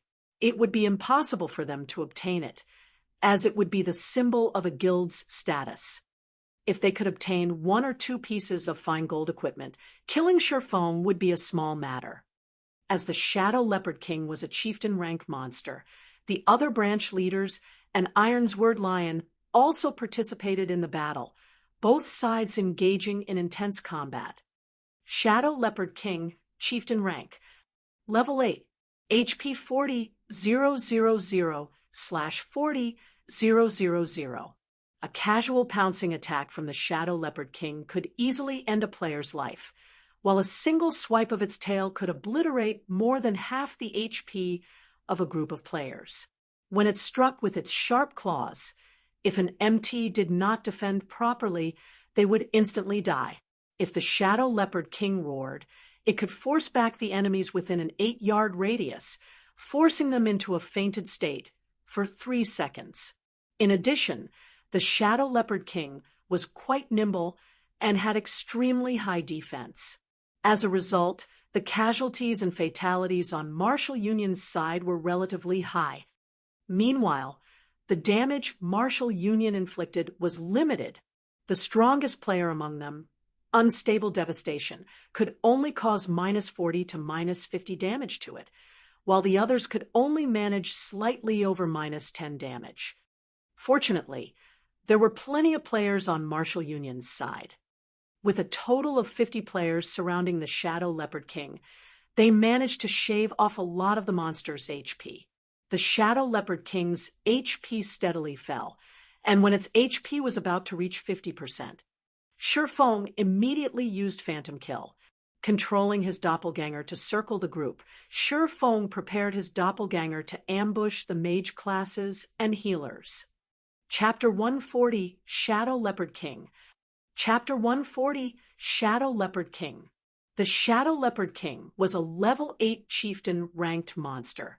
As long as its HP fell below 50%, it would enter a berserk state. Both its attack power and attack speed would then increase by 20%, and even an MT geared with a full set of level 5 set equipment could hold it off. Guardian Knights, pay attention to cast Protection Blessing on the Shield Warriors. Shield Warriors, prepare to activate Shield Wall at any time. As long as we can endure its berserk period, we will be victorious. Unstable Devastation knew about the berserk state. Hence, he hurriedly gave commands as he saw the Shadow Leopard King's HP reaching 50%. Protection Blessing could reduce the damage an ally received by 50%. A Shield Warrior's Shield Wall could also reduce damage by 50%. With both effects stacked, the Shield Warrior would only receive 25% of the total damage. Even if the Shadow Leopard King went berserk, the Shield Warrior could hold it off completely. Finally, the Shadow Leopard King's HP dropped below the 50% threshold. Aoo! The Shadow Leopard King bellowed, its body abruptly expanding. Everything was within Unstable Devastation's grasp. Just as he was about to reveal a victorious smile, the situation suddenly changed. At this moment, the Shadow Leopard King summoned 2 more level 8 elite ranked Shadow Leopards, each of them possessing 3,000 HP. The 2 new arrivals roared as they abruptly pounced, arriving behind the healers on the back line. Before any of these healers could react, the 2 Shadow Leopards pinned them to the ground. Shift focus. Get rid of these 2 elite Shadow Leopards first. Unstable Devastation's expression turned grim. Just after he finished speaking, the elite Shadow Leopards annihilated 2 of their healers. However, the level 9 branch leaders were not to be trifled with. Just after the 2 elite Shadow Leopards killed the healers, they moved into position to fend off the attacks of these 2 monsters, preventing the damage from extending any further. However, with the loss of 2 healers, the pressure the core MT faced greatly increased. Even with Protection Blessing and Shield Wall, every attack he received from the Shadow Leopard King exceeded over -300 points. On the other hand, his own HP did not even exceed 1,200 points. Moreover, the attack speed of the Shadow Leopard King was very quick. If it were not for him constantly dodging its attacks, he might have long since died already. Just with the Shadow Leopard King going berserk, Marshall Union had lost over 5 players in the blink of an eye. The Shadow Leopard King's tail swipe took out 3 melee players. All 3 were instantly thrown and died while in midair. Hold on for a little longer. Its berserk period will be over soon. Watching his team members die, one after another, Unstable Devastation became very depressed and annoyed. The players he had brought with him were all elites, and every death was a huge loss to Marshall Union. Fortunately, they could revive these players, greatly reducing the lost EXP. However, as long as they could kill the Shadow Leopard King, all of the losses would be worth it. Just when everyone from Marshall Union thought the situation had stabilized, Shifeng's doppelganger used Wind Blade. arriving behind a Cursmancer. The Cursmancer had completely concentrated on the Shadow Leopard King, chanting incantations. He paid no attention to the surrounding situation at all. Due to all of Gale Valley falling under Marshal Union's control, the risk of an ambush was non-existent. Hence, the Cursmancer was very much at ease. However, such a way of thinking was a big mistake.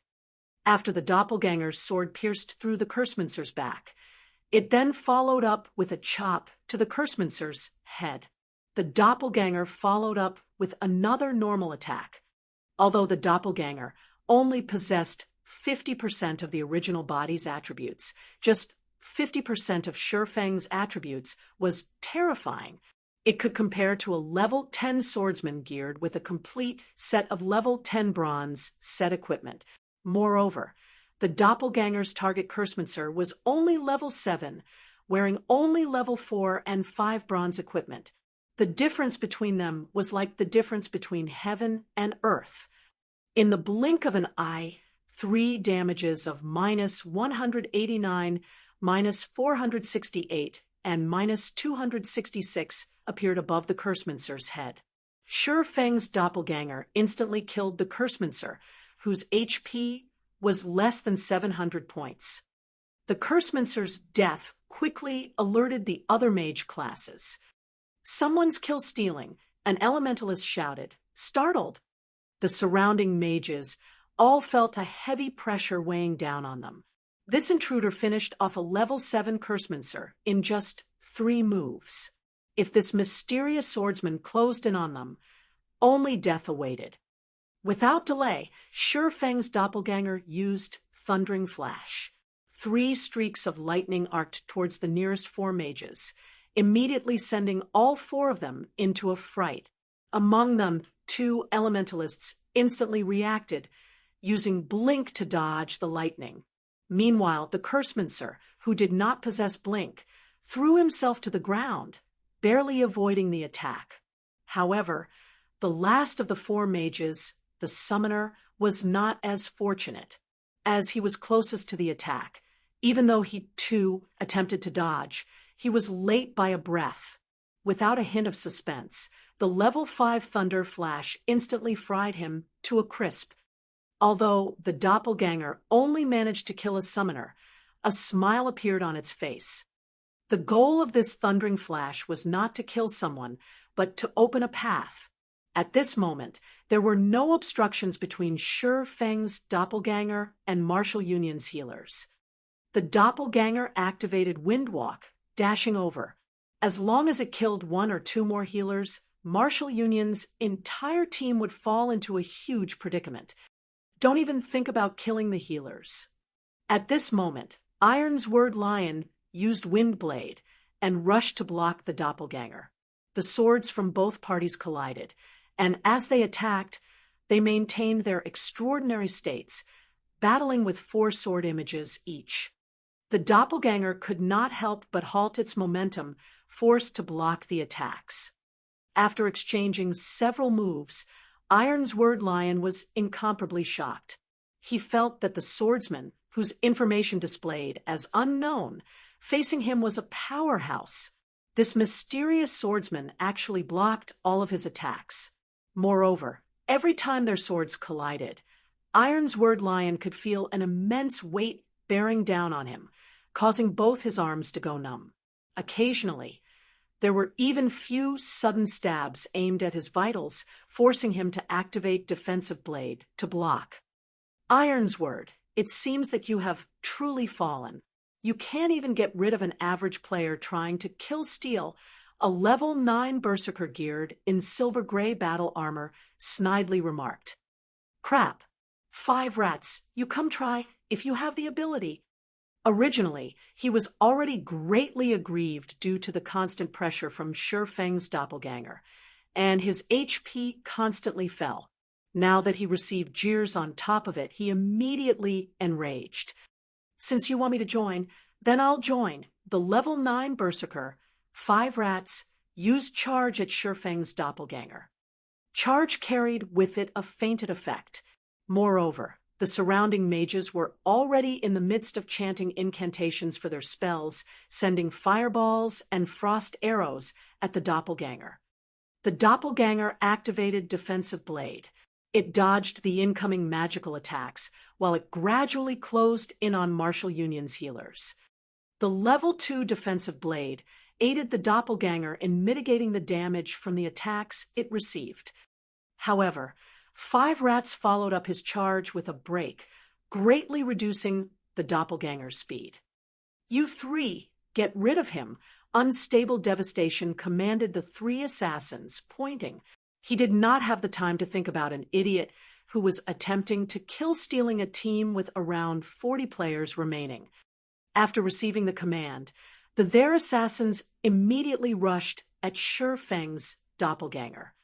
Receiving the focused fire of over a dozen players, although the doppelganger managed to dodge a majority of the attacks, it still received a relatively significant amount of damage. The doppelganger's HP continuously fell, and within a moment, only 30% remained. Ha ha ha! I didn't think that it would be a fat fish with brain problems. Judging on the exchanges made and damage caused, Five Rats determined that this mysterious swordsman's equipment was exceptional. As long as he could kill the swordsman, he would definitely drop a lot of good equipment.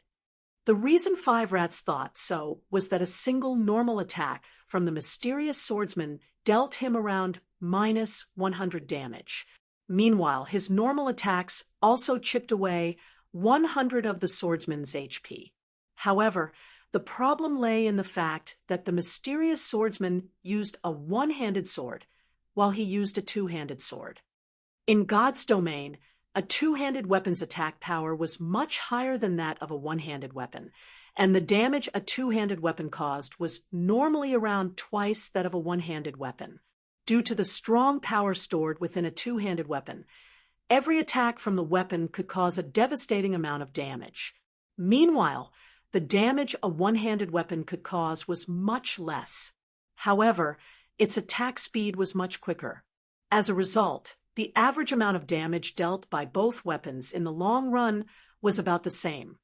However, Five Rats had only managed to deal minus 100 damage to the mysterious swordsman. It showed just how good the mysterious swordsman's equipment was. Unfortunately, it is still too little.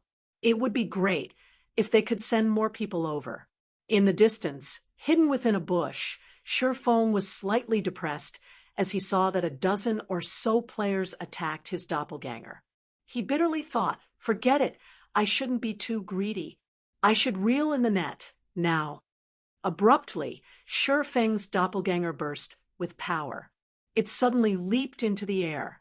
The abyssal blade in the doppelganger's hand then started to emit flames and thunder, immediately releasing a blast of elements towards the most crowded location. Chapter 141, You Are Yi Feng? Chapter 141, You Are Yi Feng? The sudden burst of power coming from Sure Feng's doppelganger alarmed the players who were previously behaving indifferently. A vast sea of thunder and flames erupted from the doppelganger's thunderflame explosion. The players present could feel an oppressive feeling that was even more powerful than that of the Shadow Leopard King. As for the ones who were in direct confrontation with the doppelganger's thunderflame explosion, no. A few players immediately cried out in fear when confronted with the approaching fire and thunder. They all turned around and fled immediately. However, Thunderflame Explosion had an effective radius of 5 yards. Moreover, the skill descended on the players extremely quickly, and they had no time to run out of the area at all. They were only able to watch helplessly as the power of the skill consumed them. The players who possessed life-saving skills immediately activated them. Assassins used wind steps, swordsmen used parry, berserkers used block. As for those who had their life-saving skills on cooldown, all of them were swallowed by the thunder and fire. Without life-saving skills, those with already low HP immediately died. In the end, 4 members of Martial Union died from the doppelganger's thunderflame explosion, while the remaining survivors all heaved a sigh of relief. Humph, brat, you're dead now for sure, so just accept your fate. The level 9 berserker, 5 rats, glared at Shifeng's doppelganger, smiling contemptuously. He abruptly brandished his greatsword, casting cleave on the doppelganger. The other survivors also used their explosively powerful skills, launching their attacks towards Shifeng's doppelganger. Shifeng's doppelganger suddenly smiled. The doppelganger did not attempt to defend against any of the attacks. Instead, it used Earth Splitter, slashing its sword towards the players from Martial Union. Witnessing Shifeng's ludicrous actions, the players from Martial Union were all dumbfounded. Did he want them to perish together with him? The might of the Earth Splitter was extremely great, and the attacking players were all caught by surprise. In the blink of an eye, 2 low HP players were killed by the doppelganger's sword, with 3 having their HP reduced to a critical level. Only Iron's Word Lion and 5 rats still had over half of their HP. However, Shifeng's doppelganger was similarly struck by everyone's skills, and its HP continuously fell. Within the blink of an eye, its HP was close to reaching 0. You're truly a lunatic. However, your equipment I'll gladly receive. Greed flashed across 5 rats' eyes as he looked at Shifeng's dark black equipment. This mysterious swordsman had taken the initiative to attack them, even managing to cull quite a lot of their numbers, so he had definitely become a red player, a huge one at that. If he were to die, he might even drop every single piece of equipment on his person. Moreover, both swordsmen and berserkers wore plate armor. Also, very little equipment at this stage of the game had class limitations. So, there was a possibility that 5 rats would be able to use some of the equipment that dropped. Iron's Word Lion also heaved a sigh of relief. The mysterious swordsman before him was just too powerful. If not for so many players surrounding the mysterious swordsman, Iron's Word Lion would have very quickly been killed. However, for reasons unknown, Iron's Word Lion had felt a sense of familiarity when he crossed swords with the mysterious swordsman. Yet, he was unable to figure out why. At this moment, Shifeng's doppelganger sent a faint smile at 5 rats.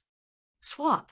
At the instant the doppelganger was about to disappear, Shifeng's original body swapped positions with the doppelganger.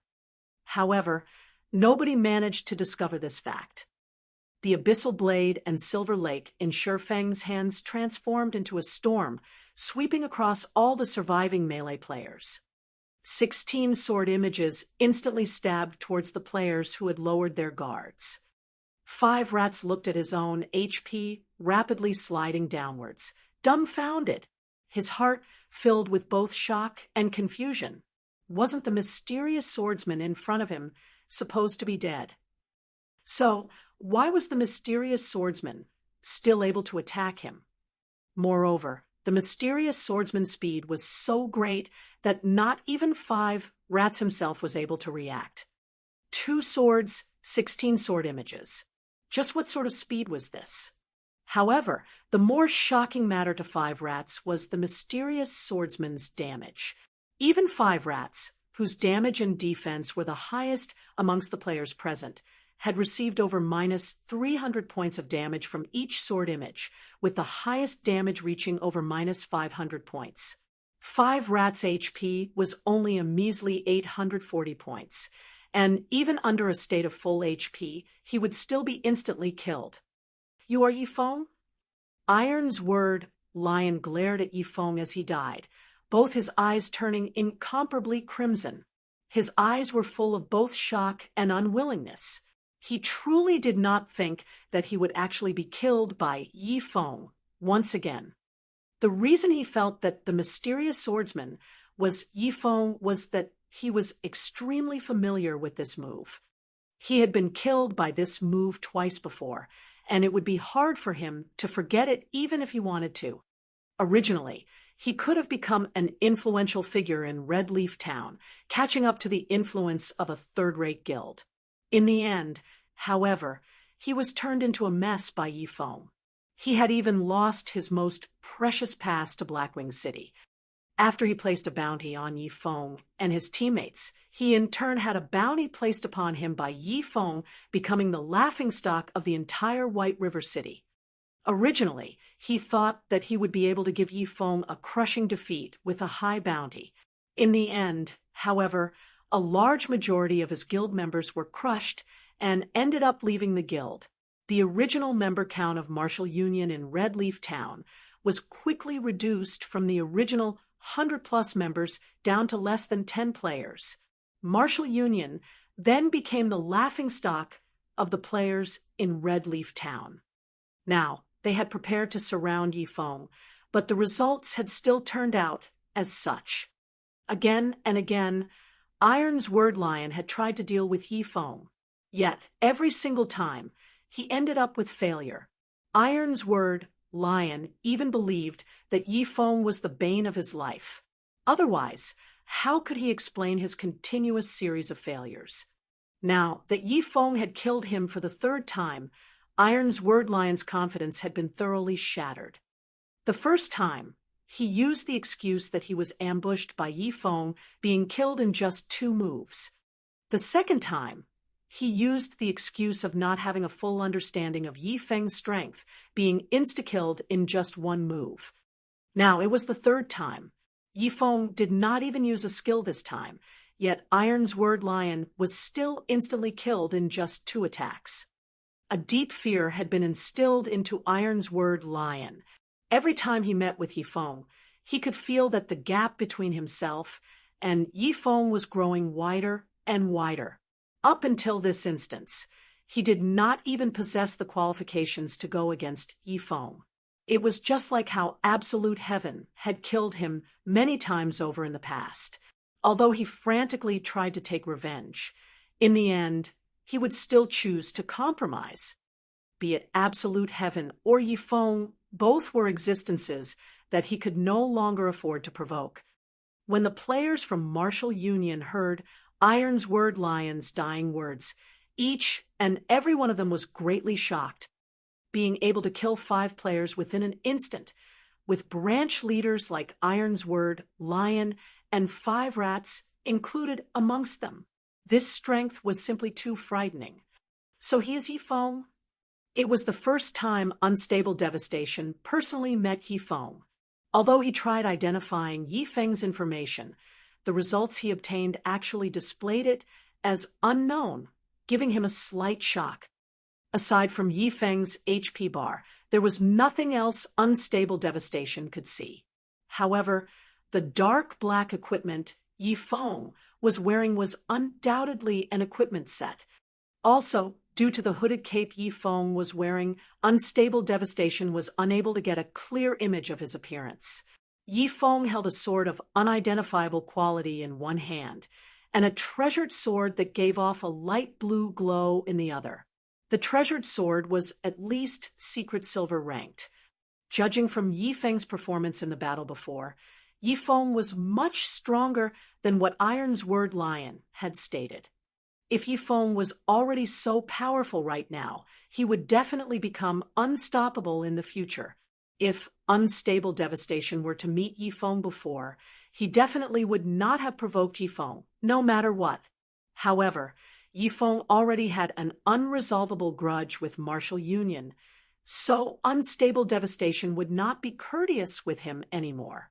Before Yi Feng grew to unreachable heights, he needed to thoroughly nip the bud. While everyone else was observing Shi Feng's information, Shi Feng himself did not stay idle. He bent down, picking up all 5 pieces of equipment that dropped on the ground and storing them in his bag. He would be able to sell the equipment for a large sum of money. Seeing Yi Feng take away 5 pieces of equipment that were above level 5, Unstable Devastation trembled in rage. This equipment all belonged to their Martial Union, yet Yi Feng actually dared take it away right before his eyes. Shi Feng simply did not place any importance on him. Originally, I was still worried that you were an extraordinarily calm person and that you would not show up no matter what. However, I never imagined that you were just a simple fool. Since you have arrived, I'll just deal with you as well. Unstable devastation squinted his eyes, a chilling glow coming from them. He stared fixedly at Sherfong, laughing coldly as he said, "Aside from shield warriors, guardian knights, and healers, everyone else, get rid of him for me." Unstable devastation did not know how Yifeng was able to enter the Gale Valley undetected. He was even able to discover them while they were in the midst of battling against the Shadow Leopard King. However, Yifeng was simply courting death by hurrying to this place. Unstable devastation aimed his bow at Yifeng, locking onto Yifeng's vital points. Whoosh, whoosh, whoosh. 3 arrows consecutively fired out of Unstable Devastation's bow. Right now, the Shadow Leopard King's berserk period was already over, and its remaining HP did not reach even 30%. The 2 elite Shadow Leopards that the king summoned previously were also dead now, so it was only a matter of time before the Shadow Leopard King itself would die. Unstable Devastation was not afraid of Yifeng's disturbance at all. At this moment, the other players all started sending attacks at Sherfong. Fireball, Frost Arrow, Dark Arrow, Charge, and many more attacking and restricting skills. Sherfong smiled as he looked at everyone attacking him, not moving a single step. He then used silent steps to quietly appear behind the healers of Martial Union, very quickly dodging everyone's attacks. Chapter 142, Turnabout. Chapter 142, Turnabout. Sherfeng's silent steps allowed him to move behind a target within a 40-yard distance. Although it was not as convenient as an elementalist's blink and had a longer cooldown, its range was much farther than blink. Moreover, there were no activation gestures required for the skill. The skill could be activated wordlessly, making it extremely hard to discover. "No. Run!" Unstable Devastation abruptly shouted when he observed his surroundings, suddenly discovering Sherfong behind their healers. Although the healers heard Unstable Devastation yelling, they still turned their heads to look at him. They had no idea what Unstable Devastation was trying to say. Why did they need to run? Too late. Naturally, Sherfong would not give them any chances. To save time, he did not even use a skill. Instead, he instantly created 12 sword images, instant killing the 4 defenseless healers. Yifeng. Unstable Devastation glared at Sherfong, both his eyes emitting flames of rage. He bellowed, "You're courting death." Unstable Devastation was truly furious now. With all their healers dead, they would definitely have to pay an extremely high price to deal with the Shadow Leopard King. There was even a possibility of them team-wiping, and the main culprit of this was Yifeng. In the blink of an eye, Unstable Devastation retrieved 5 pitch-black arrows from his bag. He aimed and shot all of them at Sherfong in succession. Fatal shot. The 5 arrows almost instantly pierced Sherfeng's vital points. They blocked Sherfeng's path. "You guys enjoy yourselves. I'll leave first."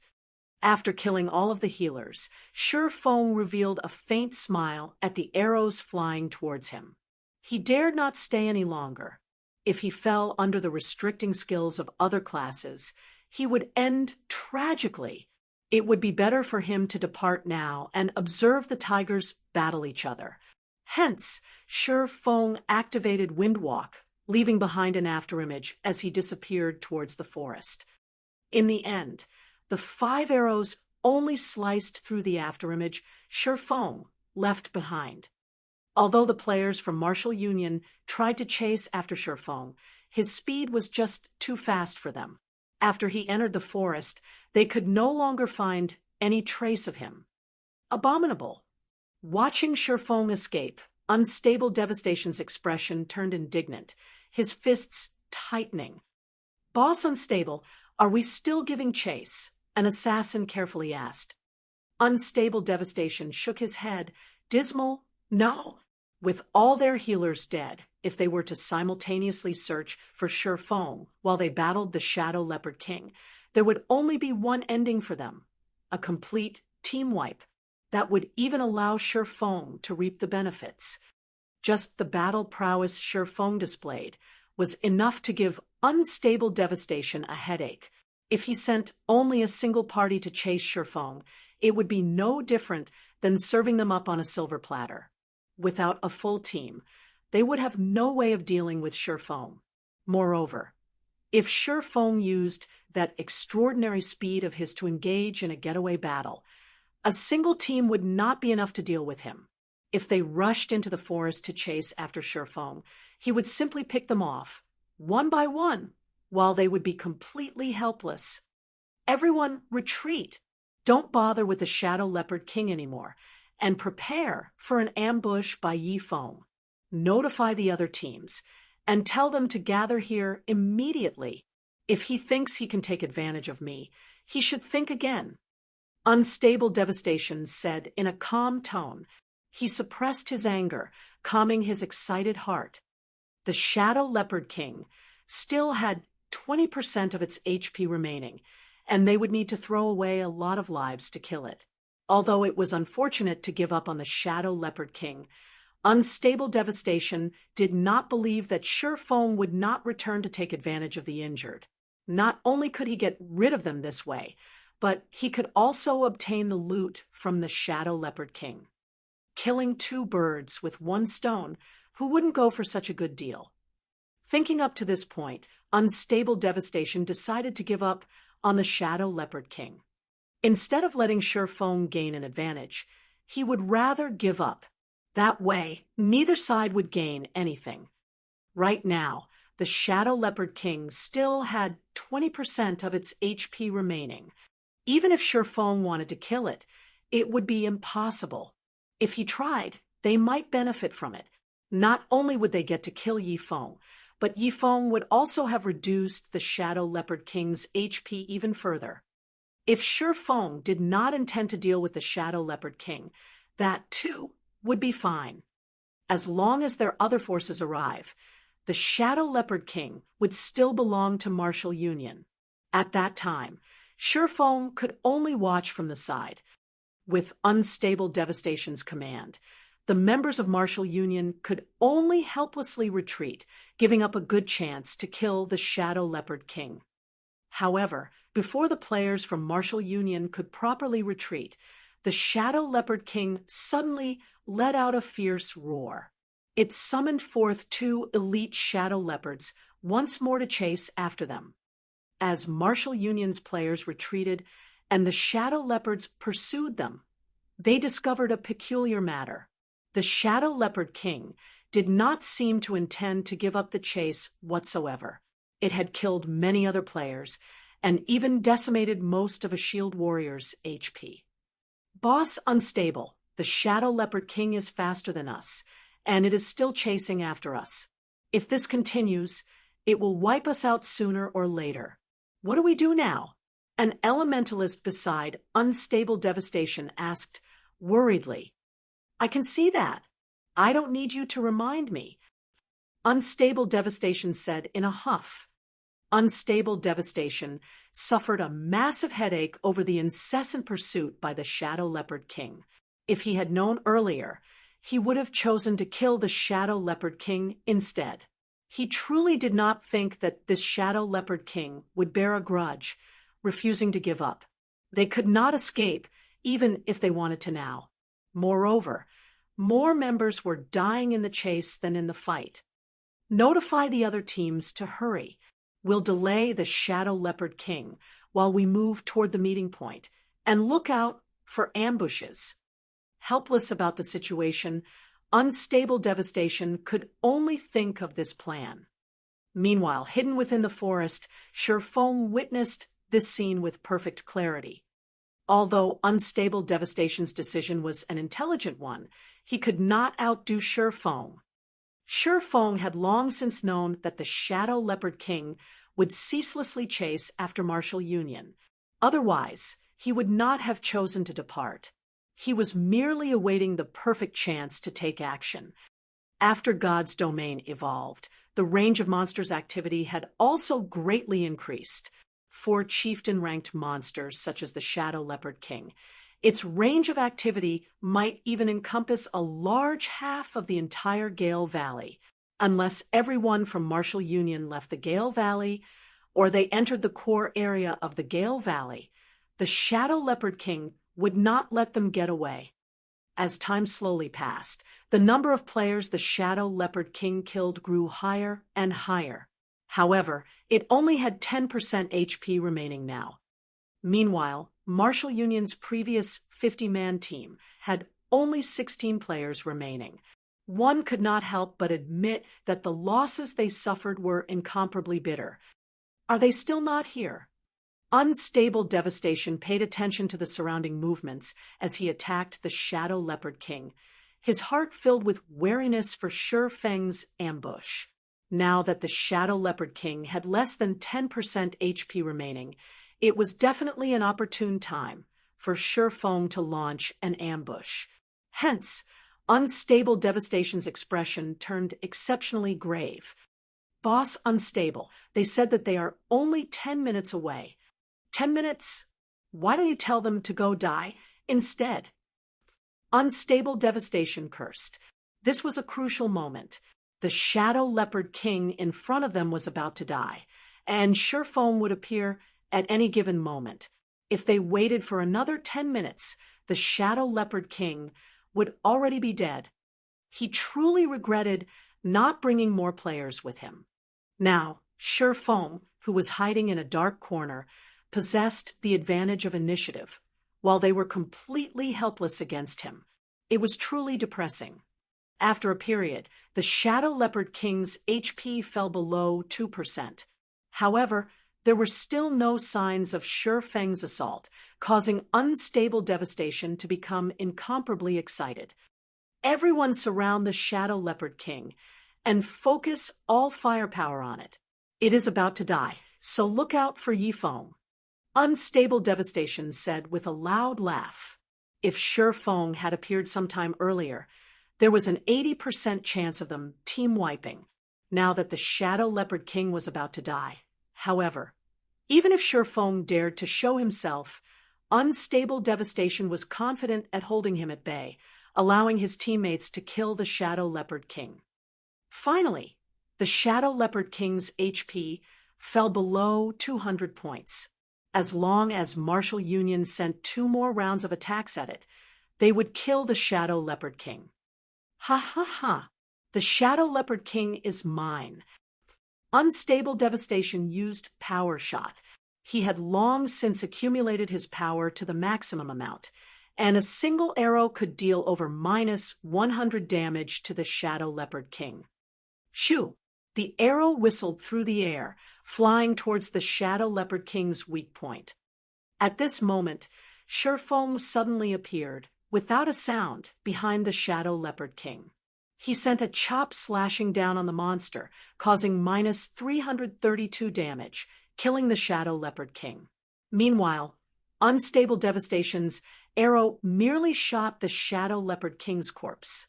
In God's domain, if players of a different party or team dealt with the same monster, the player who delivered the final strike would obtain 60% of the monster's EXP. Due to the Shadow Leopard King being a level 8 chieftain, the EXP it gave was extremely bountiful. Within an instant, Sure Feng's experience bar greatly rose. Meanwhile, the dozen or so players only shared the remaining 40% EXP amongst themselves.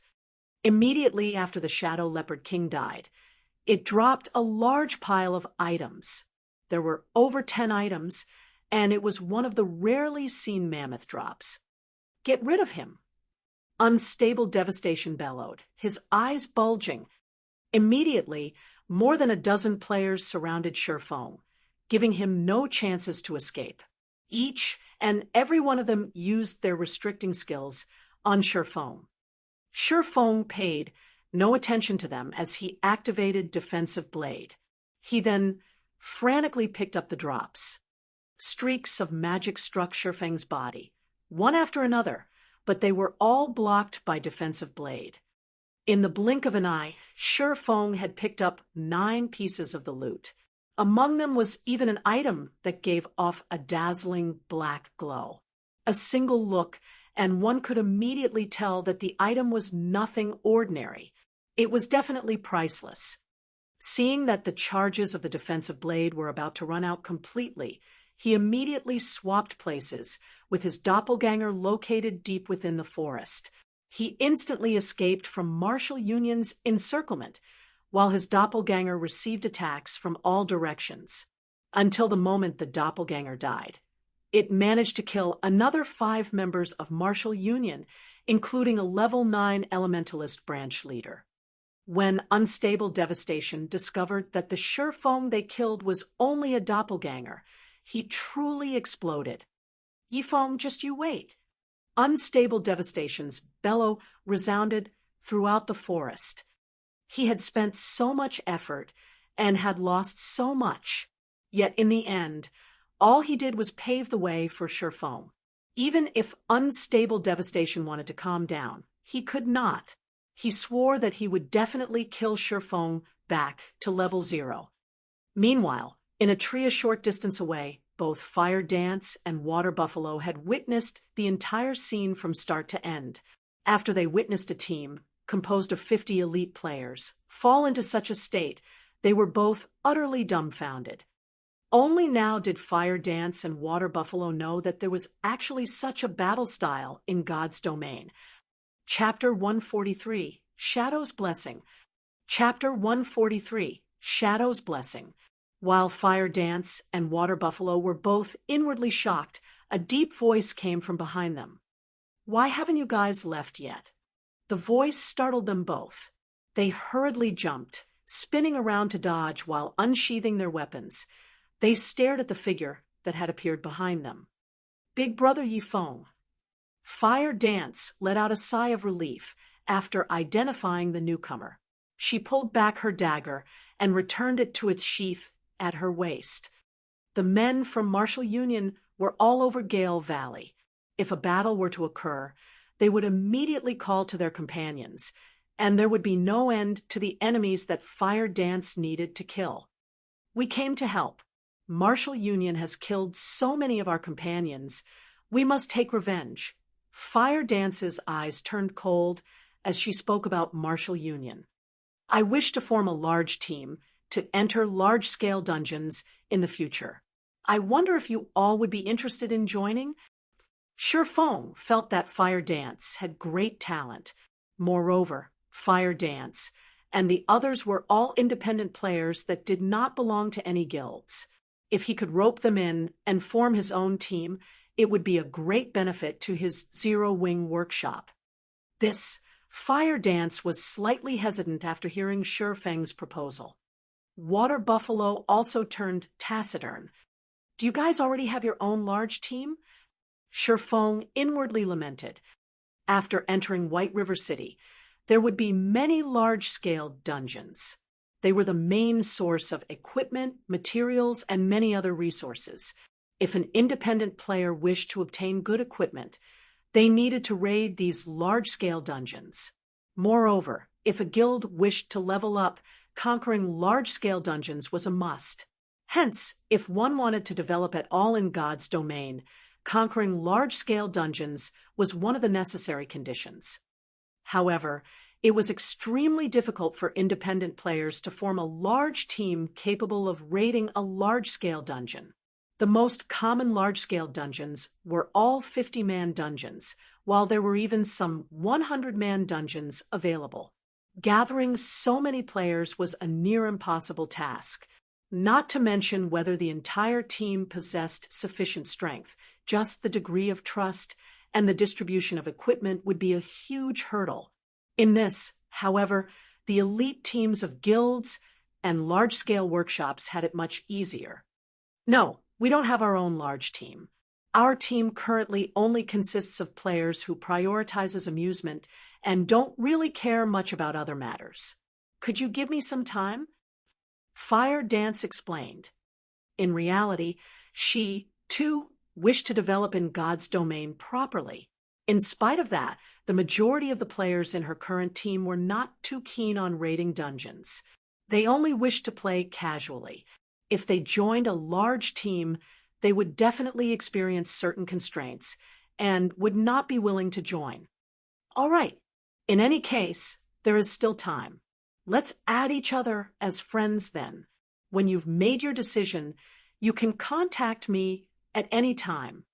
Shifeng knew that such matters could not be decided upon immediately. If one wished to obtain something, they would have to lose something in return. Shifeng did not wish for just any random person to join him. That's good. I'll contact you after discussing it with them. Fire Dance nodded. She also felt that it was about time to make a decision. Soon after Shifeng added Fire Dance as his friend, he ran towards the deeper regions of the Gale Valley in search of Blackie and Lonely Snow.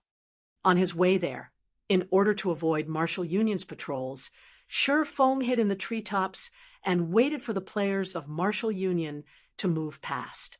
Since he had nothing better to do, Shifeng took out the loot from the Shadow Leopard King. He wanted to see just what valuables the monster dropped. Isn't my luck just too good? The profits from a chieftain monster are impressive. Shifeng was slightly shocked after looking at the drops. Among the 9 items, there were 2 secret silver weapons, 3 pieces of mysterious iron equipment, 2 rare materials needed to make secret silver equipment, 1 bronze-ranked cooking knife, and 1 secret silver accessory. The 2 secret silver weapons were a level 8 staff and a level 8 two-handed axe. The mysterious iron equipment was also level 8. Moreover, the usefulness of the bronze-ranked cooking knife was also not small. It could increase the speed and success rate of one's cooking. However, the most valuable item among all these items was the secret silver accessory, the Shadow's Blessing. It was one of the most precious items that the Shadow Leopard King could drop. Shadow's Blessing, secret silver rank, necklace. Level 8. All attributes +5. Luck +3. In God's domain, accessories were extremely rare. Even when players reached level 20 or above, they would, at most, possess 1 or 2 bronze accessories. Moreover, these accessories would all be below level 10. Meanwhile, the accessory in Shifeng's hands was secret silver rank, and it was much more precious than a fine gold weapon of the same level. The luck attribute was extremely rare in God's domain, and it was capable of increasing the drop rate of items when killing monsters. There was once a player who calculated that, with 1 point in luck, the drop rate would nearly double.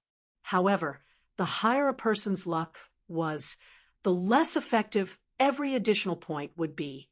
At 3 points in luck, a player's drop rate would only triple.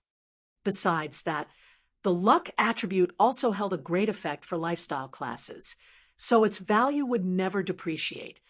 If Shifeng estimated correctly, the Shadow's Blessing would only be worth 2 to 3 gold coins to the average player. However, to Shifeng, this item's value was around 10 gold coins. Immediately, Shifeng equipped the Shadow's Blessing. That way, when he killed high-level monsters in the future, the amount and quality of the equipment he would obtain would increase. After some time, the team from Martial Union finally left. Shifeng then continued his journey into the depths of the Gale Valley. Blackie, where are you guys right now? Shifeng sent a voice call, asking. We seem to be beside a swamp. I don't know where this place is, but the monsters here have very high levels. I'll send you the coordinates. Blackie sighed in relief after learning that nothing had happened to Shifeng. He then sent his coordinates. Don't go any deeper, and stay where you are. I'll be there soon. Shifeng immediately knew Blackie's whereabouts after glancing at the coordinates. He truly did not think that Blackie could actually survive in the Silent Swamp. There were 2 entrances to the Gale Valley. One was where Shifeng entered. and the other was at the Silent Swamp, which led to the high-level monster areas. The Silent Swamp was a level 15 to level 20 monster area. To the players at the current stage of the game, it was a forbidden area. Half an hour later, Feng managed to locate Blackie and Lonely Snow. The two of them sat beneath a tree, silently observing their surroundings. They had previously met a level 15 swamp crocodile, frightening them into a run. The swamp crocodile had nearly turned them into its chow, but fortunately they had speed scrolls and isolation scrolls, allowing them to escape. After this meeting, they no longer dared roam. As expected of Brother Feng, you avoided Martial Union's search and arrived here safely. Blackie immediately felt that there was hope for them when he saw Feng walking over. Let's leave this place immediately. This place is simply too dangerous. Lonely Snow nodded in agreement. They were only level 8, and the gap between them and the level 15 swamp crocodiles was just too massive. It was extremely dangerous for them to stay here. No, let's stay here to level up. Feng shook his head, saying, I've previously killed quite a lot of Martial Union's members, so they should be frantically looking for me right about now. It would be too difficult to get you guys out of here without discovery. Hearing Feng, Blackie, and Lonely Snow finally discovered the bright red marker displayed above Feng's head. This mark was deeply crimson, and it was a wonder just how many players Feng had killed in order to turn it into such a state. However, it was only right when one thought about it. Martial Union's men currently filled the Gale Valley, and it would be impossible for Feng to arrive without being seen. Feng would have encountered some players from Martial Union on his way. With Brother Feng's skills, he would have no problems facing 3 to 4 players at a time. He has definitely killed a lot of players on his way here. Thinking up to this point, Blackie and Lonely Snow were extremely moved. Although Feng spoke in a casual manner, they knew that his journey must have been filled with extreme dangers. All right, I'll party you two up. You guys should change into this equipment first. Saying so, Feng passed the staff and two-handed axe, dropped by the Shadow Leopard King, over to Blackie and Lonely Snow. When the two of them received the weapons, they were shocked. Level 8 secret silver weapons were the most top-tier weapons currently available. Though they did not understand just how Feng managed to obtain them, they did not attempt to look into it too deeply. They knew that some questions were not meant to be asked, and such a situation would be beneficial to both parties.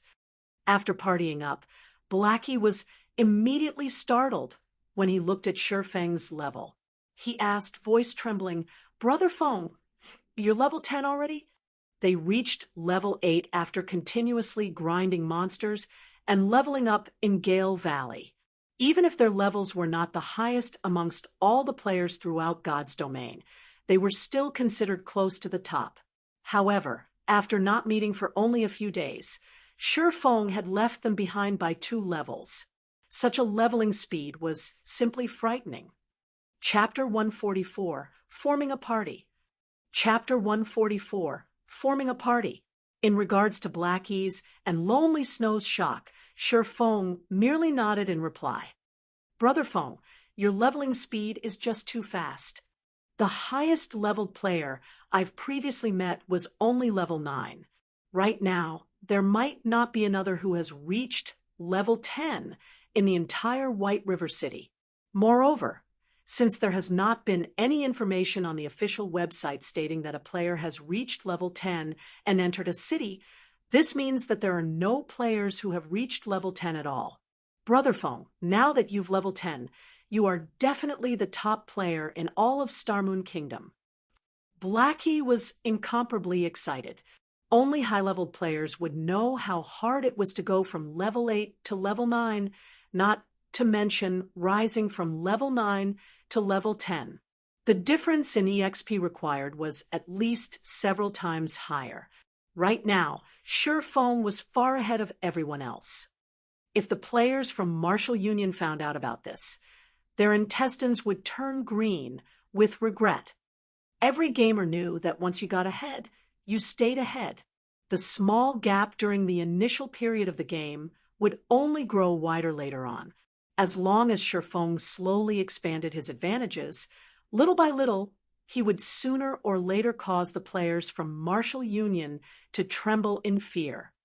Meanwhile, Lonely Snow, who stood by his side, was dumbstruck, not knowing what he should say. Previously, he had been worried that it would not bode well for them to continue entangling themselves with Martial Union. However, after he saw that Shifeng had already reached level 10 and possessed a pile of secret silver equipment, confidence filled his heart. If this continued, he could sooner or later step on Martial Union, becoming a future tyrant of White River City. All right, quickly swap out your equipment. We'll look for a place to level up. Shifeng looked at the excited expressions on Blackie and Lonely Snow and smiled helplessly. Due to constant tasks earlier, he was never able to lead his own party personally. Now, he still had quite some time before he had to go to Blackwing City to conduct the trade with Aqua Rose, and in the meantime, he could carry Blackie and the others. In the future, he would have to form a guild. However, a framework was required to establish a guild. Otherwise, the guild would simply fall apart. The members of his current party would become the framework of his future guild. So, Shifeng decided to upgrade the overall strength of his party from now on. If the members of his party could reach level 10 a step earlier and enter White River City, it would be a tremendous help to him in the future. Blackie and Lonely Snow looked at each other, smiles on their faces as they changed into their new equipment. Previously, the two of them wore level 5 to level 6 bronze equipment, mixed in with a few pieces of mysterious iron equipment. Now, however, the majority of their equipment consisted of level 8 mysterious iron equipment, matched with a few pieces of level 8 secret silver equipment. Their strengths greatly increased with this. If they met Martial Union now, they would not end up in such a sorry state. Brother Feng, if we are going to level up here, what will happen to Cola and the others? They say that they're under constant surveillance, and going out into the fields to level up is extremely dangerous. Blackie worriedly asked. Relax, I've already told them to do something more meaningful in town. We'll call them over after Martial Union leaves the Gale Valley. At that time, you two might even have a fright when you meet them, Shifeng said with a smile. Seeing Shifeng's mysterious smile, curiosity swarmed both Blackie and Lonely Snow about the task Shifeng had given Cola and the others. Just what sort of quest could it be to shock them? All right, let's level up then. Shifeng wordlessly smiled at the two's puzzled expressions.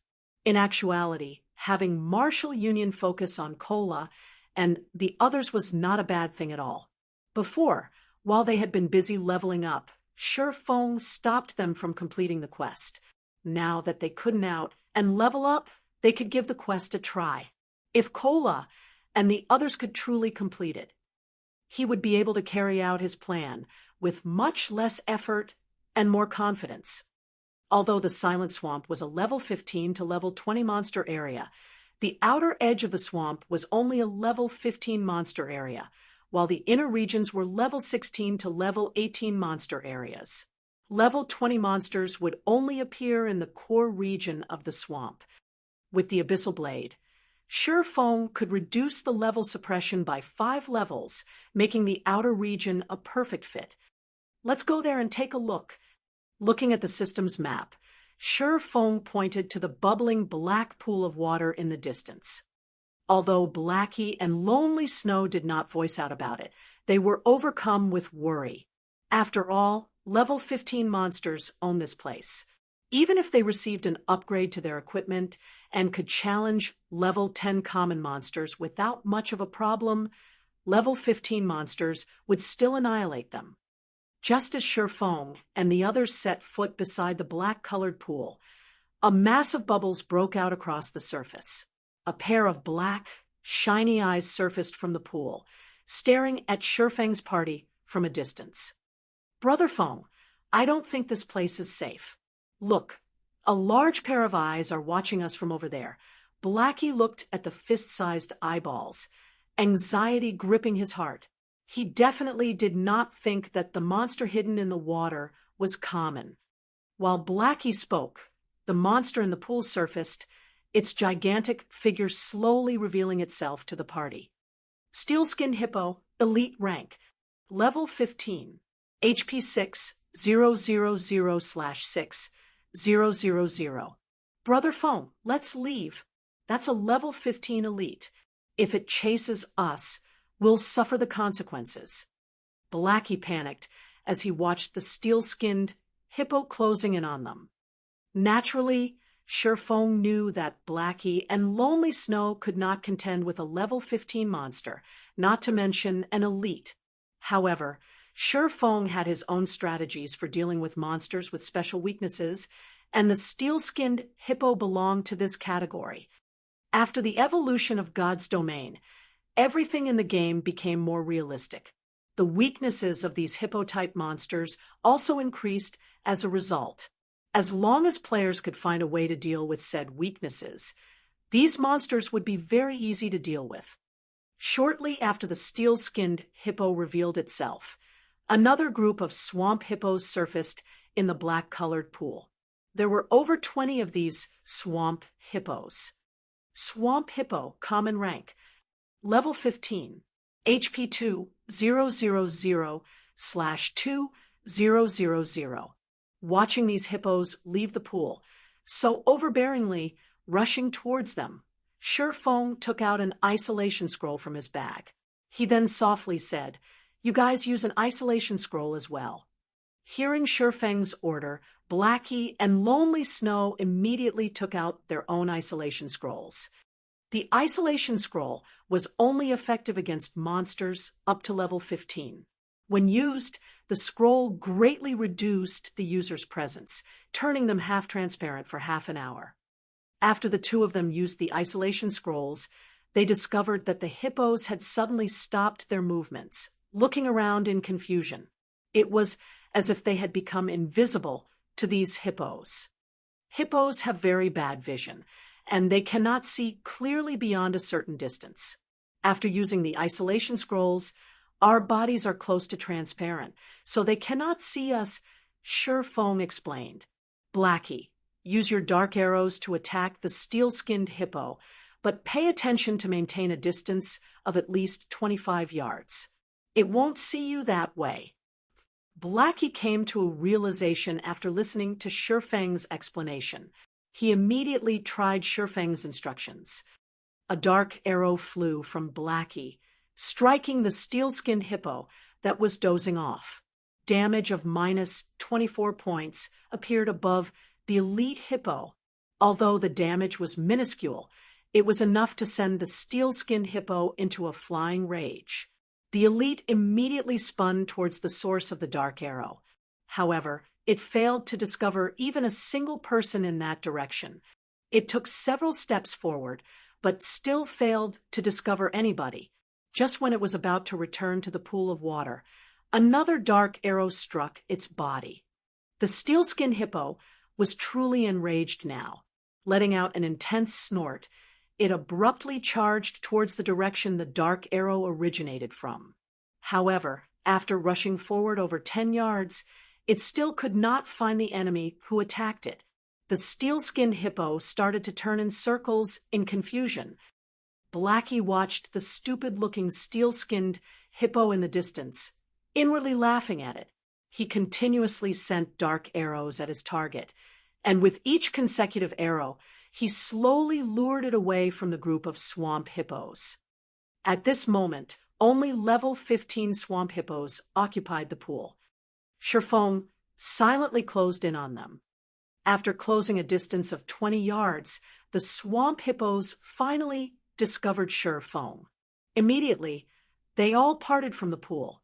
More than 20 swamp hippos thundered after Feng in a grandiose manner. Such a group could easily flatten a level 15 party. Chapter 145, Might of the Devil Flame 1.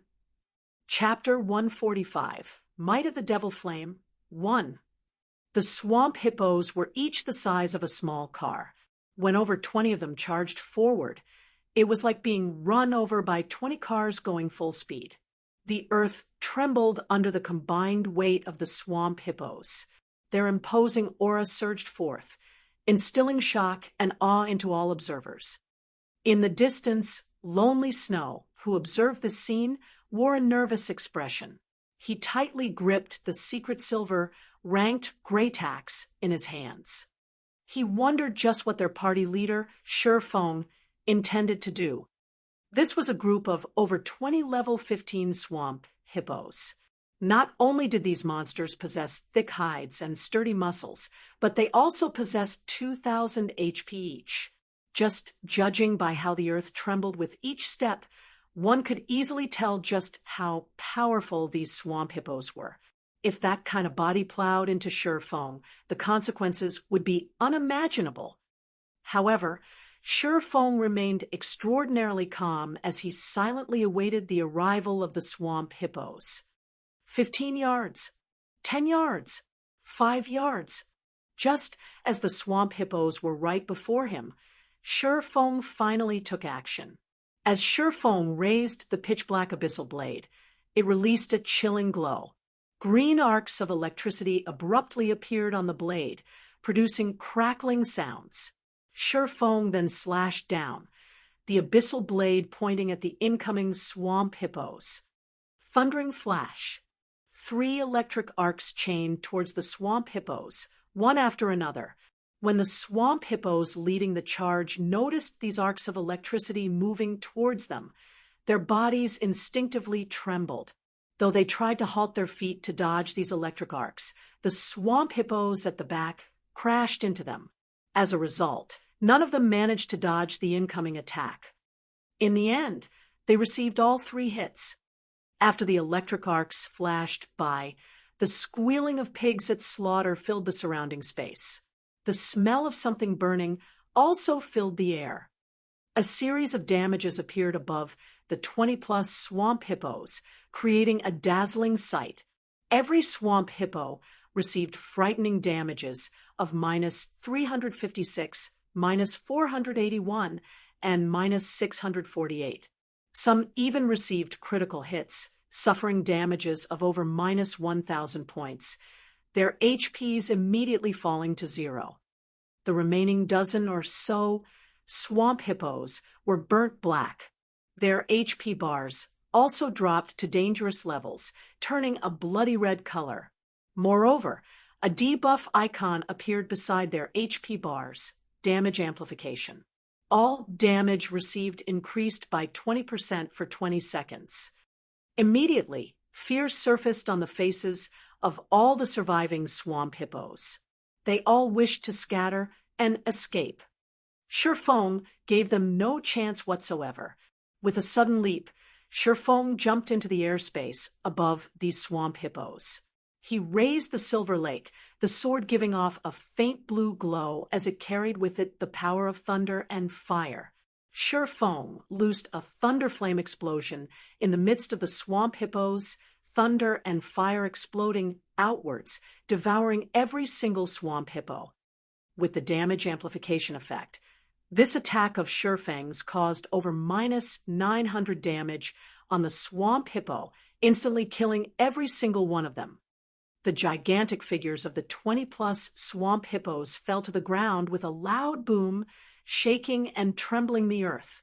The scene was similar over 20 small cars descending from the air, heavily smashing into the ground. When the bodies of the swamp hippos collided with the ground, the resulting impact generated gusts of wind that spread to the surroundings, causing the leaves and branches of the nearby trees to snap and float in midair. Lonely Snow, watching this scene from a distance, was completely dumbfounded. Be it the visual or physical sensation, both impacted him greatly. Feng caused over minus 1,000 damage to the level 15 swamp hippos, ending their lives in just 2 moves. Just how high of an attack power was required to achieve such a feat? If Feng fought against average players, Wouldn't he kill one with every strike? Lonely Snow even started to suspect that he and Sherfong were not playing the same god's domain. The difference in strength between them was no longer just several stages. It was practically the difference between the sky and the earth. Lonely, you pick up the loot. I'll go help Blackie, Sherfin instructed before turning to chase after the steel-skinned hippo. Lonely Snow nodded in reply, though an absent-minded expression remained on his face. He thought that he had hallucinated before, but after giving his eyes a rub, the pile of swamp hippo corpses still remained. Plenty of items and coins blanketed the ground surrounding them. He now knew that this was not a dream, but reality. When Lonely Snow looked at the system notifications and his experience bar, he was once more given a shock. System: Level 15 Swamp Hippo killed. Level difference of 7. EXP obtained increased by 700%. Obtained 1,650 EXP. System: Level 15 Swamp Hippo killed. Level difference of 7. EXP obtained increased by 700%. Obtained 1,650 EXP. System: Level 15 Swamp Hippo killed. Level difference of 7. EXP obtained increased by 700%. Obtained 1,650 EXP. After a series of notifications displayed, Lonely Snow's experience bar greatly increased, reaching 69% of level 8. The amount of EXP he obtained was truly frightening. Previously, even when faced with level 8 monsters, they needed to kill each one while being extremely cautious and prudent. Moreover, every kill only yielded each member of the party several tens of EXP. After spending over an hour repeating the same process, they would see their experience bars increase by a sizable portion. On the other hand, Sherfong casually killed off a large group of level 15 swamp hippos with only a few moves. Even after splitting the EXP obtained amongst the three of them, Lonely Snow's experience bar still increased by a sizable chunk. Only now did Lonely Snow understand how Sherfong managed to level up so quickly. In this regard, Lonely Snow became even more respectful towards Sherfong. There was even a hint of fanaticism in his eyes. If he followed someone as strong as Sherfong, his future would be limitless. Even if he could not become Sherfeng's equal, as long as he continued struggling forward, he could still become a true expert one day.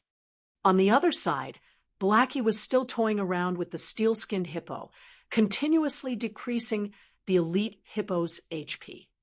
However, not only did the steel-skinned hippo had a very high recovery rate, but its HP was also very high. It would recover a lot of HP every 5 seconds. Moreover, Blackie's attacks could only inflict a tiny amount of damage. If he wanted to grind away the steel-skinned hippo's life completely, he would need at least 20 minutes. And yet, instead of tiring, Blackie grew even more excited. Dark arrows flew from his hand, one after another, each arrow bringing Blackie even more joy. The reason Blackie reacted this way was that challenging monsters of a higher level in God's domain was extremely difficult. Meanwhile, he was currently bypassing 7 levels to challenge a level 15 elite monster. If he spoke of this feat in the future, he would enjoy supreme glory. It was this sense of achievement that became the largest motivation for Blackie. "Blackie, use Evil Whip," Sherfong said in the party chat after hurrying over. Okay. Seeing Sherfong arrive, Blackie knew that it was time to deal with the steel-skinned hippo. As Blackie's chanting came to an end, 9 black barbed vines sprung up and bound the steel-skinned hippo's 4 limbs, restricting its speed. However, the steel-skinned hippo's strength was just too high. In the blink of an eye, one of the vines snapped, while the remaining 8 were only a small matter. At this moment, Sherfong used Windblade, rapidly arriving behind the steel-skinned hippo. Instantly, 3 sword strikes landed on the steel-skinned hippo's body, the collision producing glittering sparks. Seeing that the attacks from his swords had only dealt -22 damage each to the steel-skinned hippo, Shifeng was slightly speechless.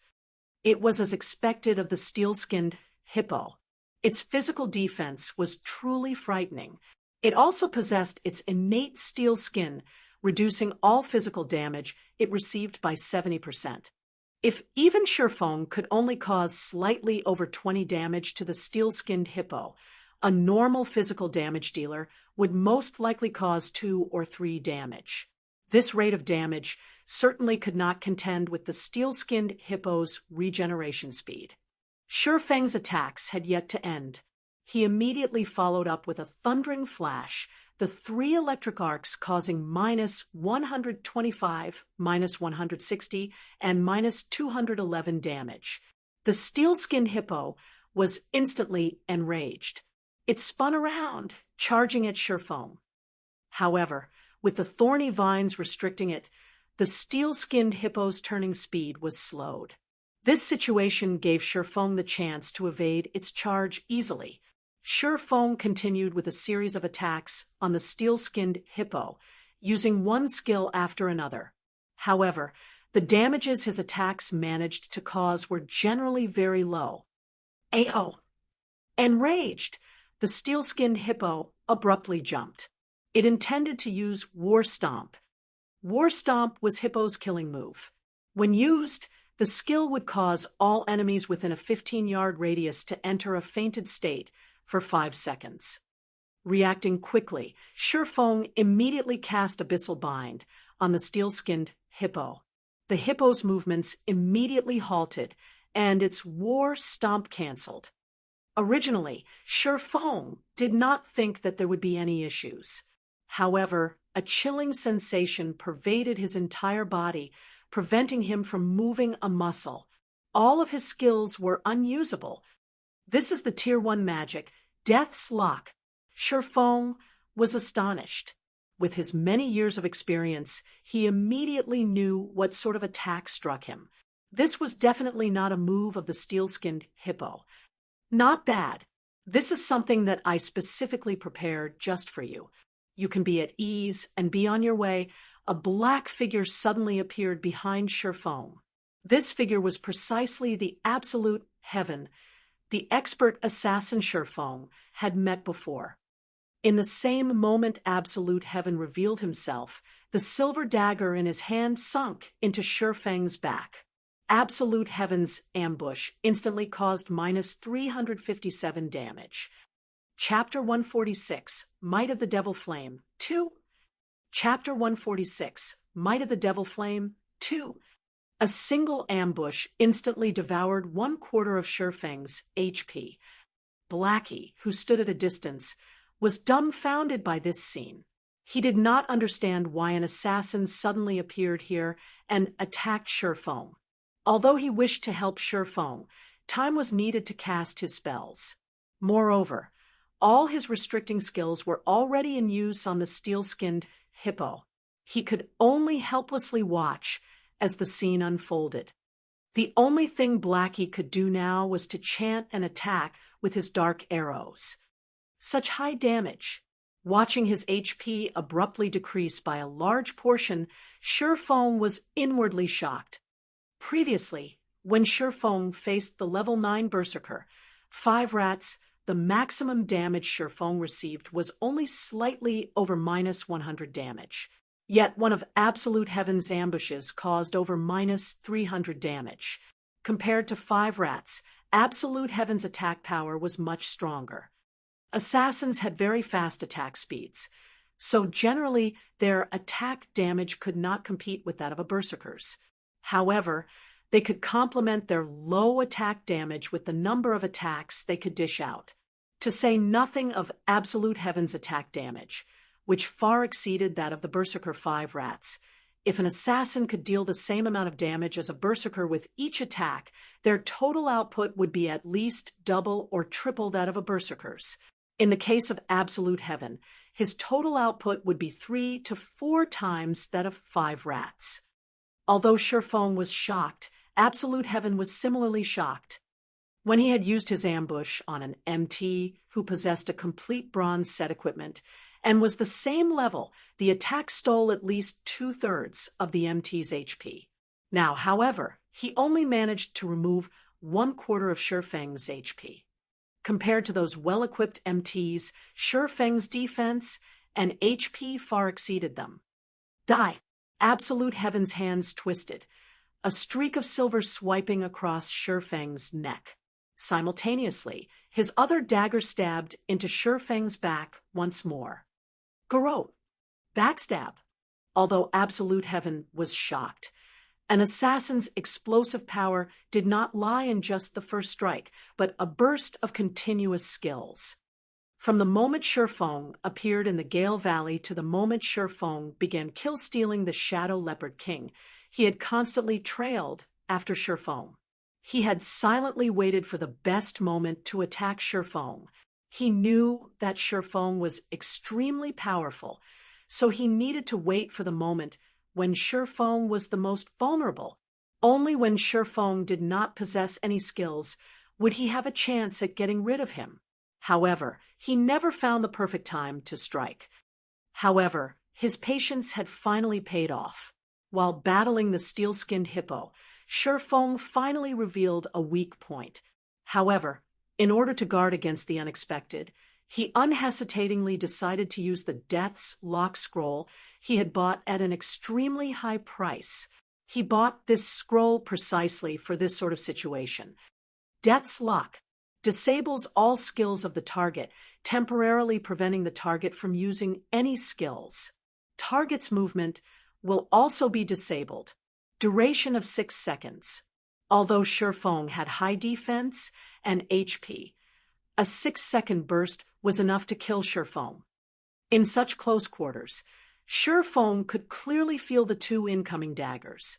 If he received the burst of Absolute Heaven's attacks, he would definitely die.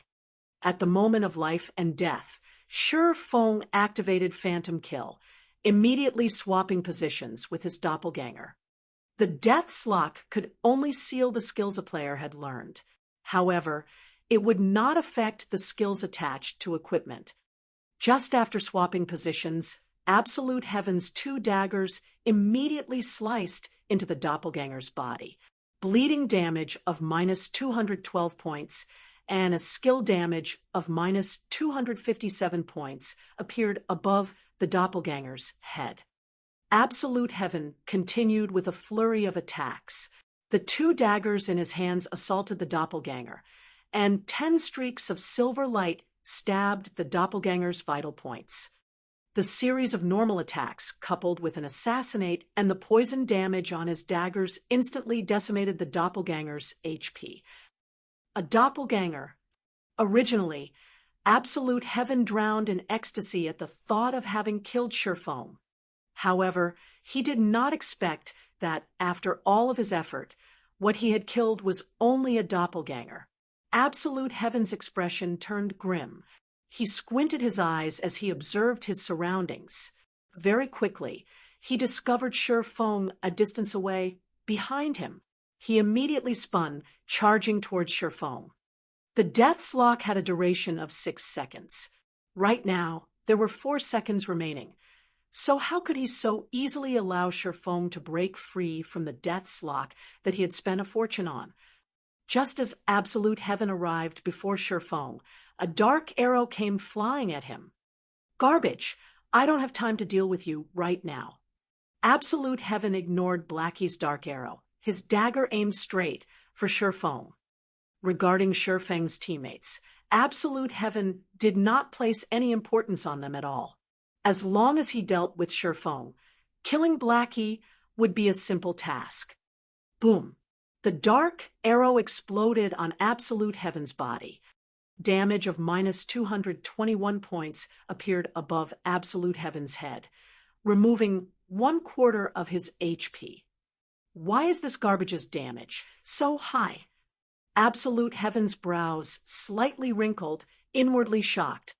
Absolute Heaven had not the slightest knowledge that the staff in Blackie's hands was actually a level 8 secret silver ranked staff. Moreover, Blackie wore a few pieces of level 7 and level 8 mysterious iron equipment. He also used the mysterious iron accessory, the interpreter's pendant, that Shifeng had given him. Blackie's magical damage had long since reached the apex. If it were not for Absolute Heaven's equipment being of excellent quality, he might have lost more than half of his HP from just one of Blackie's dark arrows. However, Blackie's high magical damage could not stop Absolute Heaven.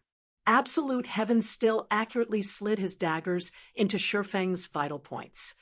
The moment Absolute Heaven's dagger was about to stab Shifeng used silent steps, instantly appearing behind Blackie.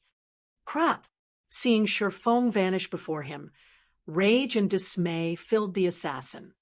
Shifeng was clearly unable to use any of his learned skills, yet he still possessed so many skills to avoid the ambush.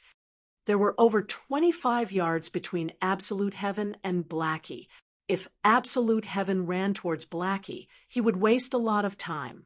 The seal on Shifeng would definitely dissipate, and it would become incomparably harder for him to kill Shifeng. Brother Feng, you're too awesome.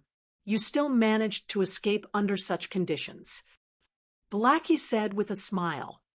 Watching the previous exchange, shock overwhelmed Blackie. The assassin's speed was impressive. If Shifeng had reacted a bit slower, he would definitely have lost his life. Blackie couldn't help but break out in cold sweat as he had watched the scene unfold. However, now that the distance between them was sizable, that assassin would be at his wit's end. Stop fooling around and be more careful. That assassin is not someone simple, Shifeng warned as Blackie still seemed to be in a joking mood. Got it, leave it to me. The cooldown on my skills have already finished, Blackie confidently said. However, just as Blackie turned to look at Absolute Heaven, he discovered that Absolute Heaven was missing. He could only see an enraged, steel-skinned hippo, bellowing as it searched for its enemy. Brother Feng, that person's gone missing. Did he just choose to run away, since he failed his ambush? Blackie said with a laugh. Just as Blackie turned to look at Shifeng, his expression immediately turned grim. The assassin from before stood right behind Shifeng. Causing me so much trouble, you guys should be proud of yourselves. Absolute Heaven sneered, his hand holding some flash powder. He tossed the powder at Blackie. Blackie instantly shrieked as both his eyes lost their vision, causing Blackie to lose his battle prowess. After restricting Blackie, Absolute Heaven's dagger immediately stabbed Shifeng.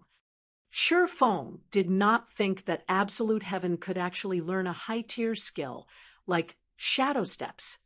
Assassins' shadow steps allowed them to instantly appear behind an enemy and increased the damage of their next attack by 15%. However, Shifeng still could not move.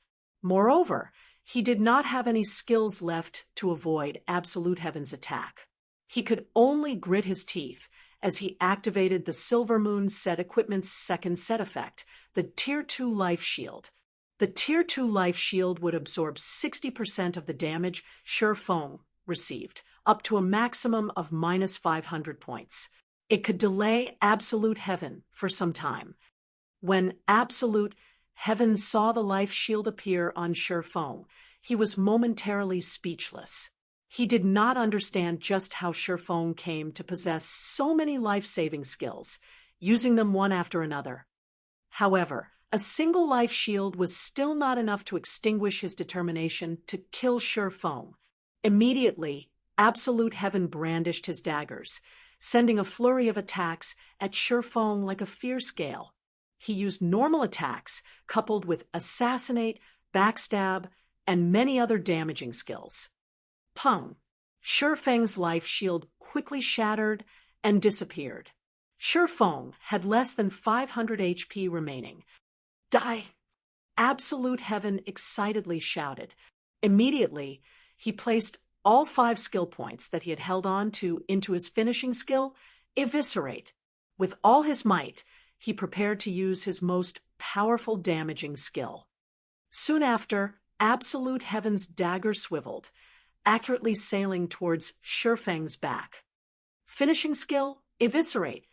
A plume of blue flame suddenly appeared above Shifeng's palm. Chapter 147, Might of the Devil Flame 3. Chapter 147, Might of the Devil Flame 3. Absolute Heaven suddenly convulsed in shock when he saw the clear blue flame floating above Shifeng's palm. Although this flame looked minuscule, the heat it gave off was extraordinarily hot. Within an instant, he could already feel his mouth drying up. However, since the arrow was knocked, he had no choice but to let it loose. Within an instant, the ice-blue devil flame covered Shifeng's entire body, turning him into a man on fire. The ice-cold dagger suddenly stabbed into Shifeng's back. "You can move already?" Absolute Heaven was greatly shocked. To a top-tier expert like himself, he had a very precise grasp on time.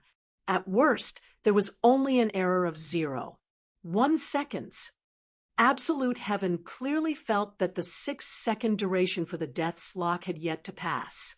Yet, Shifeng was still able to use Defensive Blade to block his finishing move, Eviscerate. "Didn't you have a fun time beating me up just now?"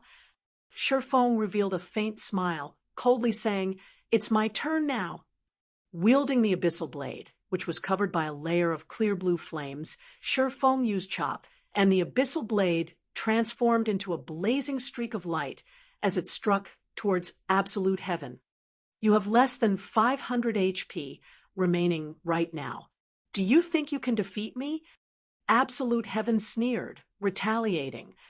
The instant the two weapons collided, a trace of shock immediately appeared on Absolute Heaven's frosty expression. It was as if the opponent he was facing against right now was not Shifeng, but a humongous bear. Shifeng's strength had thoroughly numbed his arm, and he was forced to retreat several steps before stabilizing his body. How can he have such great strength? When Absolute Heaven had exchanged moves with Shifeng the previous time, Shifeng's strength was not yet quite so terrifying. However, now that he had changed and upgraded most of his equipment, increasing his attributes by a large leap, he not only surpassed Shifeng, but the gap between them had somehow grown even wider. Now that he had failed at ambushing Shifeng, it was already impossible for him to kill Shifeng in a direct confrontation. He could only patiently wait for his next chance. After forcing Absolute Heaven into a retreat, Shifeng quickly took out a basic regeneration potion and drank it. Very quickly, Shifeng's HP recovered more than 700 points. "Absolute Heaven, it seems you only amount to this much.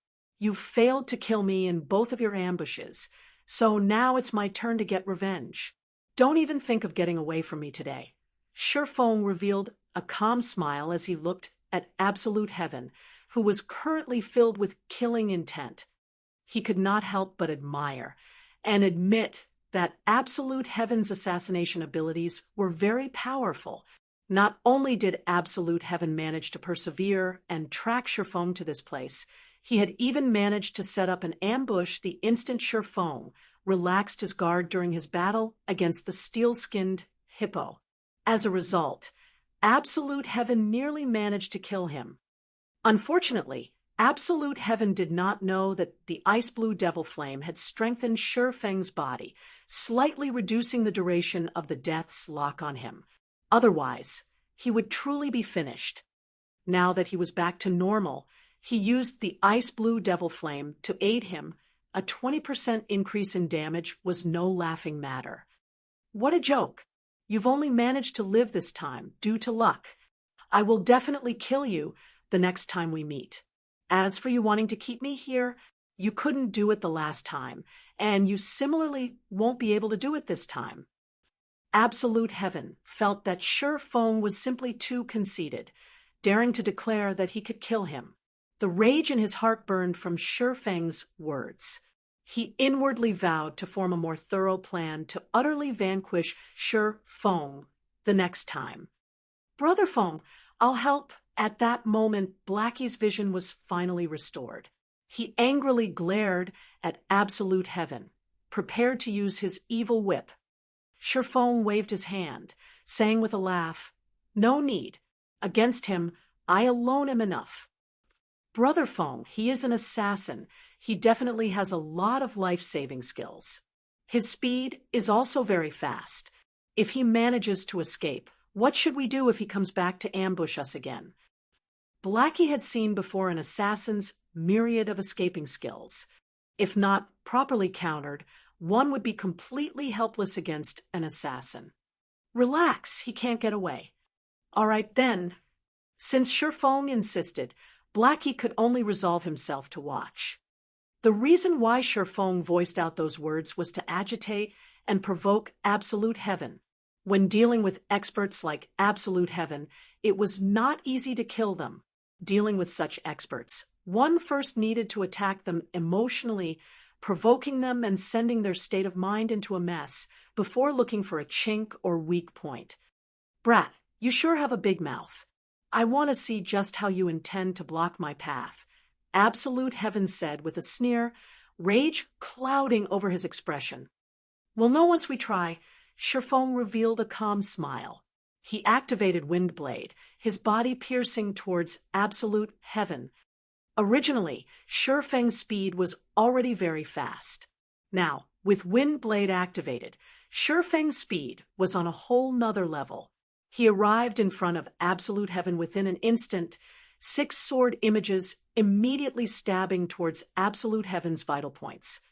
So fast, absolute heaven was awe-shocked, hurriedly using his daggers to block the attacks.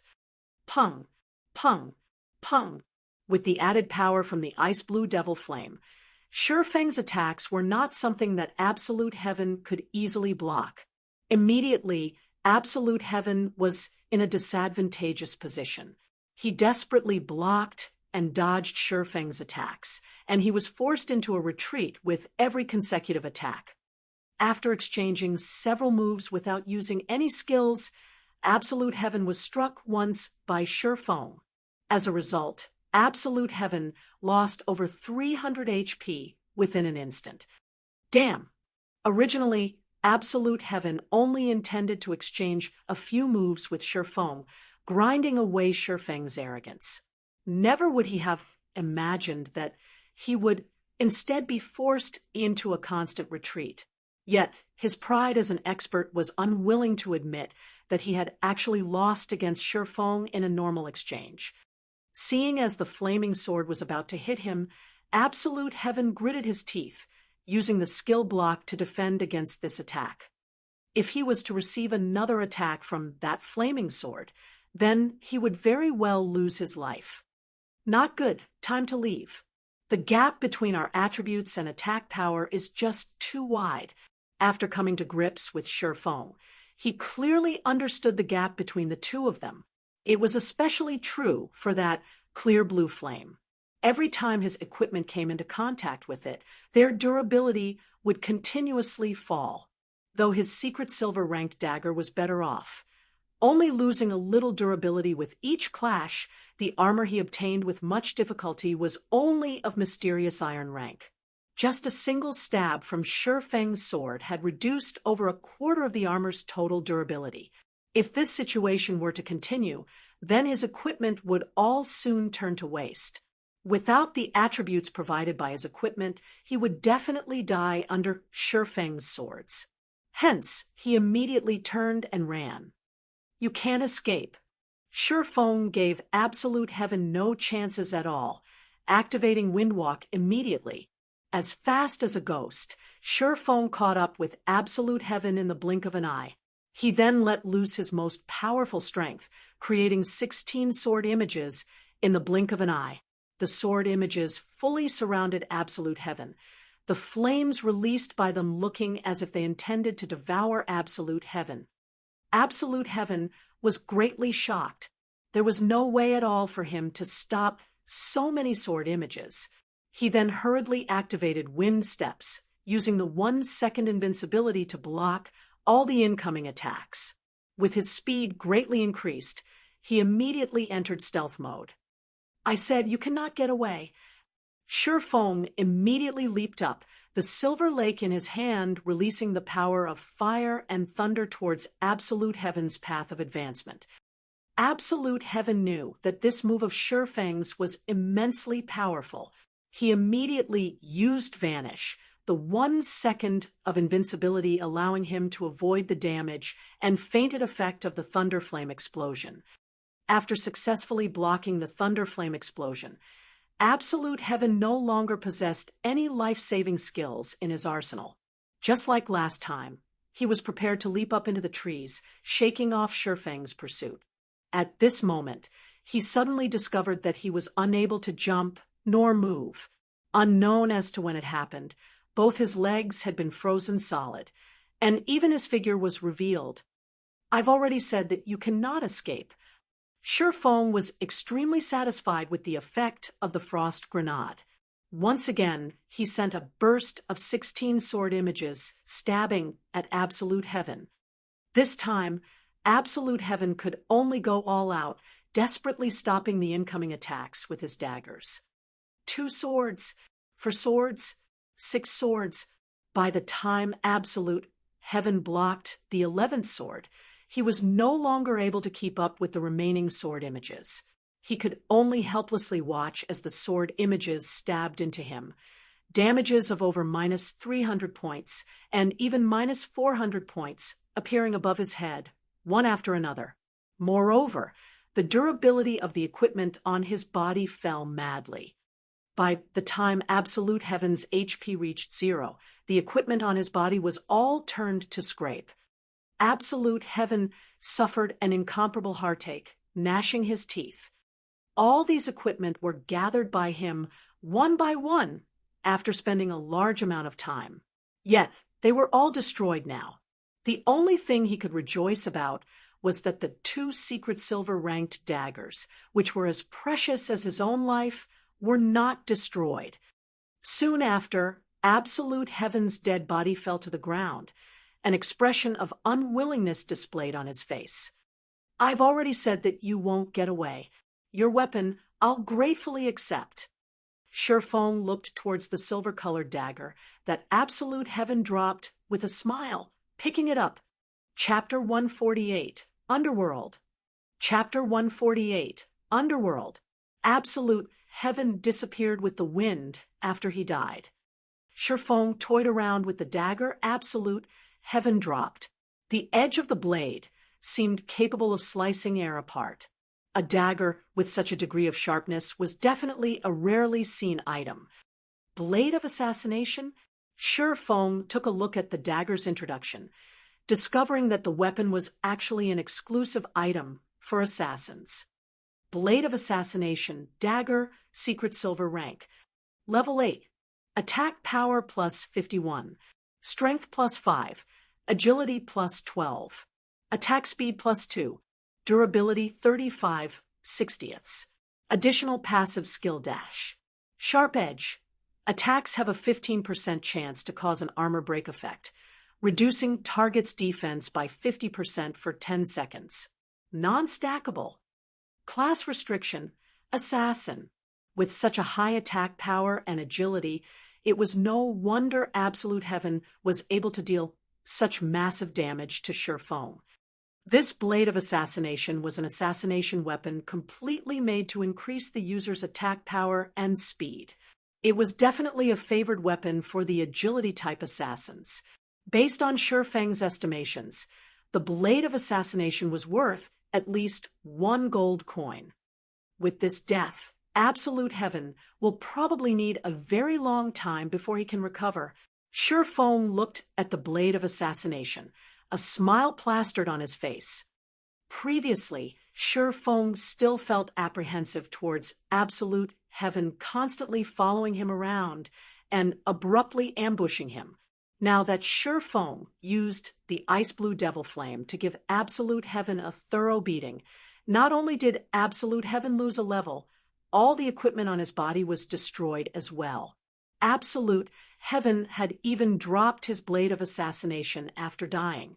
It would be a long time before it would be possible for absolute heaven to come looking for trouble again. Brother Feng, you're just too awesome. You were like the incarnation of the fire god just now. Just looking from afar, I could already feel myself being burned. I didn't think that swordsmen would have such a skill. If I had known about it earlier on, I would have chosen to play as a swordsman as well. If I were to use this skill to pick up chicks in the future, I would definitely catch one with every hook I send.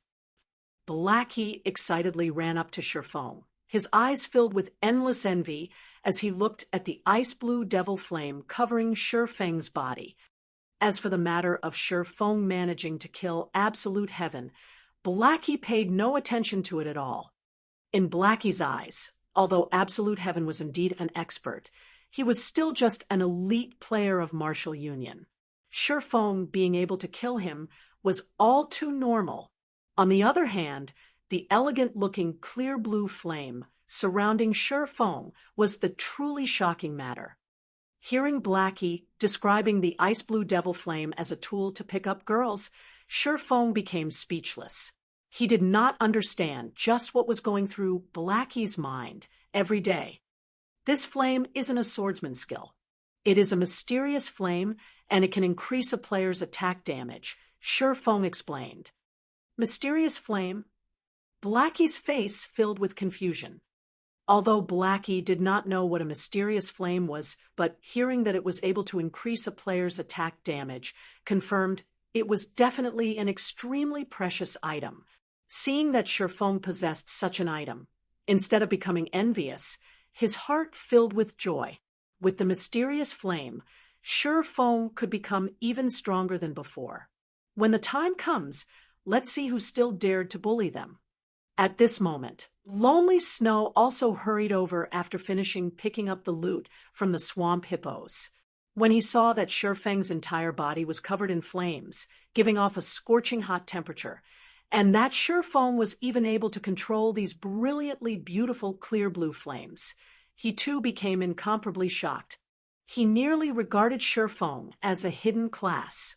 However, after listening to Blackie's explanation, Lonely Snow as well understood just how precious and powerful was the ice-blue devil flame. The ice-blue devil flame was definitely one of Shifeng's secrets. If others were to find out about this secret, there would definitely be tons of players wanting to obtain the ice-blue devil flame. Moreover, Shifeng being willing to share this secret with them showed just how much he trusted them. Just this piece of trust alone was enough to let Lonely Snow feel that it was worth striving for Shifeng. Let's not chat for now. We should get rid of the steel-skinned hippo and quickly leave this place. After Absolute Heaven revives, he might tell the other players from Martial Union to come here and surround us. Shifeng no longer continued to explain, turning around and charging towards the steel-skinned hippo. Blackie knew that they could not stay in this place for too long as well. He started chanting incantations, aiding Shifeng in attacking and restricting the steel-skinned hippo. Although the steel-skinned hippo had high HP and defense, with its short vision range, it was destined to become an easy kill for Shifeng. What Shifeng needed to do now was to charge up and go all out at dealing damage. After bursting out all of his skills, he would then turn to escape. Meanwhile, Blackie would desperately attack from a distance, and as long as Shifeng finished using all of his skills, Blackie would use Evil Whip to restrict the steel-skinned hippo. Lonely Snow would then use Charge and Break before escaping as well. After Shifeng was more than 25 yards away from the steel-skinned hippo, the steel-skinned hippo would lose its target, dumbly rushing about. When the cooldown for Shifeng's skills ended, he would then continue with another round of bombardment, repeating the cycle all over again. This time, Shifeng did not keep his strength hidden away. He immediately used the ice-blue devil flame, increasing his damage output by 20%. Simultaneously, the power of ice-type and fire-type skills was increased by 40%. With such an increase, Shifeng's damage against the steel-skinned hippo instantly soared. Even his normal attacks could deal around 50 to 60 damage now. As for Thunderflame Explosion, the skill could cause over 400 damage to the steel-skinned hippo. Even if the steel-skinned hippo had high HP, it still frantically decreased under the fierce onslaught. Several minutes later, the steel-skinned hippo let out a blood-curdling shriek as its body fell to the ground with a boom. It dropped 4 items and gave a large amount of EXP after it died. Amongst the 4 items, 2 of them were level 15 bronze equipment, while the remaining items were a Tier 1 strength gemstone and a bronze-ranked leatherworking material. The effects of the Shadow's blessing was fully displayed here. Otherwise, aside from giving out a lot of EXP, a level 15 elite would at most give out a piece of equipment and some materials only. Let's go somewhere else to kill swamp hippos. After killing the steel-skinned hippo, Shifeng brought Blackie and Lonely Snow to another grinding spot. The silent swamp was extremely large in size. Its size was at least 2 to 3 times that of the Gale Valley. Meanwhile, the habitat of the swamp hippos took up 1/10 of the entire silent swamp. Moreover, they were scattered throughout the entire silent swamp. With the 100 to 200 members of Martial Union, it would be hard-pressed for them to locate Shifeng's party successfully. Moreover, Shifeng was very familiar with the silent swamp. He had once lived at this place for over 20 days in his previous life, so he knew which locations had the highest number of swamp hippos and also the locations with the fastest respawn rates. Shifeng also knew the spawn locations for the elite monsters in Silent Swamp. However, with the strength of their party of 3 right now, the only elite monster they could deal with was the steel-skinned hippo, as the other elite monsters did not possess any clear weaknesses. If they were to go against these elite monsters, they would have to risk their lives doing so. Leveling up at this place is just too awesome. Originally, I thought that the leveling speed at Gale Valley was already extremely fast, but after coming to this place for less than 2 hours, I've already managed to reach level 9. If we are to continue in this trend, within 3 hours, I would definitely reach level 10 and be able to enter White River City. At this speed, the elites of those major guilds have probably just reached level 9, Blackie excitedly said. If Kola and the others didn't die and were with us right now, we 6 would be able to enter White River City today, becoming the first party to enter White River City. Lonely Snow nodded, agreeing with Blackie's statement. He too could not help but admit to the invigorating feeling of having Shifeng power leveling them.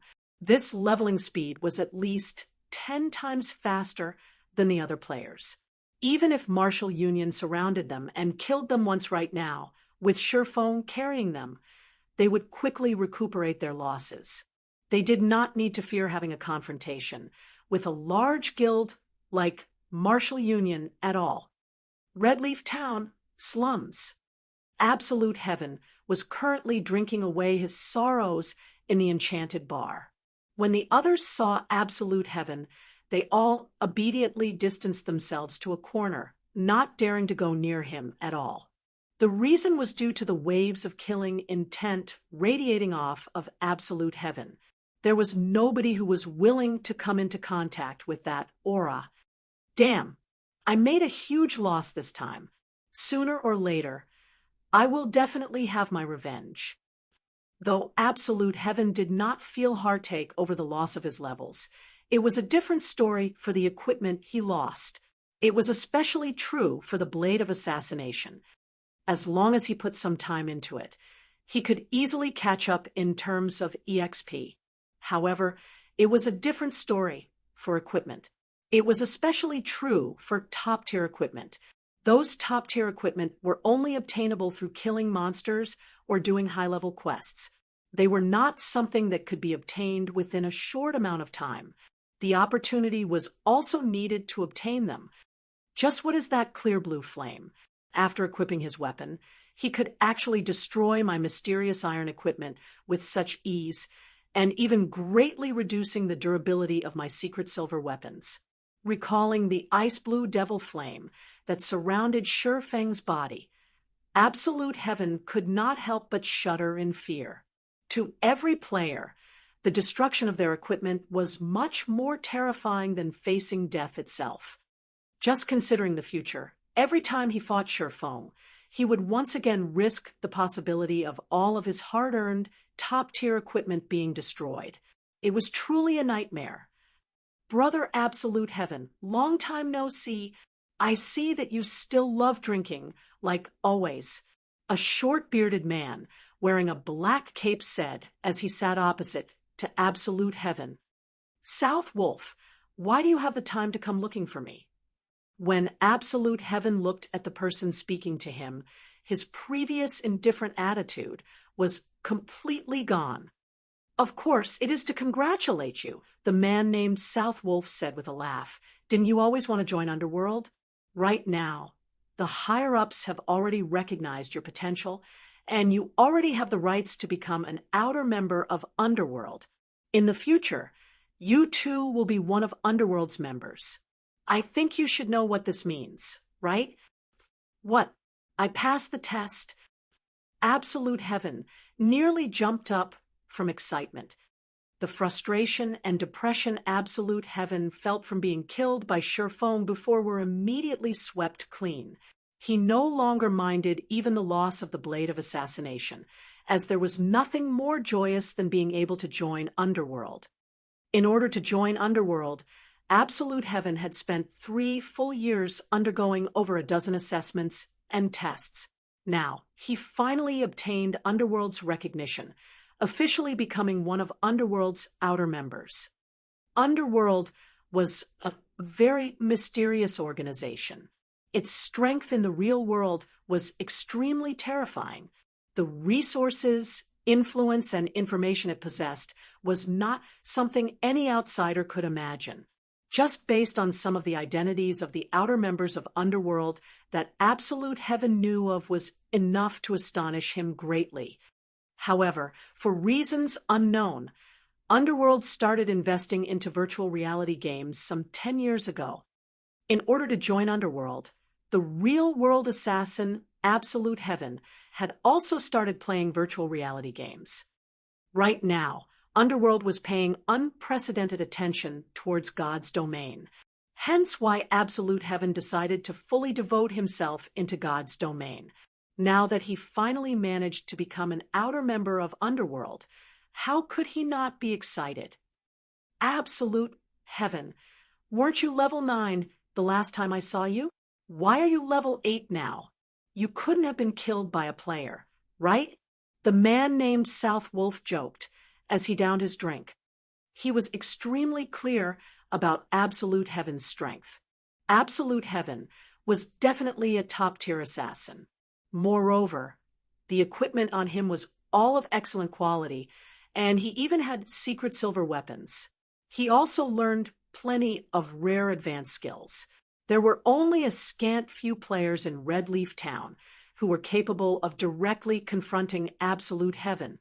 Moreover, the majority of these players would not have a win rate of over 60%. As for players who would have a win rate of 80% and above in the entire Red Leaf Town, only the famous Snow Goddess could possibly achieve such a feat. It was absolutely impossible for other players. Moreover, if Absolute Heaven were to put all his might into escaping, even the Snow Goddess would not be able to hold him down.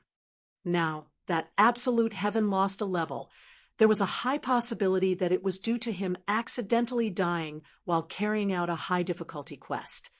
However, after hearing South Wolf say so, Absolute Heaven's expression abruptly turned gloomy, his mood turning extremely sour. It can't be, right? Were you really killed by someone? Who did it? Don't tell me you went and provoked the Snow Goddess. Gentle Snow? You couldn't have been so foolish, right? Daring to provoke even her. Looking at Absolute Heaven's dark expression, South Wolf immediately knew that he guessed correctly. He couldn't help but abruptly spit out all the alcohol in his mouth. Chapter 149, Freezing Shadow. Chapter 149, Freezing Shadow. I'm no fool. Why would I dig my own grave by provoking gentle snow? Absolute Heaven shook his head. If you didn't provoke gentle snow, then who killed you? I doubt that there is another expert like her in the entire Red Leaf Town. South Wolf could not help but become curious. Based on the information he obtained, the experts in Red Leaf Town only numbered so many. If it wasn't a top-tier expert like Gentle Snow, could there possibly be another top-tier expert appearing in Red Leaf Town without him knowing? South Wolf's curiosity deeply pierced Absolute Heaven's pride. He tightly gripped his fist to the point where blood almost came out. He had spent such a long time planning and preparing so many measures. Originally, he had a 100% possibility to kill Shifeng. However, the rate at which Shifeng increased his strength had far surpassed Absolute Heaven's estimations. Looking at Absolute Heaven's silence, South Wolf could not help but let loose a smile. He was now even more interested in the expert that managed to kill Absolute Heaven. Absolute Heaven, you know what my job entails, right? Now that such an expert has appeared in Red Leaf Town, I need to know just who that person is. South Wolf looked at Absolute Heaven, asking in a low tone. Absolute Heaven's expression turned sullen. He did not wish to tell anybody of this embarrassing matter at all, not to mention telling it to the South Wolf before him. Absolute Heaven had maintained a no-loss record for 3 whole years. Yet, today that record was ripped apart by the unknown Shifeng. Moreover, today was even the big day where he got to join Underworld. With such an incident happening, it would definitely affect his standing in Underworld in the future. I can understand how you are feeling right now. You've managed to join Underworld after much difficulty, yet you were immediately met with such an incident. It would definitely have a huge impact on your mood. However, this is my job. If you do not cooperate as an outer member, you might even be expelled from the organization. You should think clearly about your decision, South Wolf said strictly. Absolute Heaven was extremely aggravated. However, he could not retaliate against South Wolf's words at all. He could only forcefully suppress the burning rage in his heart, saying in a low tone, "The person's a swordsman called Yifeng." Swordsman Yifeng? Isn't that the Yifeng that cleared the hell mode of the Dark Moon graveyard together with Gentle Snow? South Wolf entered into deep thought. I've seen his battle recording before, and I've also analyzed his strength. He is indeed an expert, but it is only up to a normal standard. He has no qualifications to join Underworld at all, now that he has actually managed to kill you. However, it would seem that he has previously hidden quite a lot of his strength. What hidden strength? It's just dumb luck. I don't know where he got it from, but that flame of his was extremely powerful. It was able to destroy my equipment during battle, and that flame greatly reduced even the durability of my secret silver weapons. If it wasn't for that flame, he would have no chance at killing me at all, Absolute Heaven said in disdain. Flame? It could even destroy equipment, and not even secret silver weapons could block it. South Wolf became even more curious. I recall that swordsmen do not possess such a skill. It should be some sort of special equipment skill.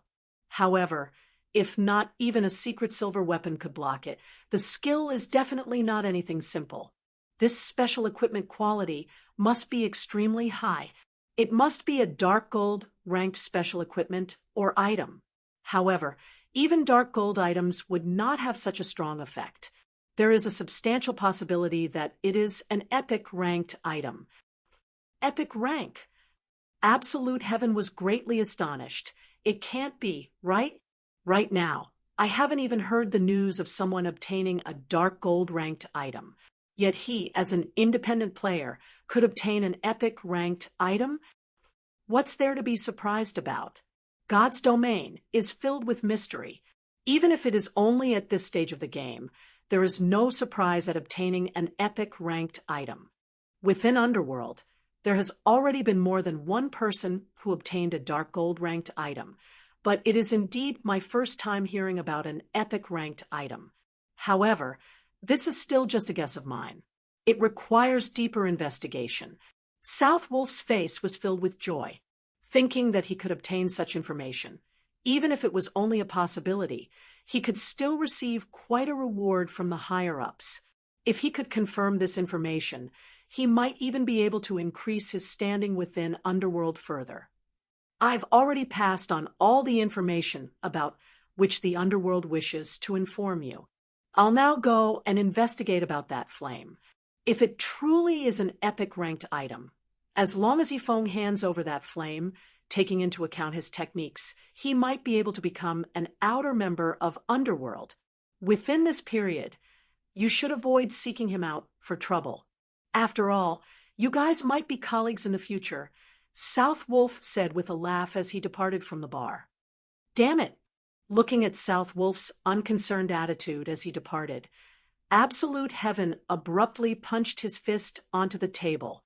The beer bottles on the table all fell to the ground, breaking apart into fragments. Silent Swamp, Stream Falls. Shifeng was currently leading Blackie and Lonely Snow to attack a jade green, three-headed snake. Three-headed snake demon, rare elite. Level 16. HP 15. 000/15 000. A rare elite was not much stronger when compared to a normal elite monster of the same level. It was extremely rare for players to meet one, hence why it was called a rare elite. However, even these rare elites had specified respawn points. Only they had many locations they could spawn from, so it was not easy to locate them at all. The loot of rare elites was much better than that of normal elites, hence why many players loved rare elites. There were only a total of 5 rare elites in the Silent Swamp. Amongst them, the weakest one was the three-headed snake demon. Also, when a rare elite died, they would only respawn 2 days later. After carrying both Blackie and Lonely Snow to level 10, Shifeng himself reached level 11 as well.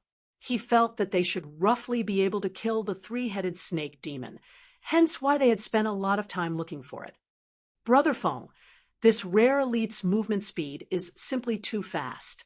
I can't land a hit on it at all. Blackie continuously used Dark Arrow to attack the three-headed snake demon. However, the snake demon was extremely swift in its movements. It was able to dodge all the dark arrows that flew at it easily. No problems. You just need to use Curse to weaken the three-headed snake demon's speed and strength, Shifeng said in the party chat. Previously, they obtained many good items from grinding the swamp hippos. Amongst those items was the Weakening Curse skill book for Cursemancers. The skill was able to reduce all the attributes of the target by 15%, damage dealt by 15%, and increase the darkness damage the target received by 10%. It was one of the signature skills of Cursemancers. In addition to the evil whip binding and restricting the three-headed snake demon, and also Lonely Snow's charge and break, Shifeng could easily deal with this monster. The three-headed snake demon's main form of attack was a long-range venom attack. This venom was extremely terrifying, and even a level 15 MT would not be able to withstand the sustained damage caused by the venom. Moreover, basic antidotes were completely ineffective against it. On the bright side, the three-headed snake demon had very low physical damage. Moreover, the three-headed snake demon had much less defense when compared to the steel-skinned hippo. Just Shifeng's normal attacks alone could deal over minus 150 damage to the snake demon.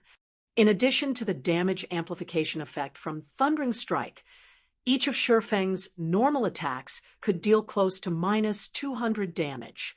If he were to use a skill, then the damage dealt would exceed 300 to 400 points. With only 15,000 HP, the three-headed snake king stood no chance at all against Shifeng's frightening damage. After 10 minutes or so, the three-headed snake released a pained cry, its body smashing down into the stream. It also dropped 5 pieces of items. Brother Feng, your luck recently is getting better and better. It's even better than mine now. Looking at the large number of good items dropping from the monster Shifeng killed, Blackie could not help but curiously comment.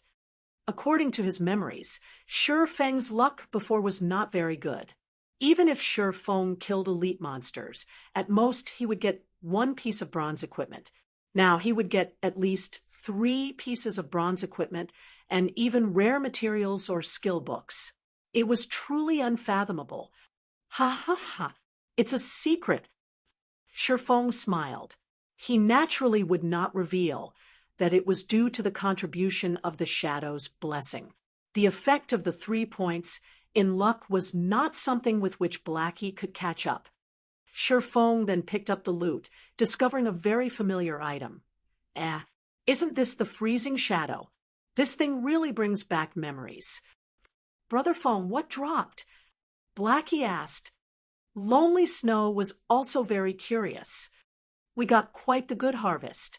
We got 2 level 15 bronze equipment, 1 level 15 mysterious iron equipment, 1 rare dungeon teleport scroll, and 1 consumable item, the freezing shadow. We definitely hit the jackpot with this. Shifeng displayed the attributes on all the items for the two to see. Now that the three-headed snake is dead, it will take another 2 days before another respawns. Let's continue grinding swamp hippos, then. Just as Shifeng and the others were about to continue grinding swamp hippos, Shifeng suddenly received a communication request. Who's South Wolf? Shifeng looked at the caller ID, discovering that it was a stranger. Moreover, there was no such person in his memories. Since it is someone I don't know, let's just reject it then. Saying so, Shifeng rejected the call. Chapter 150, Star River Valley. Chapter 150, Star River Valley. After Shifeng rejected the call, he continued searching for swamp hippos. He actually rejected. South Wolf looked at the rejection notification, feeling a sense of discomfort in his heart. Normally, those with social standings would earnestly wish to converse with him in order to form friendly ties. Now, however, he was actually met with a situation like this. It was definitely a first for him. However, the ones above had already given him the command to make contact with Shifeng. Hence, he could only endure it and continue attempting to contact Shifeng. After he reported the information about Shifeng and the flame, Underworld carried out an analysis on the effects of the flame. They immediately discovered that the flame was definitely extremely precious, and there was over a 70% chance that it could possibly be an epic-ranked item. Hence, South Wolf was tasked with negotiating with Shifeng to obtain the flame for Underworld. South Wolf sucked in a few deep breaths, calming down his mood.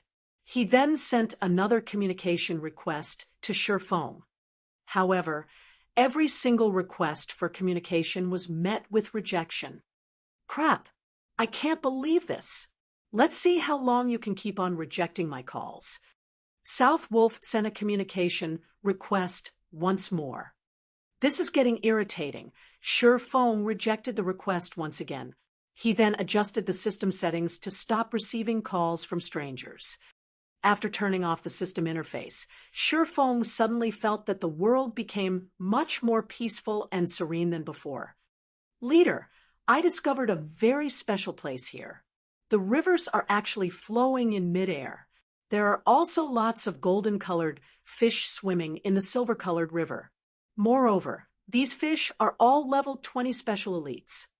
Lonely Snow suddenly said in the party chat, his voice containing great excitement. A group of level 20 special elite fish. Isn't this too much of an exaggeration? Lonely Snow, are you sure you saw right? Blackie did not believe Lonely Snow's words at all. Special elites. They were much stronger than ordinary elite monsters. The reason being, special elites were very outstanding in a particular field. If it were not in terms of speed, then it would either be in terms of strength, magic, or something else. There were extremely few special elites in God's domain, and their rarity was comparable to rare elites. Not to mention finding a group of special elites. Even meeting with a single one was extremely difficult. It's true. If you don't believe me, I'll send you a picture of it. After taking a look at the picture, it was indeed, as Lonely Snow said. The location in the picture was like a wonderland on Earth, dazzlingly beautiful. It was truly hard to imagine that the dark and damp silent swamp would have such a location in it. There were hundreds of big golden fish in the Silver River, and they all shone brilliantly, creating a dazzling sight. Golden-colored fish. Shifeng entered deep thought as he looked at the golden fish in the river. Suddenly, he thought of a possibility. What are the coordinates? I'll come over immediately. When Shifeng and Blackie arrived at the silver-colored river, they discovered that this river was actually moving in position, though it moved at an extremely slow speed. Shifeng and Blackie only managed to locate this river due to Lonely Snow continuously following it. As expected, it is the Star River Valley. Shifeng smiled. Star River Valley was one of the rarely seen marvels in God's domain. These marvels would usually appear at maps that were below level 50. Any players that were able to meet such marvels were all extremely lucky, as this meeting represented an opportunity. Shifeng had once heard of a player obtaining a fine gold ranked item from the Star River Valley. There was even a player who obtained an epic ranked item, causing others to feel envious. However, there were also rumors that the person was just lying. Brother Feng, how do we deal with these big golden fish? Blackie felt a headache coming on just from looking at all the big golden fishes swimming in the silver-colored river. Golden Fish Special Elite, Level 20, HP 100, 000/100,000. Ignoring the level suppression, attack, and defense of the golden fishes, just their 100,000 HP was enough to bring a person to despair. These golden fish are swimming in a river that's floating in midair. I've previously tested it out before, and I couldn't land an attack at all. However, if we solely depended on Blackie's magical attacks, the damage dealt might not even match up with the golden fish's recovery speed. Lonely Snow said, "Leader, do you have any good ideas? Let's take a look at the surroundings first. Then, we might be able to discover some clues."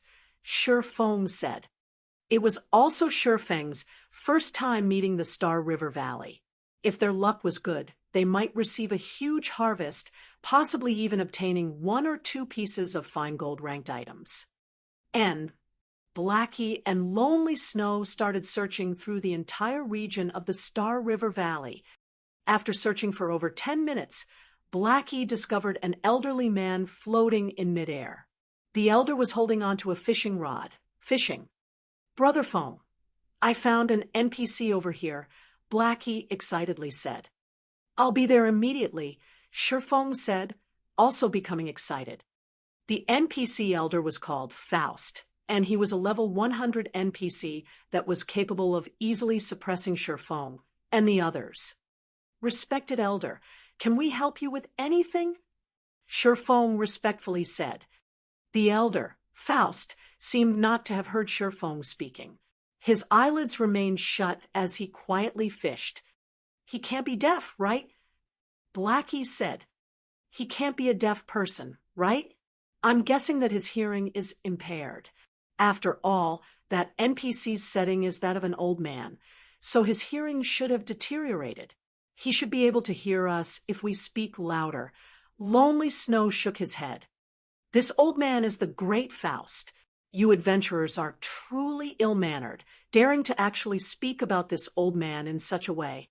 This old man is going to give you 2 a punishment." Faust abruptly opened his eyes.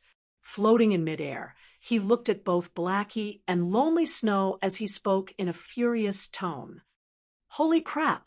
This NPC doesn't react to praises, but immediately reacts when we talk bad about him? Isn't his IQ too high? Blackie was shocked. Lonely Snow was also incomparably shocked. However, before the two of them could recover from their shock, Faust casually pointed a finger at them.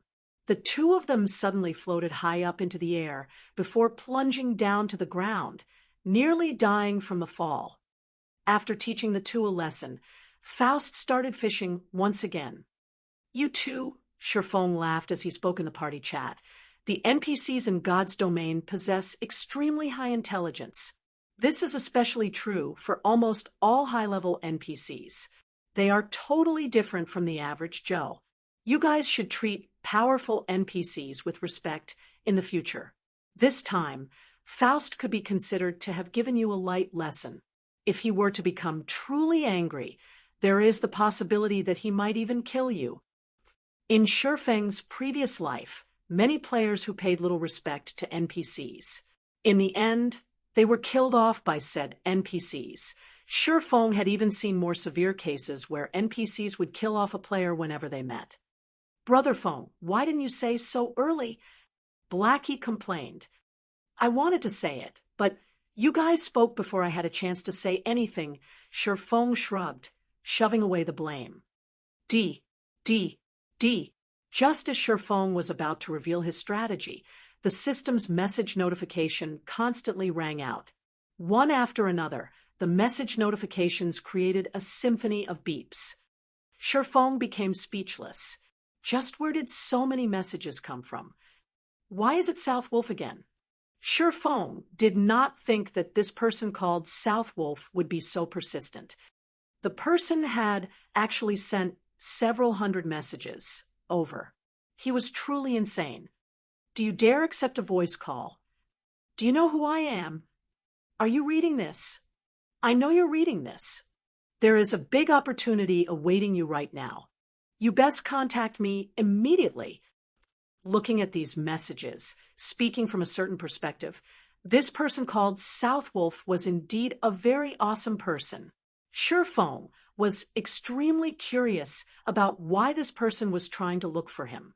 He also could not continue involving himself with this person, so he readjusted the system settings to allow calls from strangers again. Chapter 151, Come If You Can. Chapter 151, Come If You Can. Very quickly, South Wolf's communication request arrived. Who are you? If you have something to say, then say it quickly. I'm very busy, Sherfeng said in an annoyed tone after picking up the call. Do you know who I? Sherfeng's words nearly caused South Wolf to lose it. However, in the end, he still endured it. After all, this was a task handed down to him from above, so he needed to carry out the job properly. If it were any other person who dared speak to him in such a way, they would definitely face a tragic end. If you have nothing to say, then I'm hanging up, Sherfeng said. South Wolf furiously said, Why would I look for you if I have nothing to say? Then speak of it quickly. I'm very busy, Sherfeng said, annoyed. There was a huge opportunity right before his eyes. So where would he find the time to bicker with a stranger? South Wolf nearly burst out in rage once again at Sherfeng's words. A loose expert like Sherfeng dared to speak to him in such a way. However, after giving it some thought, South Wolf realized that Sherfeng only dared to speak to him in such a way due to not knowing his real identity. I need to calm down. Calm down, South Wolf consoled himself, saying, as long as he knows my identity, he will definitely be shocked witless. I am the spokesperson for Underworld. I assume that you have never heard of the name of Underworld, right? That's because Underworld is a gigantic hidden organization. If a person does not reach a certain degree of standard, they will have no qualifications for knowing about our existence at all. As for the strength of Underworld, I can tell you about it right now. Even if it is an assassination expert like Absolute Heaven, after striving for 3 years, Only now did he manage to obtain the qualifications to become an outer member of Underworld. Until now, he was just in existence at the very bottom. What? Absolute heaven is just an outer member of Underworld? Sherfone was slightly shocked. Indeed, he had never heard of the name of Underworld before. He also did not know how powerful it was. However, if a top-tier assassin like Absolute Heaven was just an outer member, it could be seen just how unfathomable a background Underworld possessed. Sherfone also did not think that South Wolf was speaking a lie. After experiencing so many things in God's domain, Sherfone was rather proficient at determining whether a person was lying or not. Moreover, the way South Wolf spoke carried the hint of someone speaking down from high above, like an emperor overlooking commoners. This was not an action that could be faked. They can't be wanting to take revenge because I killed Absolute Heaven, right? Sherfone inwardly guessed. Previously, he had not discovered any guild emblem on Absolute Heaven's person. Hence, he always thought that Absolute Heaven was a hidden expert working as a solo assassin. He did not think that Absolute Heaven would have such backing. Hearing Sherfeng's shock, South Wolf felt slightly satisfied. Actually, this isn't anything special. Underworld also possesses an unimaginable influence in the real world. The resources and information we possess far exceed your imagination. Even as an outer member, the strength you possess could cause even a major corporation in a city to tremble. Even the snow goddess, Gentle Snow, that you're very familiar with, has to treat an intermediate member of Underworld with respect, not to mention the upper management of Underworld. South Wolf laughed, proudly saying, "By telling you all this information, I am not trying to brag about Underworld, but instead, I am telling you just how powerful of a background Underworld possesses. If you don't believe me, you can go ask Gentle Snow. Without sufficient strength, one would not even have the qualifications to know about the existence of Underworld. I'm contacting you to tell you that you have already received the attention of Underworld. You now possess the qualifications to join Underworld. Is it because I killed Absolute Heaven?" Sherfone calmly asked. "And you can put it that way. If you did not have the strength to kill Absolute Heaven, then you really would not be able to catch the attention of Underworld." South Wolf was slightly astonished. Sherfone was actually not the least bit excited after hearing his words. If others were to receive a similar message, they would normally be ecstatic, wishing they could join immediately. After all, by joining Underworld, one could have many chances to become acquainted with a group of large characters. Carrying out tasks in the future would also become much more convenient. The information Underworld possessed far exceeded what one could imagine, and it would have an unimaginable benefit towards one's future development. So you're saying as long as I agree, I can become an outer member of Underworld immediately? Sherfone had long since weathered through plenty of storms. He was no longer that immature youth in his early 20s. Hence, he reacted extremely calmly. In Sherfeng's previous life, as the guild leader of Shadow, he had never heard of the existence of Underworld. However, Sherfone did not find it strange either. After all, Shadow was only a second-rate guild. In the eyes of first-rate guilds, they were but an ant on the road, not worthy to be mentioned at all. You can put it that way as well. However, it would not be easy if you wish to join Underworld. Right now, you only possess the qualifications to join. Moreover, in Underworld, we have always believed that if you wish to obtain something, then you need to pay an equivalent price for it. Only when you can afford the price to join Underworld would you be able to officially become an outer member. Can you tell me what sort of price I need to pay? The price to join Underworld is a considerable amount. Even Absolute Heaven spent 3 years to join. However, you are extremely lucky. From my previous investigations, I discovered that there is a certain flame in your possession that is able to greatly increase your attack and destructive power. As long as you hand over that flame and pay a monthly membership fee of 10 gold coins, you will officially become an outer member of Underworld. I see. Realization structure foam. The organization, Underworld, was similar to a grand chamber of commerce in real life. If one wanted to join the organization, then they needed to pay the membership fee. However, not just anybody possessed the qualifications to join the organization. Within the organization, members would be able to form platforms for mutual assistance, information sharing, and resource sharing. With this, members would be able to obtain many more business opportunities to develop their own enterprises further. Since you understand, when are you prepared to pay the price? I can't stay too long in Red Leaf Town. I still have many other things that I need to do, South Wolf said with a laugh.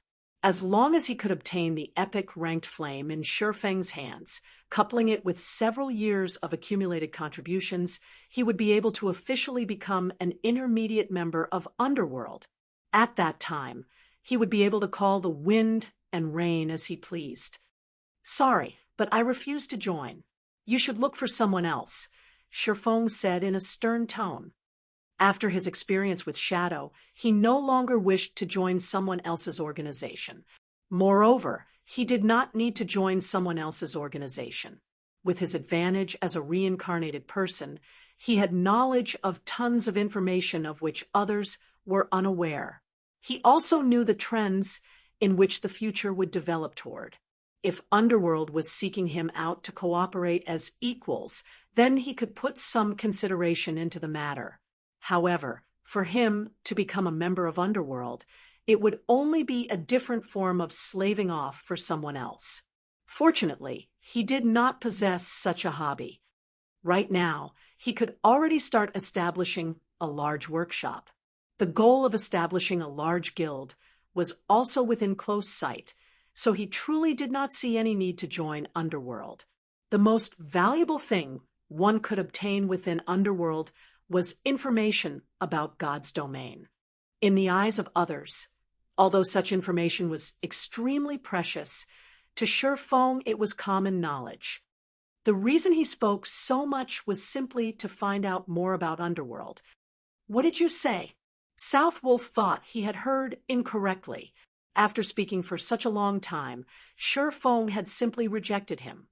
I'm not interested in joining Underworld. You should look for someone else, Shurfeng reiterated once more. After speaking so much, in the end, you are just toying with me? South Wolf angrily said, Do you know what kind of consequences your actions will bring? It is you who contacted me first. Now that I don't wish to join Underworld, are you going to threaten me to join? Shurfeng sneered. Since you dare to toy around with us, Underworld, you naturally have to pay the price. Hand over the flame, and I'll consider it as if this matter never happened. Otherwise, prepare to suffer Underworld's wrath. South Wolf threatened in a cold tone. Ha ha ha. You finally revealed your fox's tail. Since the beginning, your goal has always been the flame, right? You found out from absolute heaven that my flame is not anything simple, so you wish to have it for yourselves now. Is it?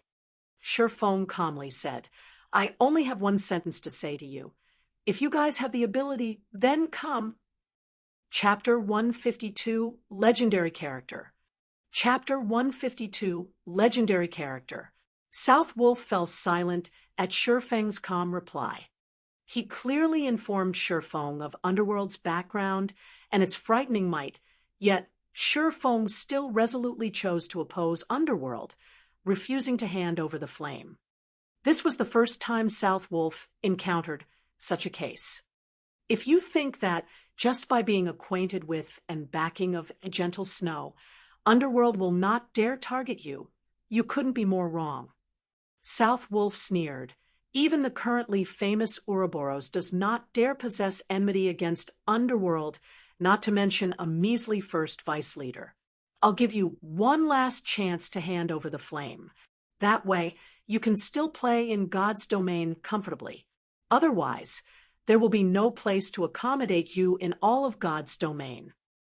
It looks like you really don't understand human words. Or is there a problem with your intelligence? Sherfong laughed disdainfully. You wish to take something that belongs to me with just a few words? Do you think that your family runs God's domain, or something? I'll tell you one more time. If you have the ability, then come. I'm eager to see just what you can do to me. If it were his last life, Sherfong might have yielded. However, it was a different story altogether now. In this life, he possessed both the capital and confidence to challenge a gigantic existence like Underworld. After reincarnating, Sherfeng's goal in life was to complete the dream he never accomplished in his previous life, establishing his own virtual empire. On this path, he was destined to make enemies of the many major powers of God's domain. If he lowered his head to Underworld, now, how could he challenge the tyrants of God's domain in the future? How could he compete over the resources, territory, equipment, and such in God's domain? Although Underworld's influence was massive, and its influence in reality similarly great, when faced with God's domain, the globally acknowledged second world, nary a power in the world could interfere with the main God system, not to mention a measly Underworld. Even if Underworld wished to investigate Sherfeng's identity in real life, it was an impossible task to achieve. After over 100 years of operation and improvements, the privacy of players in virtual reality games was nigh perfect. It was also impossible to uncover a person's identity through virtual trades. Very good. Since it seems that you have truly steeled your heart to oppose Underworld, you better make your preparations to enter hell. South Wolf was so angry, he smiled. He truly did not think that there would be a person who did not fear death. Sherfong was but a single independent player, and he only dared speak those conceited words because he did not know the terror of Underworld at all. In South Wolf's view, Sherfong was just an arrogant and presumptuous fool who did not know fear. Underworld's main influence covered 2 empires and several kingdoms, Starmoon Kingdom included. As long as he reported this matter to the higher-ups within a few days, an independent player like Sherfong would no longer remain mingling in God's domain. At that time, Sherfong would have no choice but to offer up that epic ranked flame. Hell, is it? I've enjoyed its atmosphere plenty of times before, and entering yours won't make any difference. Sherfong shrugged, smiling insolently as he spoke. Sherfong now possessed the ice blue devil flame. With his current battle prowess, he did not fear any player in the least. If they wished to gang up on him, he would use guerrilla warfare to deal with them. His leveling speed was extremely rapid, so he could afford to face off against them. He did not believe that there was any guild or power that could afford to waste that much manpower and resources to continuously battle him in Red Leaf Town. After speaking his piece, Sherfong disconnected the call. Brother Fong, what happened? Blackie could feel Sherfeng's rage from the conversation he just had. Nothing much. It was just someone trying to rob me. Sherfong shook his head, casually describing Underworld as a bandit. We're better off thinking of a way to get information off of that elderly NPC. Okay, Blackie nodded, agreeing. Although Sherfong spoke lightly, Blackie knew that the matter was not as simple as Sherfong described. Blackie inwardly hated himself for not being any help to Sherfong. If he could become more powerful, he might be of help to Sherfong in the future. In actuality, Blackie was not alone in this train of thought. Lonely Snow also detected the abnormality in Sherfeng's tone, and he similarly hated himself for being so weak and helpless. I must work harder to improve my technique and strength. At the very least, I can't remain as dead weight to Brother Fong. Suddenly, the 2 of them held an eager desire to increase their own strength. Meanwhile, after Sherfong hung up on him, South Wolf immediately contacted the upper echelons of Underworld. South Wolf, how is the matter regarding the epic ranked item coming along? Young Master Foam, I've already tried my best, but that Bracky Foam still refused. He also looked down on Underworld, telling us to come at him if we have the ability. Ha ha ha. He's truly an interesting fellow. It is no wonder Snow is paying attention to him. I haven't met such an arrogant person for a very long time now. Since he has rejected my good intentions, let him disappear from God's domain. I'll give you the authority to mobilize all of Underworld and White River City, so quickly fetch me that item. Yes, this subordinate will definitely succeed. After the call ended, South Wolf released a sigh of relief. Listening to that person's tone, they were definitely angry. Otherwise, that person would not have given him the authority to mobilize the full strength of Underworld in White River City just to deal with a single Yifoam. Yifoam, let's see how long you continue acting freely. Very soon, I'll show what kind of place hell really is. Just thinking of Surefoam was enough to cause South Wolf's belly to fill with rage. However, when he thought about how he could operate all the power of Underworld in the White River City region, he could not help his excitement. Although Underworld had a very low member count, each and every one of them were elite experts. Some were even the upper echelons of major guilds. If he gathered all of the members within the White River City region, the total power might even surpass that of a third-rate guild in White River City. Being able to mobilize such a power, just thinking of it gave him an invigorating feeling.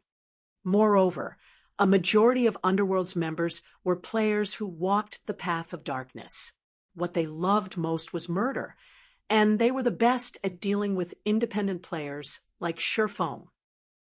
Meanwhile, as South Wolf thought of ways to deal with Surefoam, the person himself was in the process of having a conversation with the NPC named Faust, albeit a one-sided one. According to Shurfeng's understanding, Faust was a strange old man. Although Faust was a strange old man, he was also a legendary character. He was once known as the Elemental Dominator. During his youth, Faust had once killed a mighty dragon and had even sealed the Great Demon King. A Great Demon King was the human equivalent of a Tier 5 class. Moreover, Faust was once a teacher to the Emperor of the Black Dragon Empire. Rumor had it that Faust had once fought against a god and survived the encounter. However, when he reached the age of 100, he suddenly started wandering all over God's domain. Right now, Faust was already an old monster that exceeded the age of 300. As to how powerful Faust was right now, Surefoam was unable to properly discern that. In short, Faust's strength was immeasurably deep. Hence, it was extremely difficult to start a conversation with Faust. The first condition to do so was to have sufficient strength to attract Faust's attention. The second condition was to have delicious cooking. Only when both of these conditions were fulfilled would Faust give out a rare quest called Delicious Golden Fish. When this quest was completed, one could obtain a reward. In reality, displaying sufficient strength to Faust was a simple task. To do so, one merely needed to deal over 100 damage to the golden fish. However, it was an extremely difficult challenge for players below level 20 to cause over 100 damage. At the very minimum, one needed to be level 20 and possess a complete set of bronze set equipment and a mysterious iron weapon to achieve such damage. Moreover, before one displayed their strength, they needed to initiate a conversation with Faust. On the surface, Faust appeared to not take notice of players. In reality, he secretly paid attention. Yet, just when Surefoam was about to inform Blackie and Lonely Snow about these conditions, the two of them started cursing at Faust. However, this could also attract Faust's attention. Having the backing of